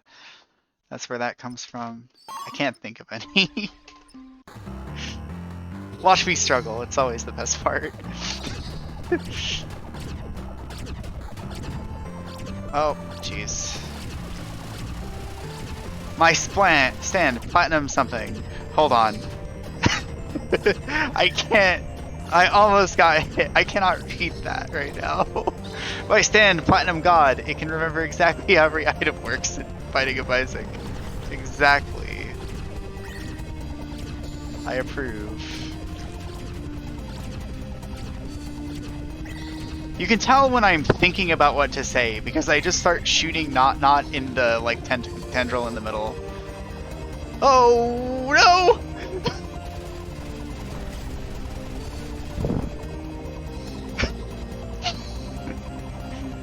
You can tell when I'm not concentrating because I scream weird things.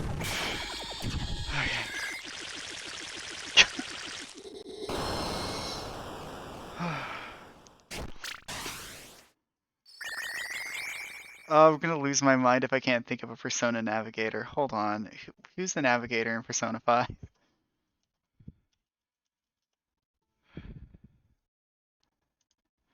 Come on.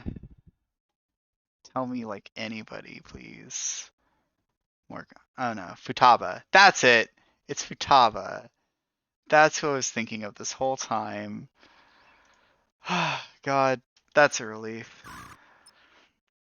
Oh, I had to break down that mental dam. You're not concentrating.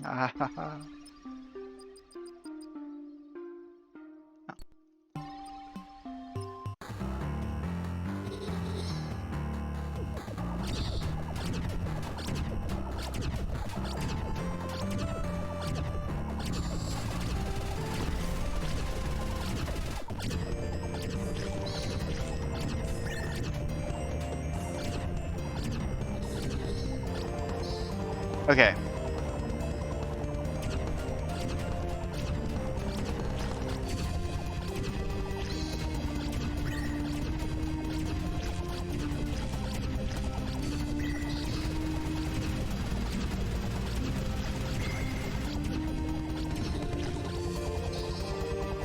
Oh no. Okay.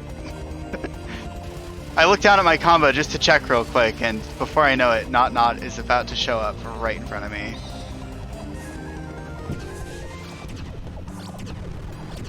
Oh. Got. Oh.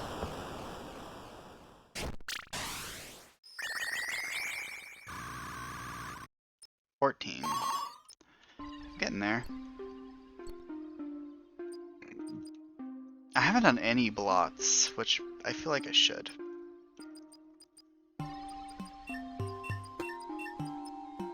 How many am I allowed? 4 stars, so 3. I did not see that.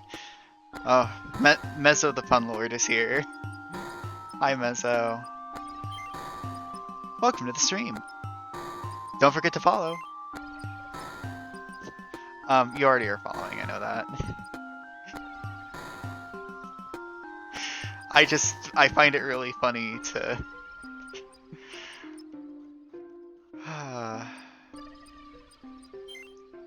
I find self-promotion to be inherently really funny for some reason. Yeah, this is a fresh file. Relatively fresh. I've played it for 2 streams. This being the second one.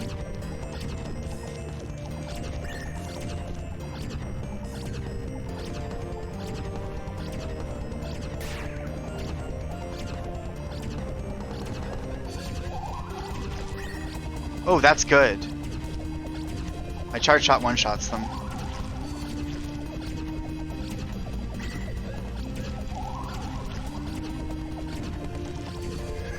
Oh.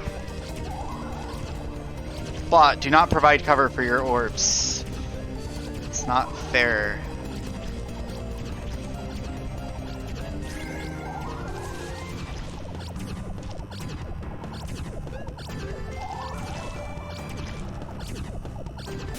There we go. God. Okay.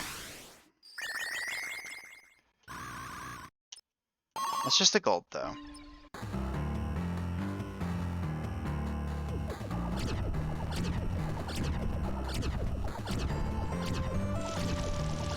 I don't think I've ever noticed that the void damage hit effect is a bunch of upside down hearts. The void charge shot hit effect. Okay, that's good.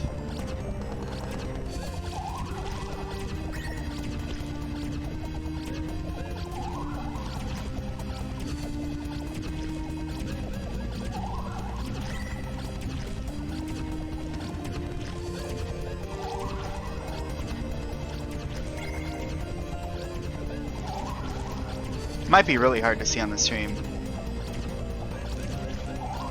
Get him.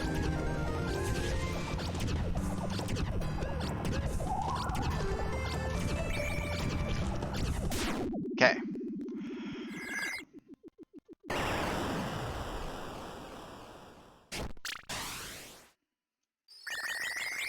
fight is not nearly as hard as it used to be to me.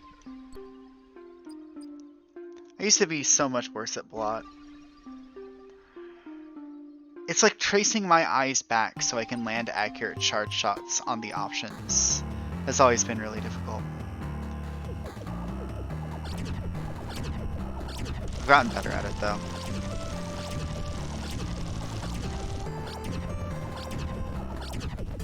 Actually, funny enough, in my initial stream of this, I haven't really had glasses for a while, and I normally wear glasses. I was having some trouble actually seeing things.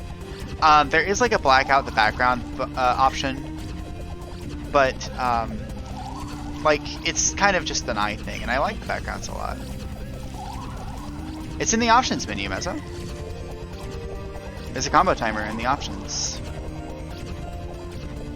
But I was bringing that up because I've gotten like used to it actually in a weird way. I know what to look for now.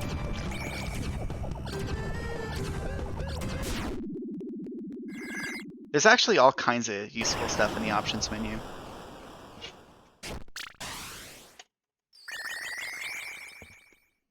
Oh.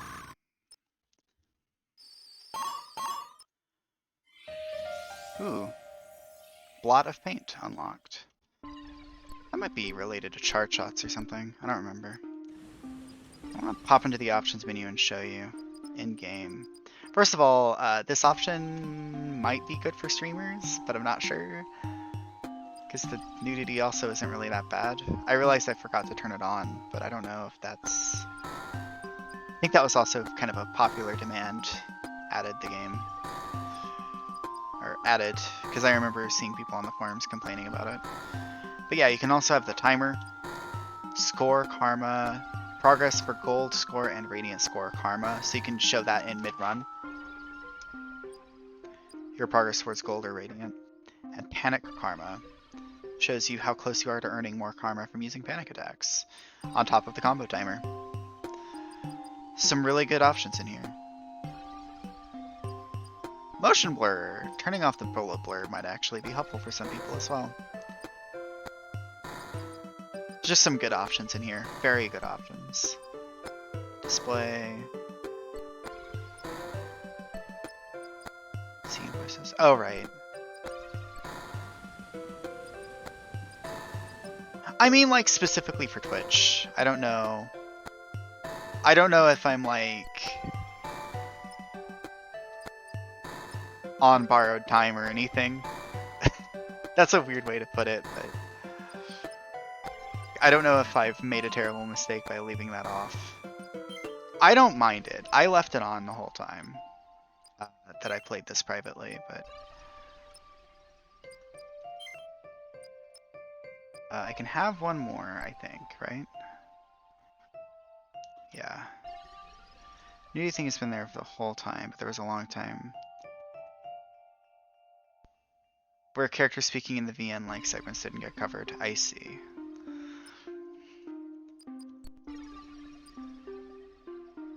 Charge attack. Shot. More damage. I think more damage. I need damage. I need to be able to one-shot the orbs. I'll say the combo counter isn't as useful as it looks, probably. The combo timer is kind of handy because it helps you know how close you were in a certain situation. It helps you get to know what you can get away with a bit more easily. But I think that generally the best practice is just going to be to get a feel for how much time you have, how much you can afford to get away with, and all that.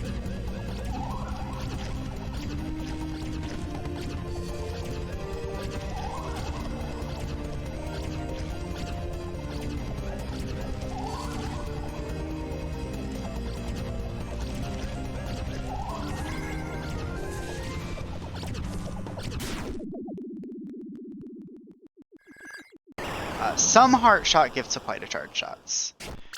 The damage ones do. The ones that just add a flat amount of damage definitely do. Reach rank 15, Monovi. Tetrahedra no shame. But yeah, like, so hold on. If I go to check heart, you can actually check the attributes and be like, yeah, big heart shot. DPS 82.4. And then if I unequip this, 72.9. So it definitely increases the damage.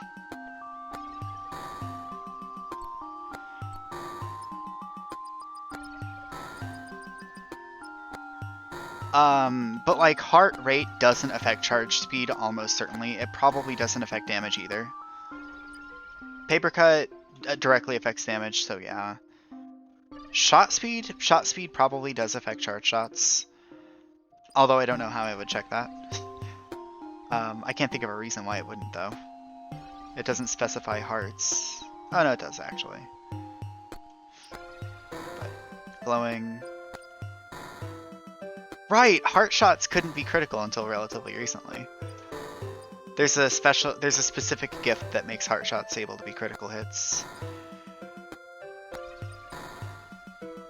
Heart rate does, it uses the heart DPS. Really? Oh boy. Hold on. How much does this increase damage to? 84.8!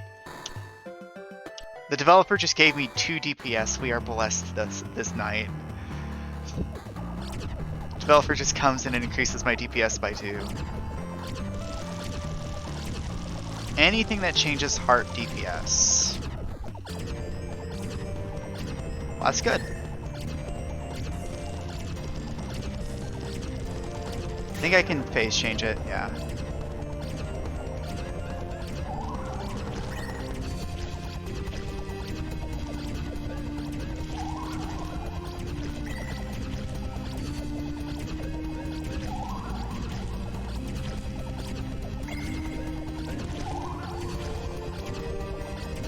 Okay.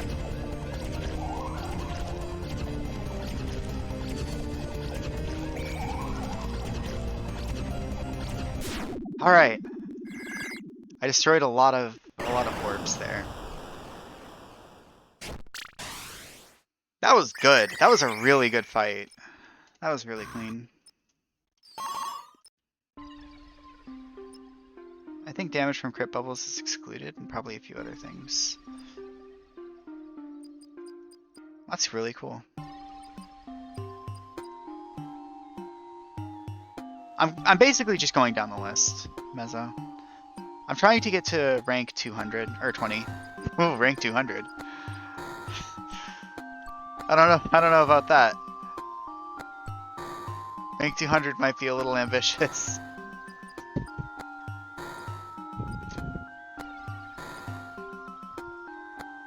I'm almost there. But yeah. Anything focus only is excluded, and those are pretty new.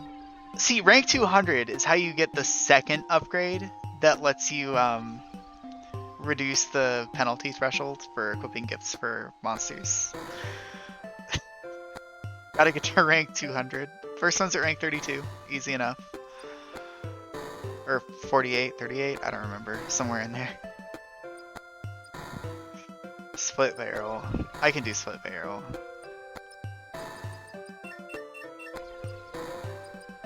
And I can equip something.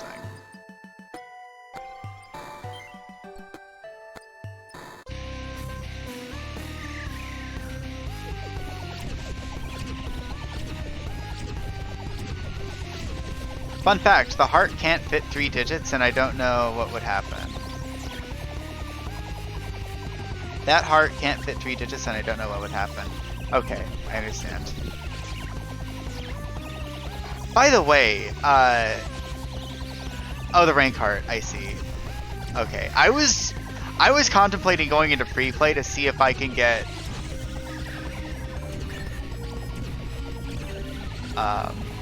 to see if I could get 999 DPS in quick play, or free play, which I think is extraordinarily possible. Oh, hello.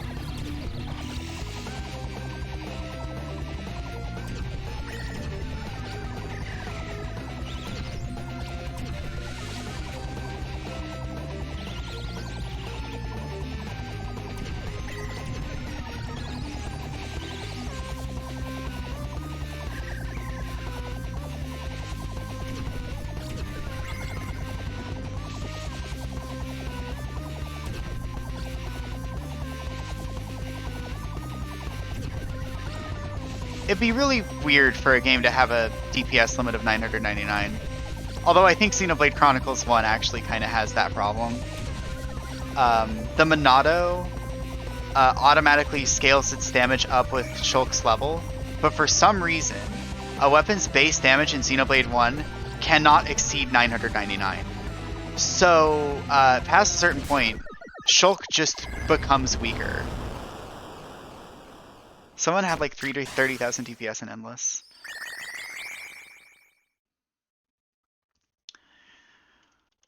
Xenoblade Chronicles 1 has just so many weird quirks in its combat system, even though it's like super good still. It just has that one big oddity.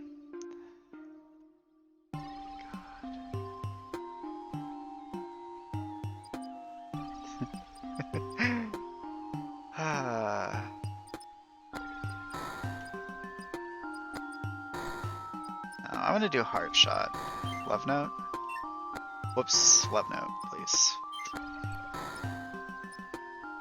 72.4. Now if I directly increase the damage like that, 69.8. Okay. So it is a little bit better to go with Love Note. That's huge.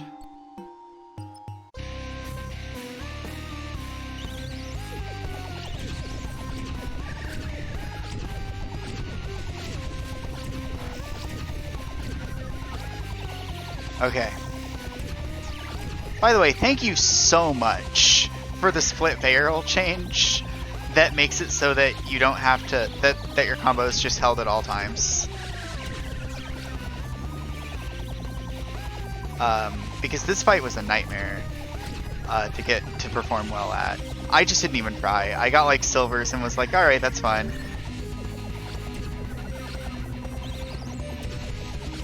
Because split barrel did not always hold your combo for you. Now it's a much more interesting fight.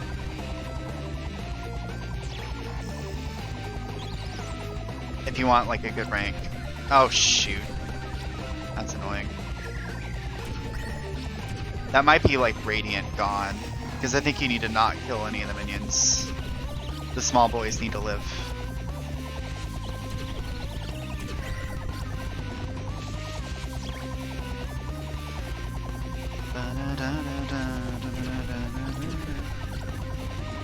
I'm not smart enough to like line up all the barrels by blowing them up at specific moments. Whoa. Well, that was almost a complete disaster.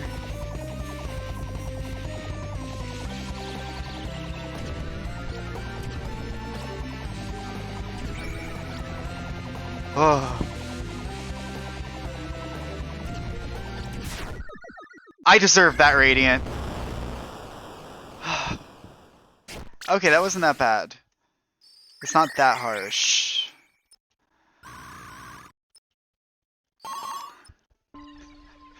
So many near misses.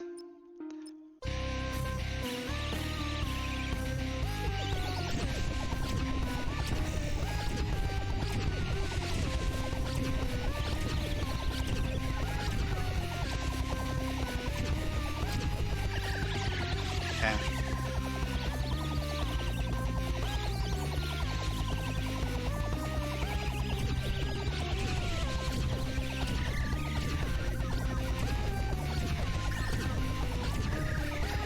Whoa, whoa, whoa, whoa.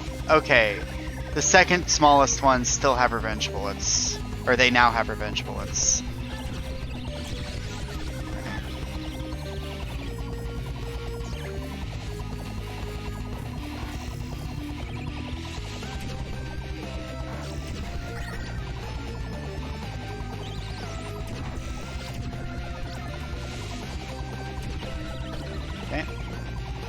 Revenge. Just a little bit of split barrel vengeance. Oh, okay. That's fine. Oh god. This is the kind of fight where getting a good rank cannot be like made easier by just having a lot of DPS. Oh my god.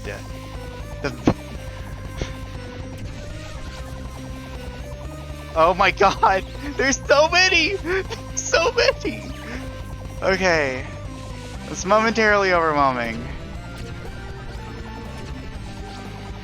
Doesn't have to be exactly perfect. I can probably afford to shoot some of the smaller ones.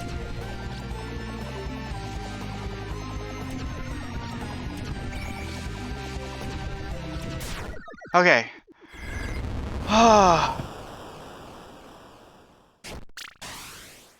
I wonder what Storm Barrel will be like. Oh no. Oh, is Storm Barrel gonna be Split Barrel plus? That'll be terrifying. Oh, I've had enough of Split Barrel for now. I don't know if I can handle that. Burning. This is probably easy enough.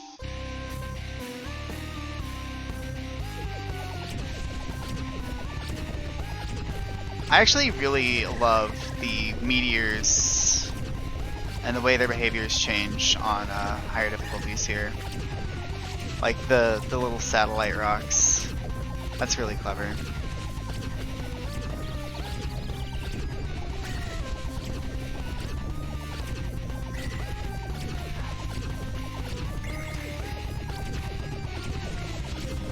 I actually kind of thought that Storm Barrel would be like Barrel Storm, but scarier. Just like, or what is it, Barrel Storm or Rush or something?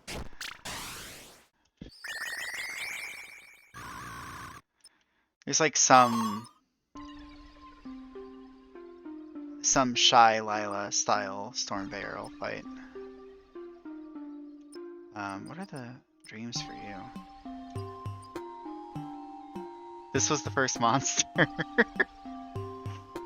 Look, I like the orbiting things that get further out. I respect that. Yeah, Barrel Rain, that's what I was thinking of.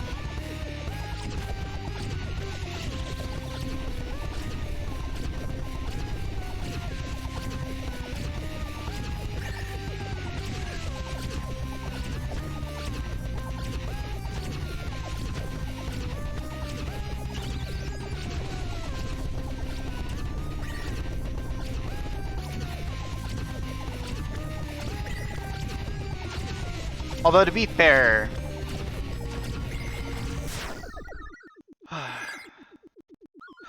Don't go so excited, boys. Those are the easy ones.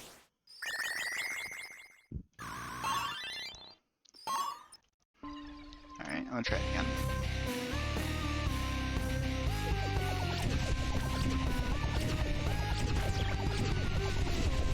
Oh god.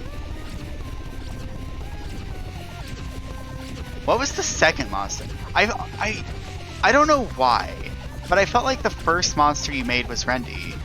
But that's more probably like, in my mind, kind of the idealized tutorial monster. Roundsaw was number 2. I really like Roundsaw as well.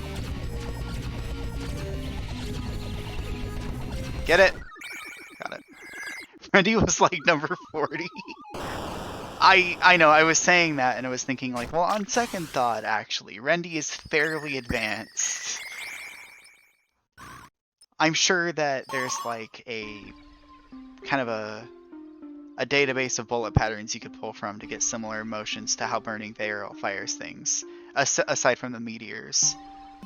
Do you think Rendy's a better tutorial monster than Lulu? Probably not. But Rendy is like a really good first monster to fight in like a run. Because Unit Lulu has all the mechanics that you're going to have to deal with. Like Unit Lulu has, the ads that fly across that have lasers across the whole field, walls of bullets that you're going to have to find the gap to fly through. Just general like rains of bullets, like lots of spraying bullets everywhere potentially as well. Unit Lulu has the ambient damage, and you have to hide in the safe zone for it. Like, I think Unit Lulu is a better tutorial for introducing all the mechanics.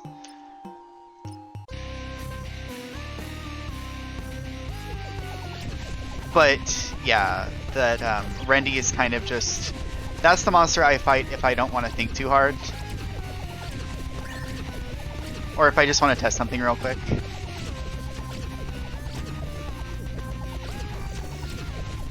Oh god. Alright.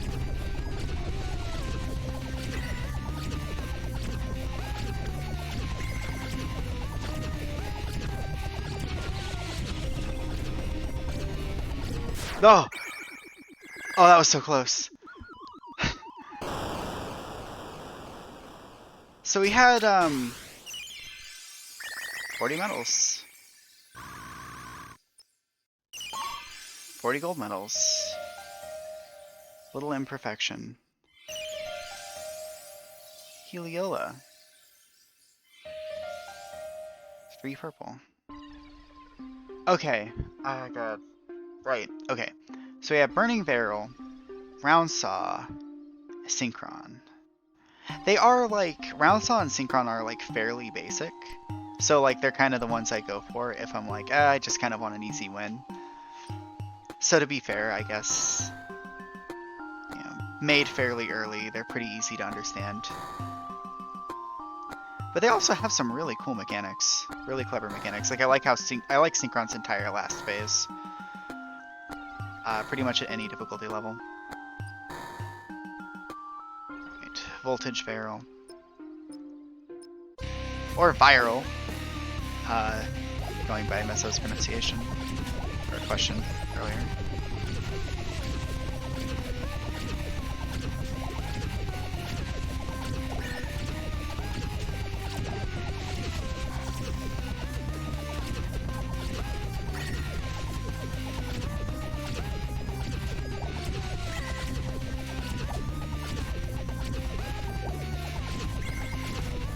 Whoa. Oh, you have to destroy a lot more orbs for that Radiant. That was a really clean run, but...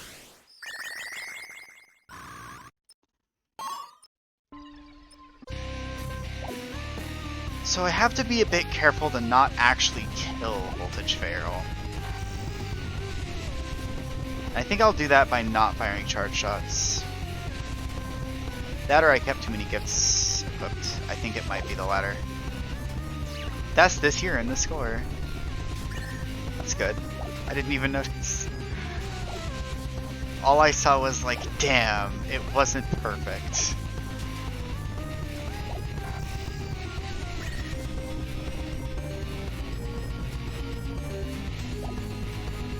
The void reigns upon your heart, but time travel edition. Whatever your displayed score is what year it is. It's currently year 99, which is a kind of a strange place to be in. And playing a video game, you know? The Radiant goal here is 2021. I see. That's what it is. Okay. I thought you were talking about my score, and I was like, okay. Okay, so I think I have too many things equipped. That's what's actually causing it. I was like, wait, this is a level 1 monster. I do have a little bit too much overkill.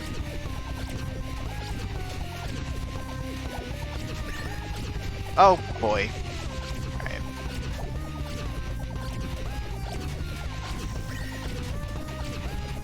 So I'm currently thinking about game design things. Like, part of why shoot 'em ups are maybe the easiest things to make. Because that's just a piece of advice I always see floating around. It's like, if you want to make a video game, making a shooter is actually like the easiest thing. 2007. Terrible year. Alright, anyway. But I'm thinking like in a shoot 'em up, I think I might have actually literally talked about this before, but in a shoot 'em up, it's easy to create gameplay about the players. It's easy to create things like Okay, so the expected thing the player should do whenever faced with this attack is just move straight left and then move up a little bit. Like, you can do that fairly easily in this, but like if you're making like a side scroller, then it's a lot harder because I don't know, then timing kind of comes into it potentially, or it becomes a bit more abstract. It's not about just concise movements, and it's more about like doing specific actions, right? If you block or dodge this attack, it's perfect, or if you jump, then that's what you need to do, and that's like the ideal action, that kind of thing. Oh, 10 years in the future. Next level. Alright. Now I can have that other thing, which is going to be Love Note. Although actually I'm not really using... Hold on. I have a better build idea. You ready for this? It's a bold move. Another heart. We get 2 shots here, because then it's more likely for my shots to spread out and hit the minions, to hit the orbs.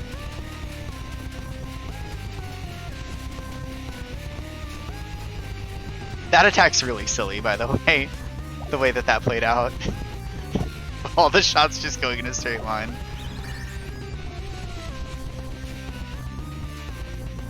Like it though.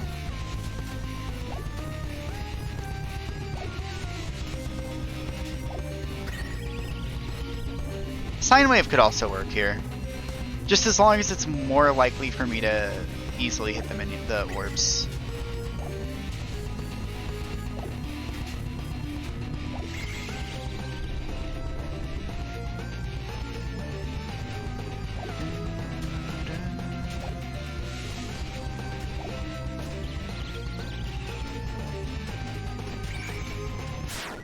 I think I might have done this with stars whenever I initially got these radiants, because those stars have a natural kind of scatter effect to them. Prism Flake. Oh, I think the prism ones are... No, that's not it. That's a quick gift. Okay, never mind. What were the radiant tetrads? No, it's probably like 1/4 radiant. Never mind. I thought the prism things were like radiant tetrads. It's not quite.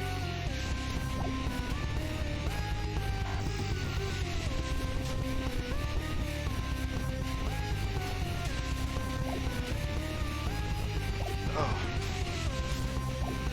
One of my favorite things about Neo is specifically how you can, it's just a kind of a character action game or a Souls-like, but the tiniest motions, the tiniest inputs can dodge attacks for you. So, you know, an enemy attack might be coming your way. The way to dodge it would be to walk backwards and then take a little step to the left. And then it always works. Which feels a lot like what I'm doing for specifically this barrel. Just not moving unless you have to. There we go.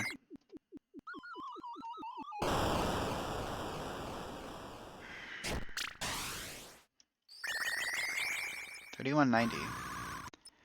Surpassing the score by more than usual.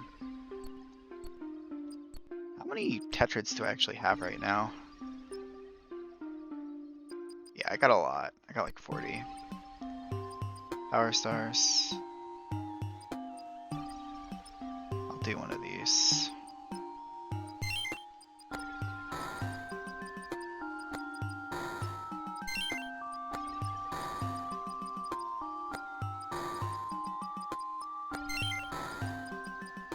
Panic limit, eh.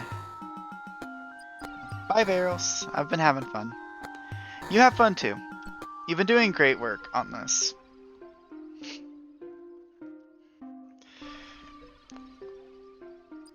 Keep it up.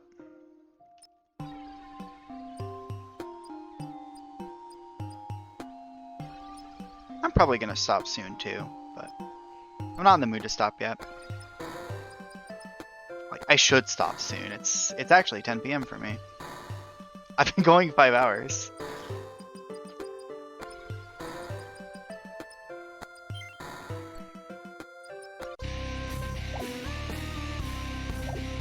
Getting better all the time. I feel a lot less... My endurance is holding up a lot better, basically, on long streams.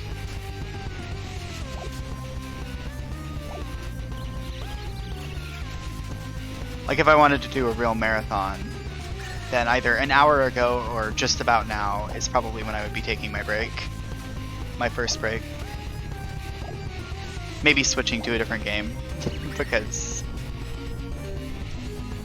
I would do that on marathon streams. Could you imagine 8 hours of this? 10 hours? It's a lot of hours of the same game.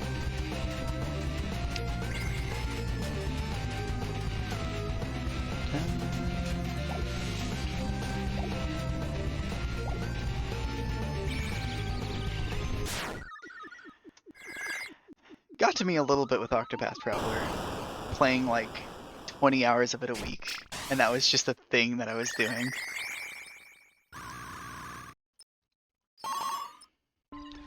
Good break times are important. Can I have any more? I can. Love note?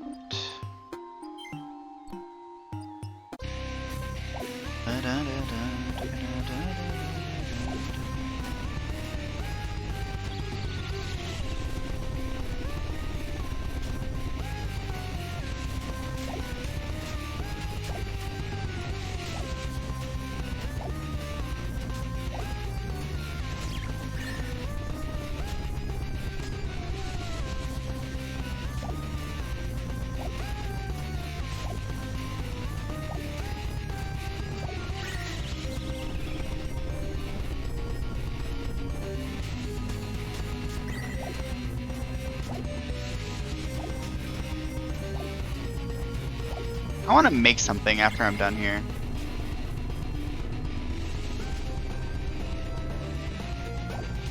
Like, I'm actually thinking about trying to come up with a proof of concept. I've thought about it before, of course, but like a proof of concept for something in Game Maker or something like that, or learning more in the way of music composition. I'm in just such a mood for that. Gives me stuff to share as well. Oops, can't do more than 5.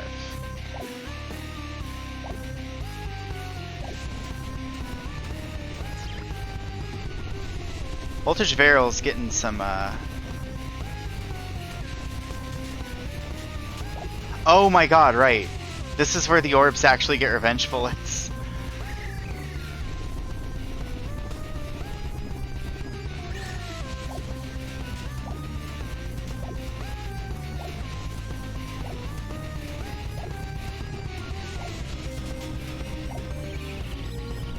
And because I'm dealing reasonably evenly distributed damage to all of them, they're all going to blow up at around the same time. It shouldn't be that bad, though.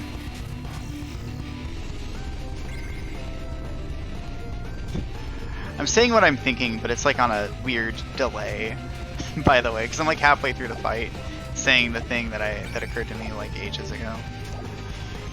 There we go. Alone in the dark. Full battery. What are those for? Alone in the dark might be a Varel related one. Love Varel monsters 48 times. And now we have the alternate battle theme. Full battery. Full combo in level 6 battle. Okay. For sour candy. Yep, I definitely did that on my other save. Cool. That's Voltage Varel completely done. God. It's always such a good feeling to see all those radiant medals all in a row.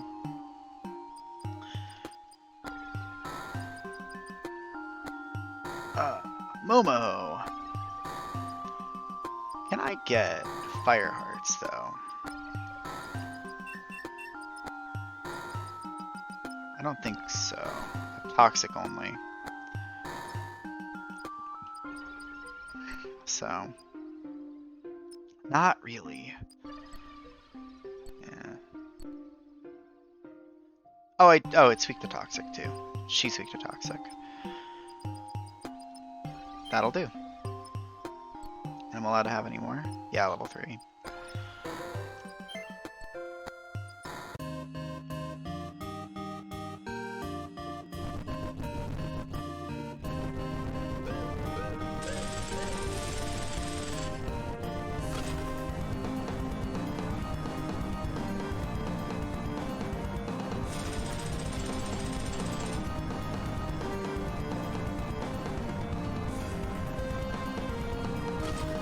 So if I remember right, Momo needs you to defeat a lot of the flowers kind of orbiting her. If you don't love Momo's flowers, she will not give you a radiant medal. A fate worse than rejection. A fate truly tantamount to abject social rejection.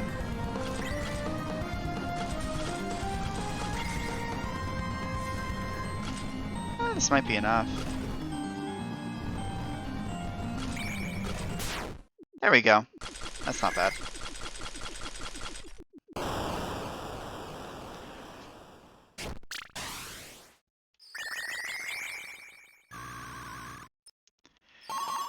Not bad. Whoops. Well, I'm in it. I better win it. I'm in it. May as well win it.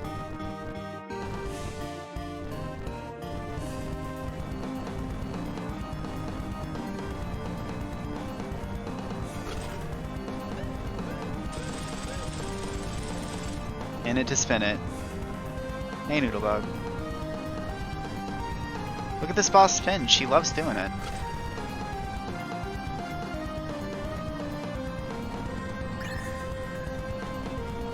Momo's definitely a dancer of some kind.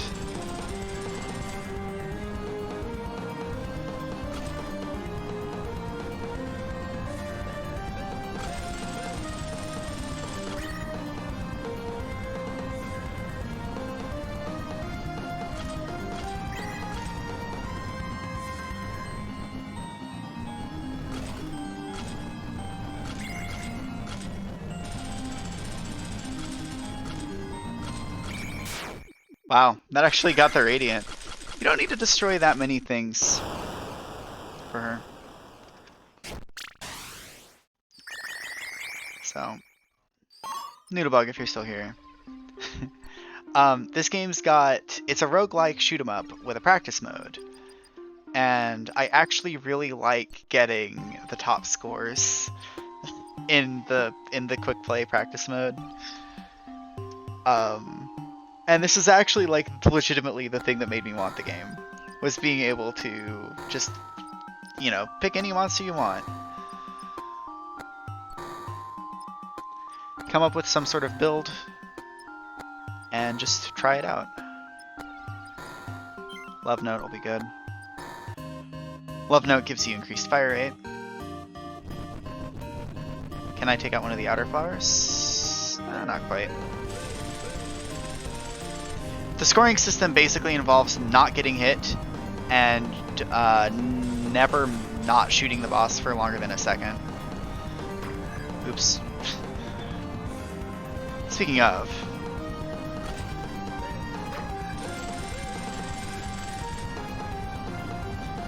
so moving as little as possible is really helpful. Things like that.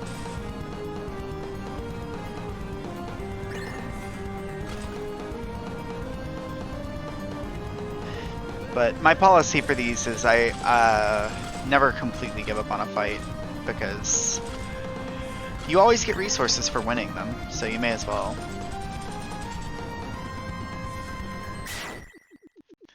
Normally you don't get to see what items do, but you can unlock the ability to see what items do by spending a resource on it.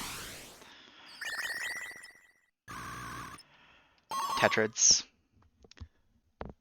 Based on the score that you get.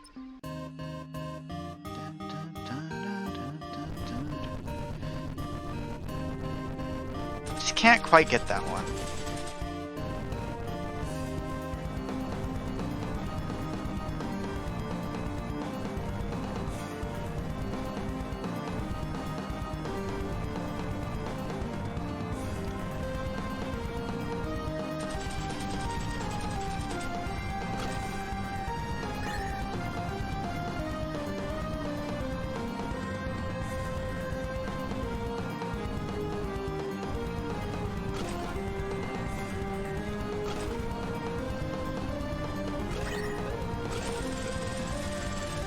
Yeah, Momo's one of the battles that I don't really think gets a lot harder as she levels up, really. Aside from whenever she introduces more waves to that attack. Like differently colored waves to it. And that gets a lot harder to deal with.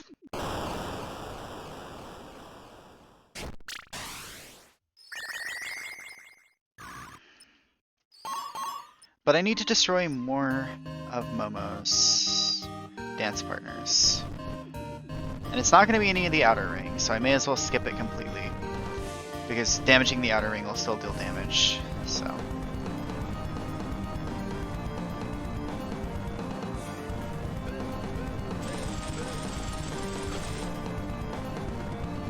Destroying like parts of the boss can give you more points.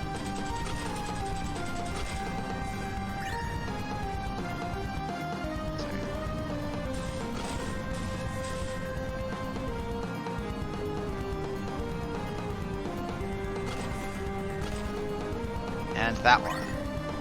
Dang. Okay. The petals it is. Oh, no. I got that one.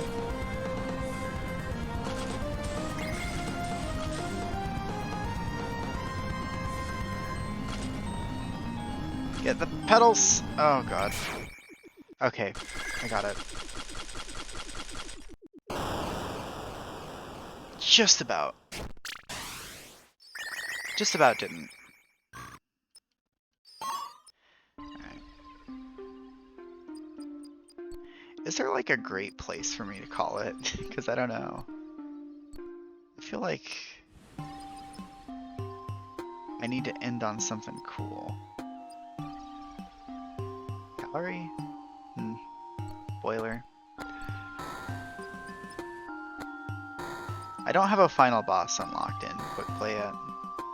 This is a good thing to get.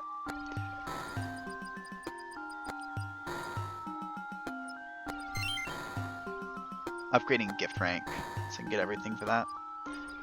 So now I can actually have 3-star gifts. Not really interested in loadout slots.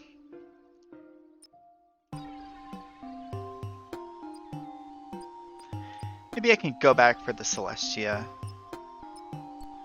Try to get the Celestia Radiant to wrap up. Because I do think I am a little bit out of energy.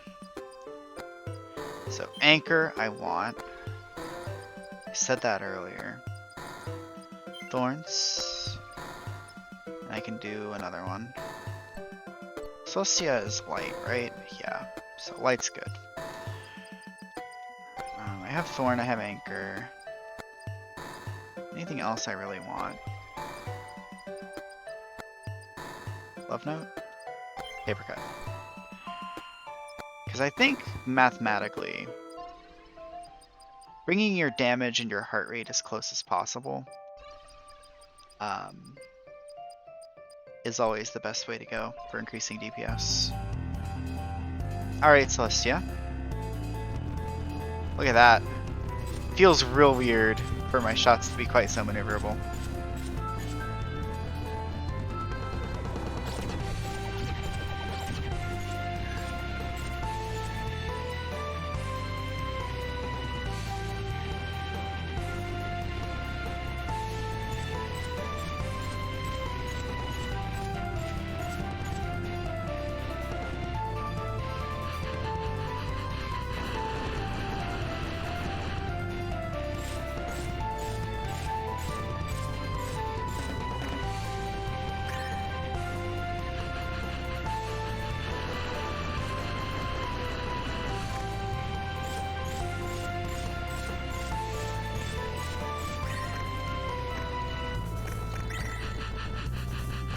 Wow, Celestia I don't think is actually going to use the attack that I equipped the anchor for. There it is. I equipped an anchor for this. Ah.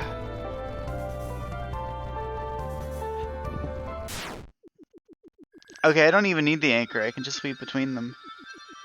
I didn't think I could, but I guess they're not that tightly packed. You can just hang back and weave between them.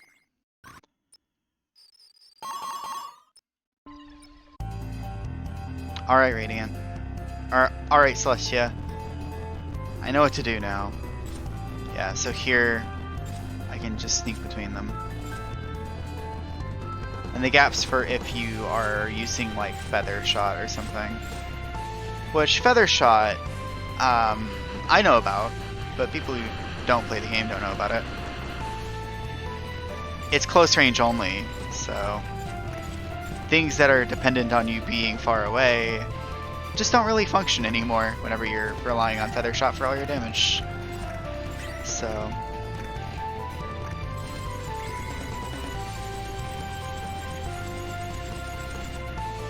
I didn't really need Anchor at all for this. Kind of wish I did. There we go. Full Moon. I didn't realize that was allowed in Quick Play.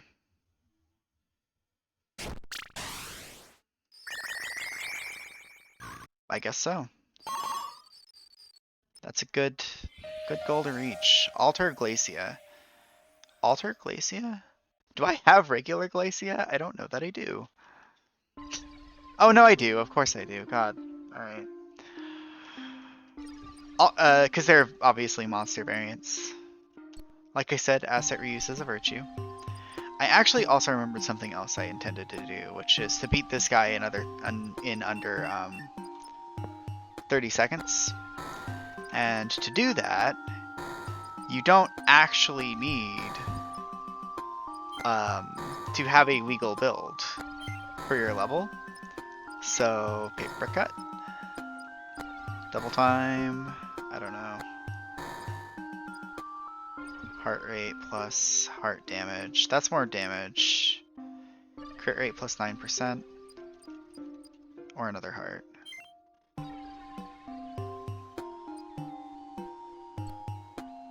Alright. Hello, Burning Barrel. Please die as quickly as possible.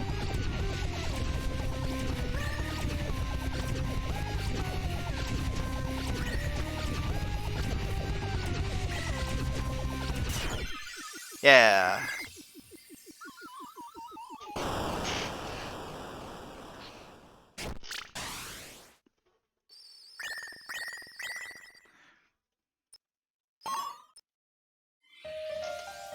Warmth unlocked. Alright. And I think I'm gonna wrap up here because I am tired. And I've been playing this for like 5 hours. Heck of a bonus stream. But I will be back tomorrow. Because that is when I am scheduled. I'll be playing Shapes.io. Because I love that game. And I want to relax with yet more relaxy games. Thank you all for hanging out. If you're not following, don't forget to do so. Spread the word if you had fun. And you know anybody who likes it. Follow if you had fun and want to see more. Hang out again. I love hanging out. Hanging out's a lot of fun. Also, check out my end screen. Look at that transition. It's so good. Hold on. Wait. I can't end like this. Dreamscapes. Hold on.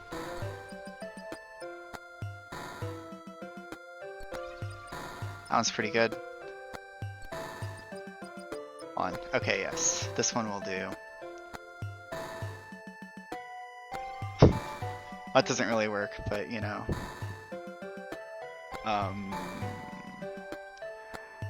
Thanks for watching. Thanks for hanging out.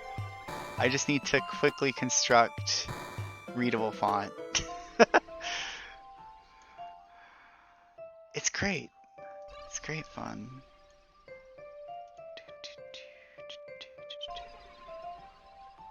Yeah, that's perfect. How beautiful is that? Good night, everyone.